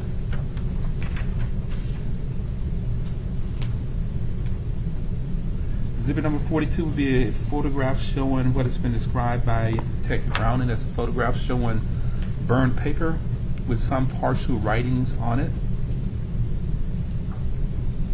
Attorneys North.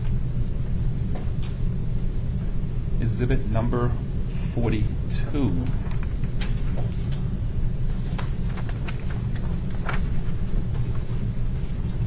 Ms. Hagerman, proceed.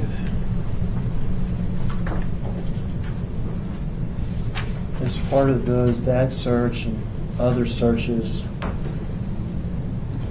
in the days after he goes missing, do detectives come in possession of Sherra Wright's cellular telephone? They do. Are they able to extract information from the cellular telephone? They are.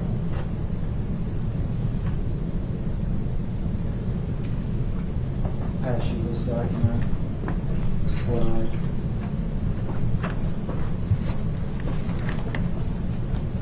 Are they able to find evidence of a text message from Sherra Wright the night of this murder? They are. Are they able to find evidence of a text message from Sherra Wright to Billy Turner the night of this murder? Yes. Are they able to find evidence of a text message from Sherra Wright to Billy Turner about 25 minutes before that 911 call is made? Yes. And are they able to recover the substance of that message? They are. Who's the sender of the message? The sender is going to be Sherra Wright, And who receives it? Billy Turner. And what does the message read? I'm going to need my You need commission. to speak out, I think, so everybody. I'm going to need my commission. Ren want you to bring your cards in the AM before you fly out. You owe me, boy. I'm going to need my commission, is that what you said? I'm like IMMA. I'm going to need my commission. And something about business cards? Ren want you to bring your cards in the AM before he fly out.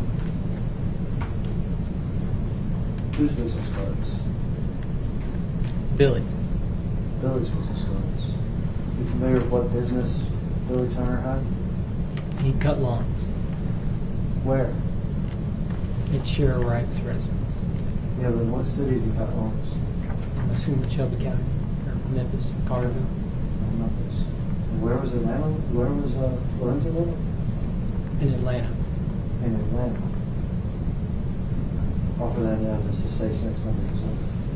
Sir Andre Thomas, interjections? No, you don't. This will be exhibit number 4343. A document described by Detective Browning as a text message sent from Sherra Wright to Billy Turner. July 18th, 2010. Time is indicated 11:47:17 p.m. Exhibit number 43.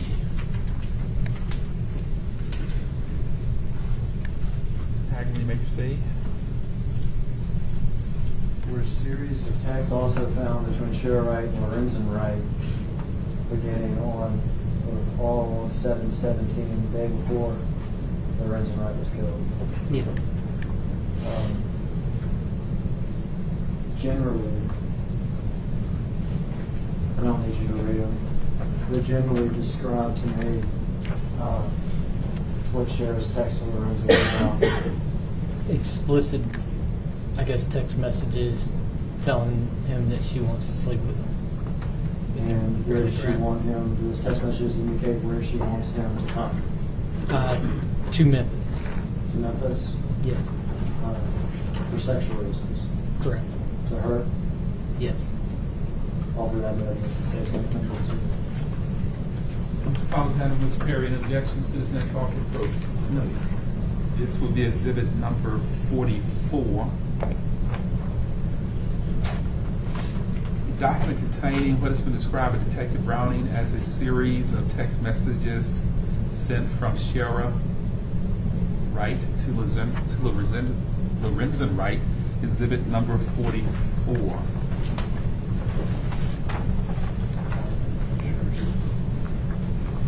Proceed, Mr. Hagerman. I'll publish those real quick, Your Honor. Yes, sir. Is this a fire pit in the backyard? Yes, That same house we saw pictures of, Whisper Woods? that's correct. All right.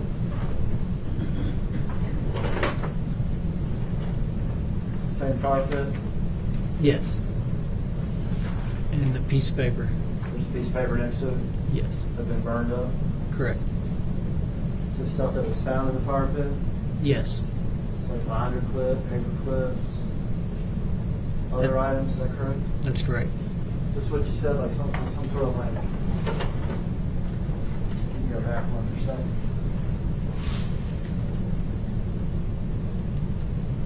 Some sort of like metal binder items or something? Yeah, it looks like it'd be something on top of a file folder, or maybe even in the spine of it to keep it straight. A piece of paper you can make out some words like attorneys and north. That's correct.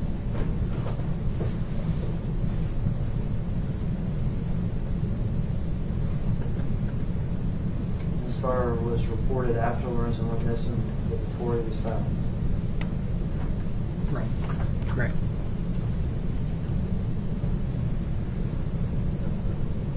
Oh, it's all the text message. Then it's the okay.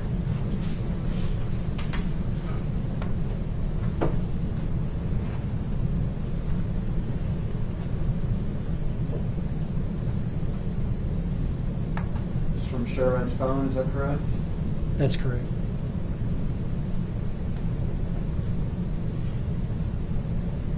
To Billy Turner? Correct. 7/18/2010, 11:47, 17 seconds. Oh, is That's that right? That's correct. I'm gonna need my commission. Ren want to bring your car. It's gonna be AM before you fly out. You owe me more. Exclamation point. And response. Minute. 45 seconds later. Okay. Correct.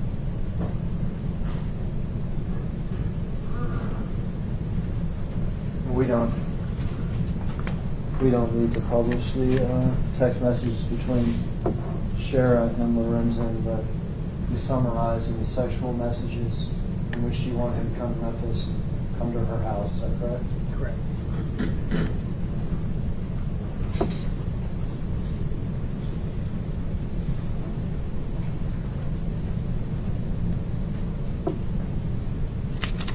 Find a piece of just evidentiary stuff from 2010.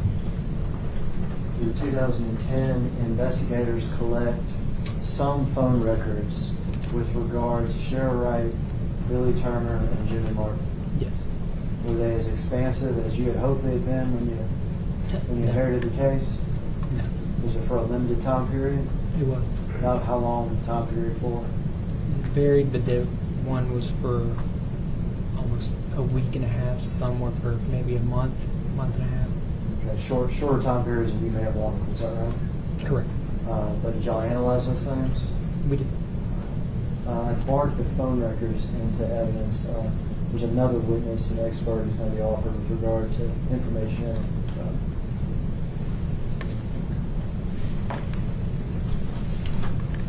Ms. Perry or Mr. Thomas, any objection to this next offer of proof?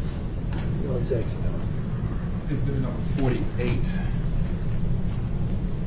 Describing Officer Brown, Detective Browning as phone records conversations between Sherra Wright, Billy Turner, and Jimmy Martin. Jimmy Martin? Jimmy Martin's the third person. Yes, it's shared. I mean, Sherra Wright, Billy Turner. Billy Turner, and Jimmy Martin. Correct. Exhibit number 48.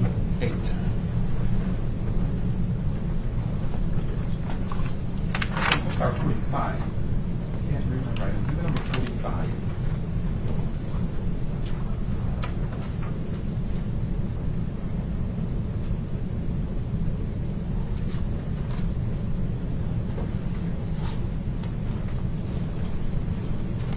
clear, Detective, I'm sorry, Your Honor. To be clear, Detective, these are phone records, is that correct? Correct. They don't contain like the actual conversations that happen, do they? No. They contain records of who called who, when, and where? Yeah. They contain some location information? Correct.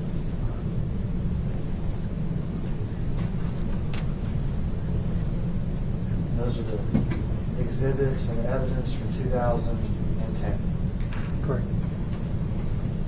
In your review of 2010, did you become aware, or were you aware that Sherra Wright, Billy Turner, and Jimmy Martin had been developed as suspects at that time, back in 2010? Yes. In your review of the case, did you become aware that at some point after 2010 and 2012, that Jimmy Martin had made a statement to law enforcement? Yes. Did you have occasion to review that statement? I did. And I'm not going to ask you what he said, okay? But on the basis of that statement, were you interested in doing any one thing in particular after you heard it? Yes. And what was the one thing you were interested in doing? Searching the lake off County Road. Searching what? The lake off County Road. A lake off County Road. And about where is that? It's going to be about an hour. Is it an hour just east down in Mississippi? Is it near Walnut? Yeah, near Walnut. Near Walnut, Mississippi? Is this a lake that, describe this lake for me, like what it's close to? It's close to a landfill, and then there's a gas station probably about a mile down the road. And it's just off the highway there. You became interested in searching this lake? Correct. Were you aware that it had been searched before? Yes. In fact, back in 2012? Correct. Were you aware of, not meaning names, but who searched and how they searched this lake in 2012? It was I think it was the Holly Springs Fire Department. Was it in fact volunteers at the fire department? Correct.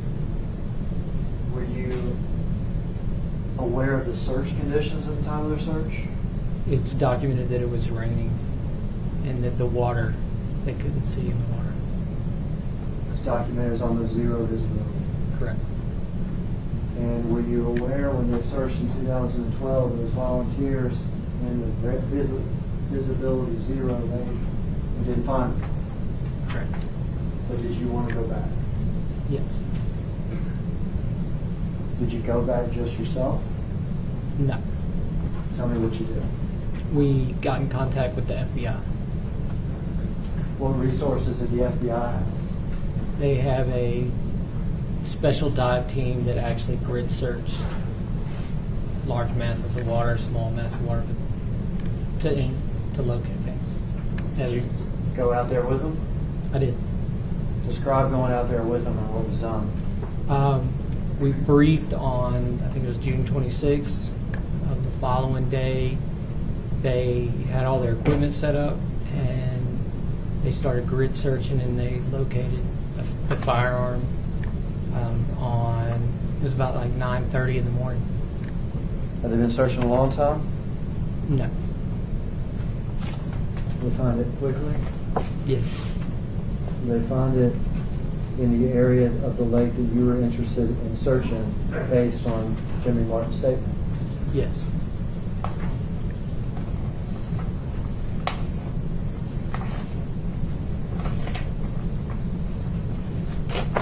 Can I ask you a series of photographs and tell us what's pictured? It's the last series of photographs.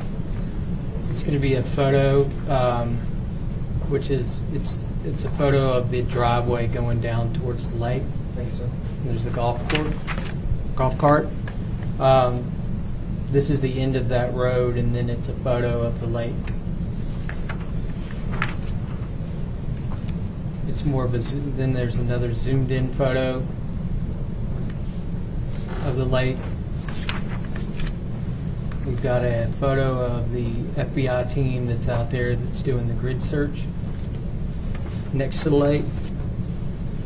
And then there's a photo of the FBI dive team in a small boat. And then there's a photo of the FBI dive team in the water with their diver.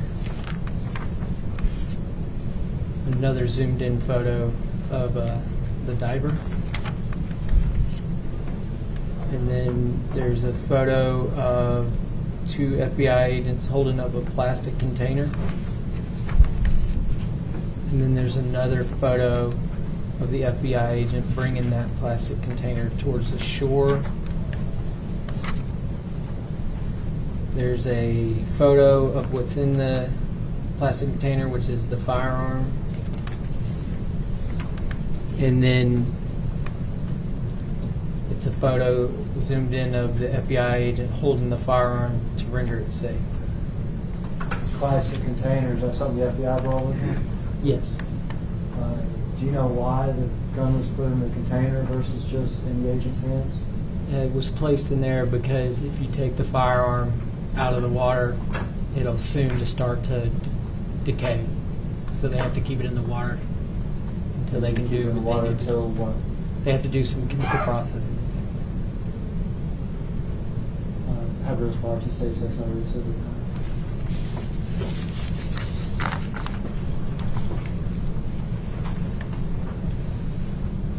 Mr. Thomas and Mr. Perry, any objections to this next offer of proof? This would be, for the record, exhibit number 46. Photograph described by Detective Brown, and it's a photograph of a driveway leading to a lake. Exhibit number 46.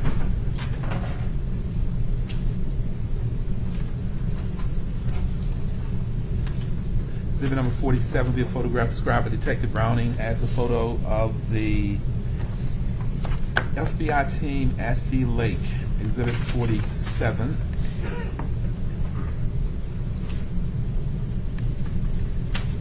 Exhibit number 48, photograph described by Detective Browning as a zoomed-in photo of the lake. Exhibit number 48.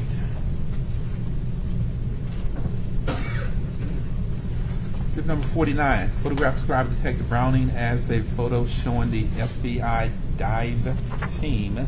Exhibit 49. Exhibit 50. Photographs described as having showing members of the dive team on a boat. Exhibit 50.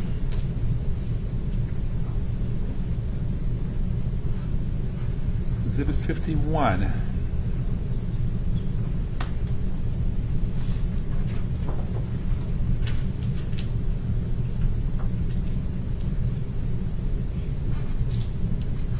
Exhibit 51, a photograph described by Detective Browning as showing members of the FBI dive team entering the lake or the water. Exhibit 51.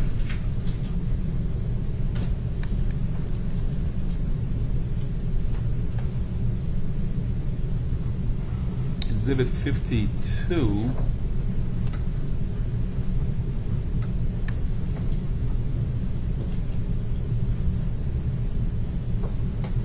Photographs described by Detective Browning as a zoomed-in photograph of a FBI dive team member. Exhibit 52.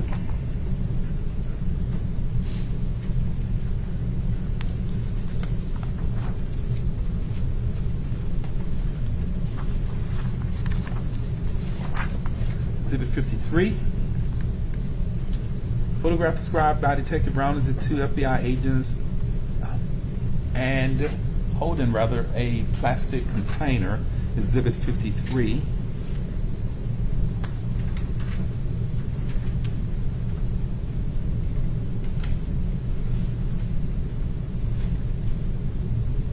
Exhibit 54.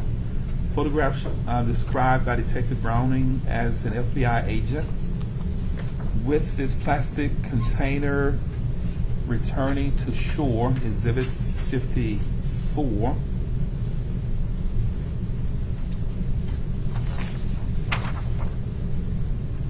Exhibit 55. Photograph described by Detective Browning as photo showing a firearm in this plastic container, Exhibit 55.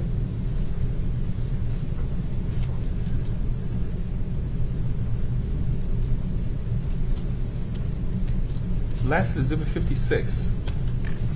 Photograph described by Detective Browning as an FBI agent clearing the gun or firearm that was contained or placed in this plastic container, Exhibit number 56.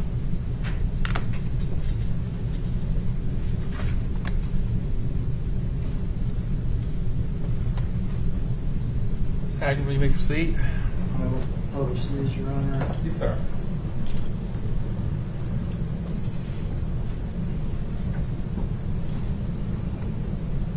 Is that the little road going to the lake That is off the highway?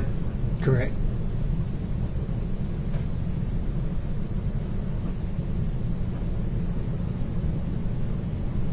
You can see the lake now, is that right? That's correct. All right. Better view of the lake. Yes.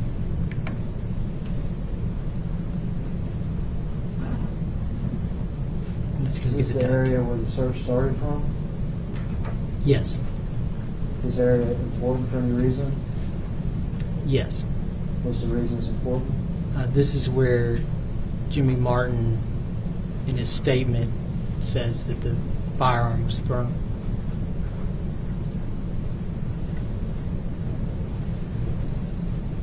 Agents on the lake? Correct.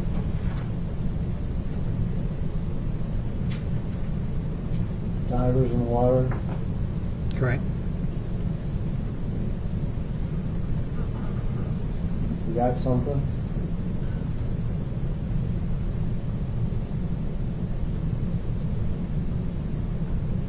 Container?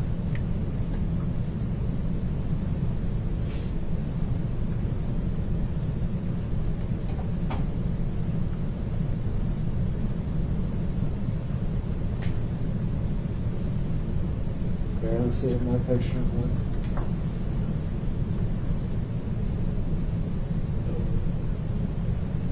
And the gun. And with regard to that gun, do you have any particular duties as soon as they found it? Yes. What was that going to be? I had to keep it lodged in that water, and then I had to tag it in evidence, and then I couldn't leave it in evidence. So once it was tagged, I had to take it directly to TBI. Did you have people to test firearms? Correct. To compare it to casing to the bullets? Yes. Question is, you recognize this box and what's inside?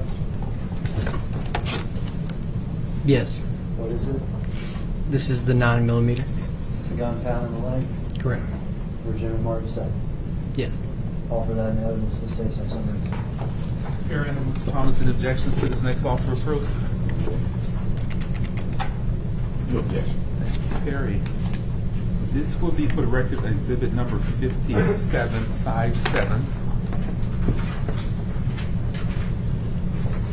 Commonly referred to as it's proper evidence box, commonly referred to as a gun box, and included in this box is a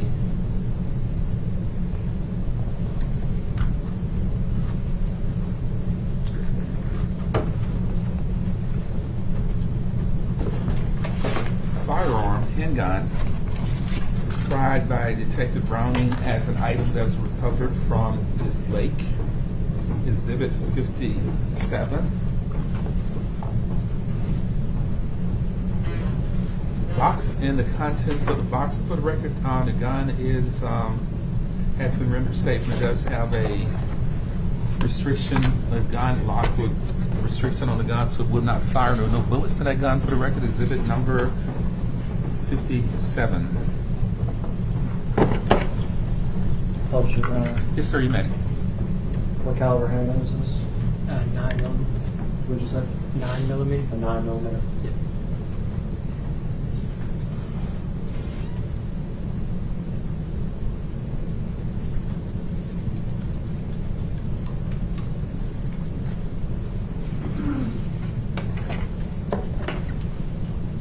Take the gun to TBI. And you can't wait to tell all your friends about what you found, did you? What were the orders once you found it? We wouldn't say anything about the fire. Keep it secret. Correct. Secret from everybody? Yes. Why'd y'all do that? Because we were in the process of writing a T3 wiretap. Wait, the wiretap? Correct. You said? Yes.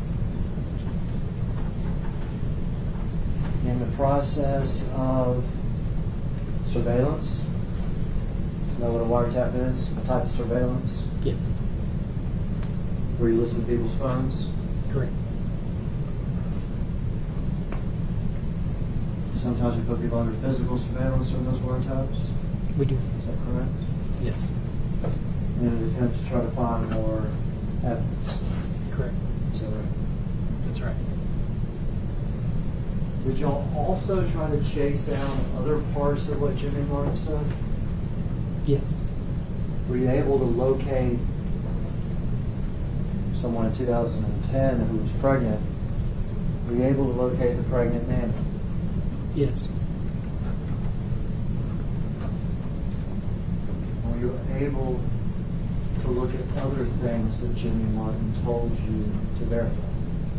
Yes. At some point, was it released to the media that the murder weapon had been found? Yes. How was that done? As far as How was that done? How was the media told the murder weapon in the Lorenzen Wright case has now been found? it was released by our command staff. A press release Correct. on a particular day? Yes. A particular day that coincided with this wiretap and this surveillance? Correct. Were you interested, first, who were the suspects with regard to this wiretap? Sherra Wright and Billy Turner. Sherra Wright and Billy Turner. Correct. Did you see Billy Turner in the courtroom today? Yes. Can you describe what he's wearing? He's wearing a gray suit with a black tie, and he has a gray mask. The same Billy Turner that we saw the text message to, Correct. with the yard service, Correct. and the house that was the dot 2 miles or so from Calistoga. Correct. Same one that did the suspect in 2010. Correct. Were you interested in how these suspects would react once they found out the murder weapon had been found? We did. How did Sherra Wright react once she found out the murder weapon had been found? It was pretty chaotic. Was Pardon me, she, say that again and a little louder, please. It was pretty chaotic.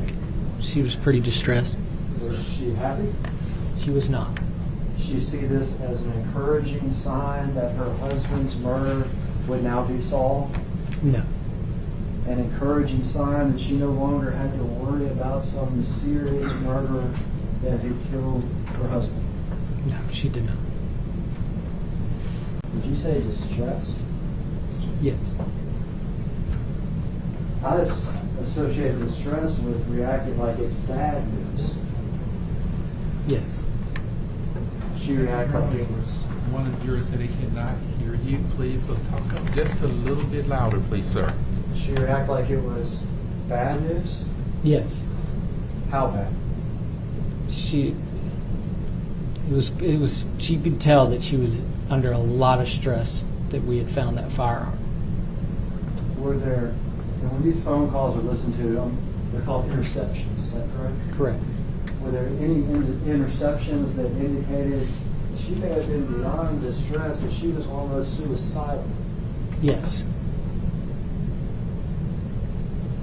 Once she learned this news and she was distressed, interceptions about suicidal, what did she do? She flew to Memphis. Is that something that had been planned? No. Something she'd been planning for a week or two or a month or anything like that? She had not been. And when she flew to Memphis, is she under surveillance? Yes. Were there interceptions on her phone that indicated that she was very reluctant to speak on her phone? There were. Interceptions in which she believed her phone may be tapped? Yes. And was that surprising to y'all? No. Why was it not surprising to y'all? Because she had been a part of a previous wiretap in 2010. Were there any interceptions once she got to Memphis that indicated who she wanted to meet with so bad? Yes. What kind of interception was that? It was text messages and calls. From her phone? No. From someone else's phone? From someone else's phone. Well, then how were they intercepted if they were from someone else's phone? Because they were coming across Billy Turner's interception. She was messaging Billy Turner. Not Sherra, but the other lady. She was going through a third party to message Billy Turner Correct. once she came to Memphis, Correct. all of a sudden. Correct. Did they meet?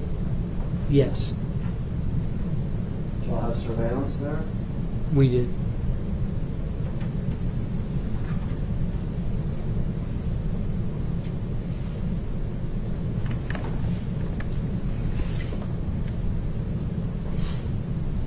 We'll hear from that officer later with regard to the surveillance.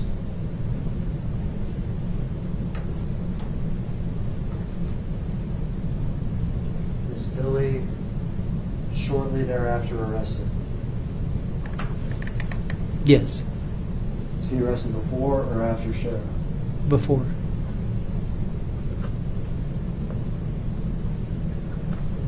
When Billy is arrested, the interceptions continue on Sherra Wright's phone. They do. Now the news is not just the murder weapon and we're getting close, but a murderer's been arrested. Correct. Did her attitude change? Is she happy now? No. What's her reaction now? It's more intense. More intense. Yes. Good or bad? I would take it as bad. Bad. There are more interceptions that she's suicidal. Correct. Speak up so we can hear. Correct.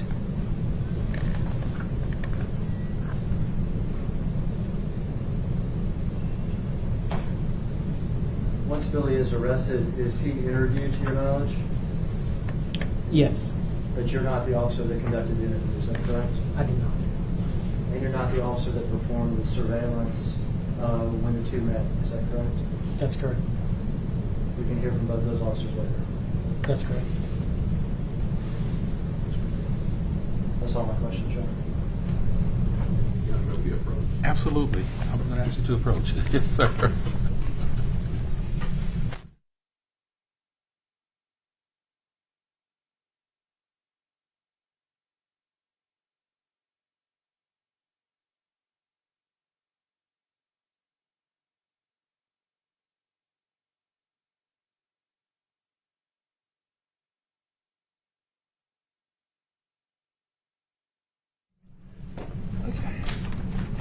Gentlemen, it is 5:50.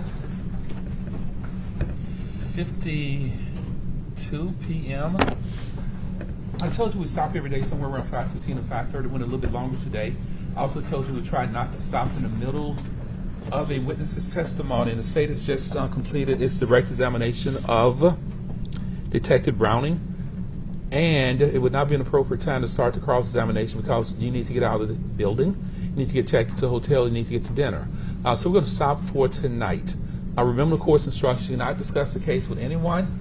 You cannot discuss the case amongst yourselves. We're going to resume at 10 o'clock tomorrow morning. I think we have 12 other cases set in the morning. We should be done with that by the time we resume trial. Let me know how your accommodations are. Let me know how the food is, whether it's edible. And let me know if the deputies are treating you well. That's a universal reaction. Every time I ask the juror that question, they all look at Deputy Smith and smile and laugh. So, thank you for your patience today. We'll see you back in court at 10 o'clock tomorrow morning. You can follow Deputy Smith, please. Thank you, Browning. I'll have you step down from the witness stand. We'll put you back on the witness stand tomorrow morning. I'll swear you in because it'll be a different day. You cannot discuss your testimony overnight with any other lawyer, sir. Thank you, sir. See you in the morning at 10 o'clock.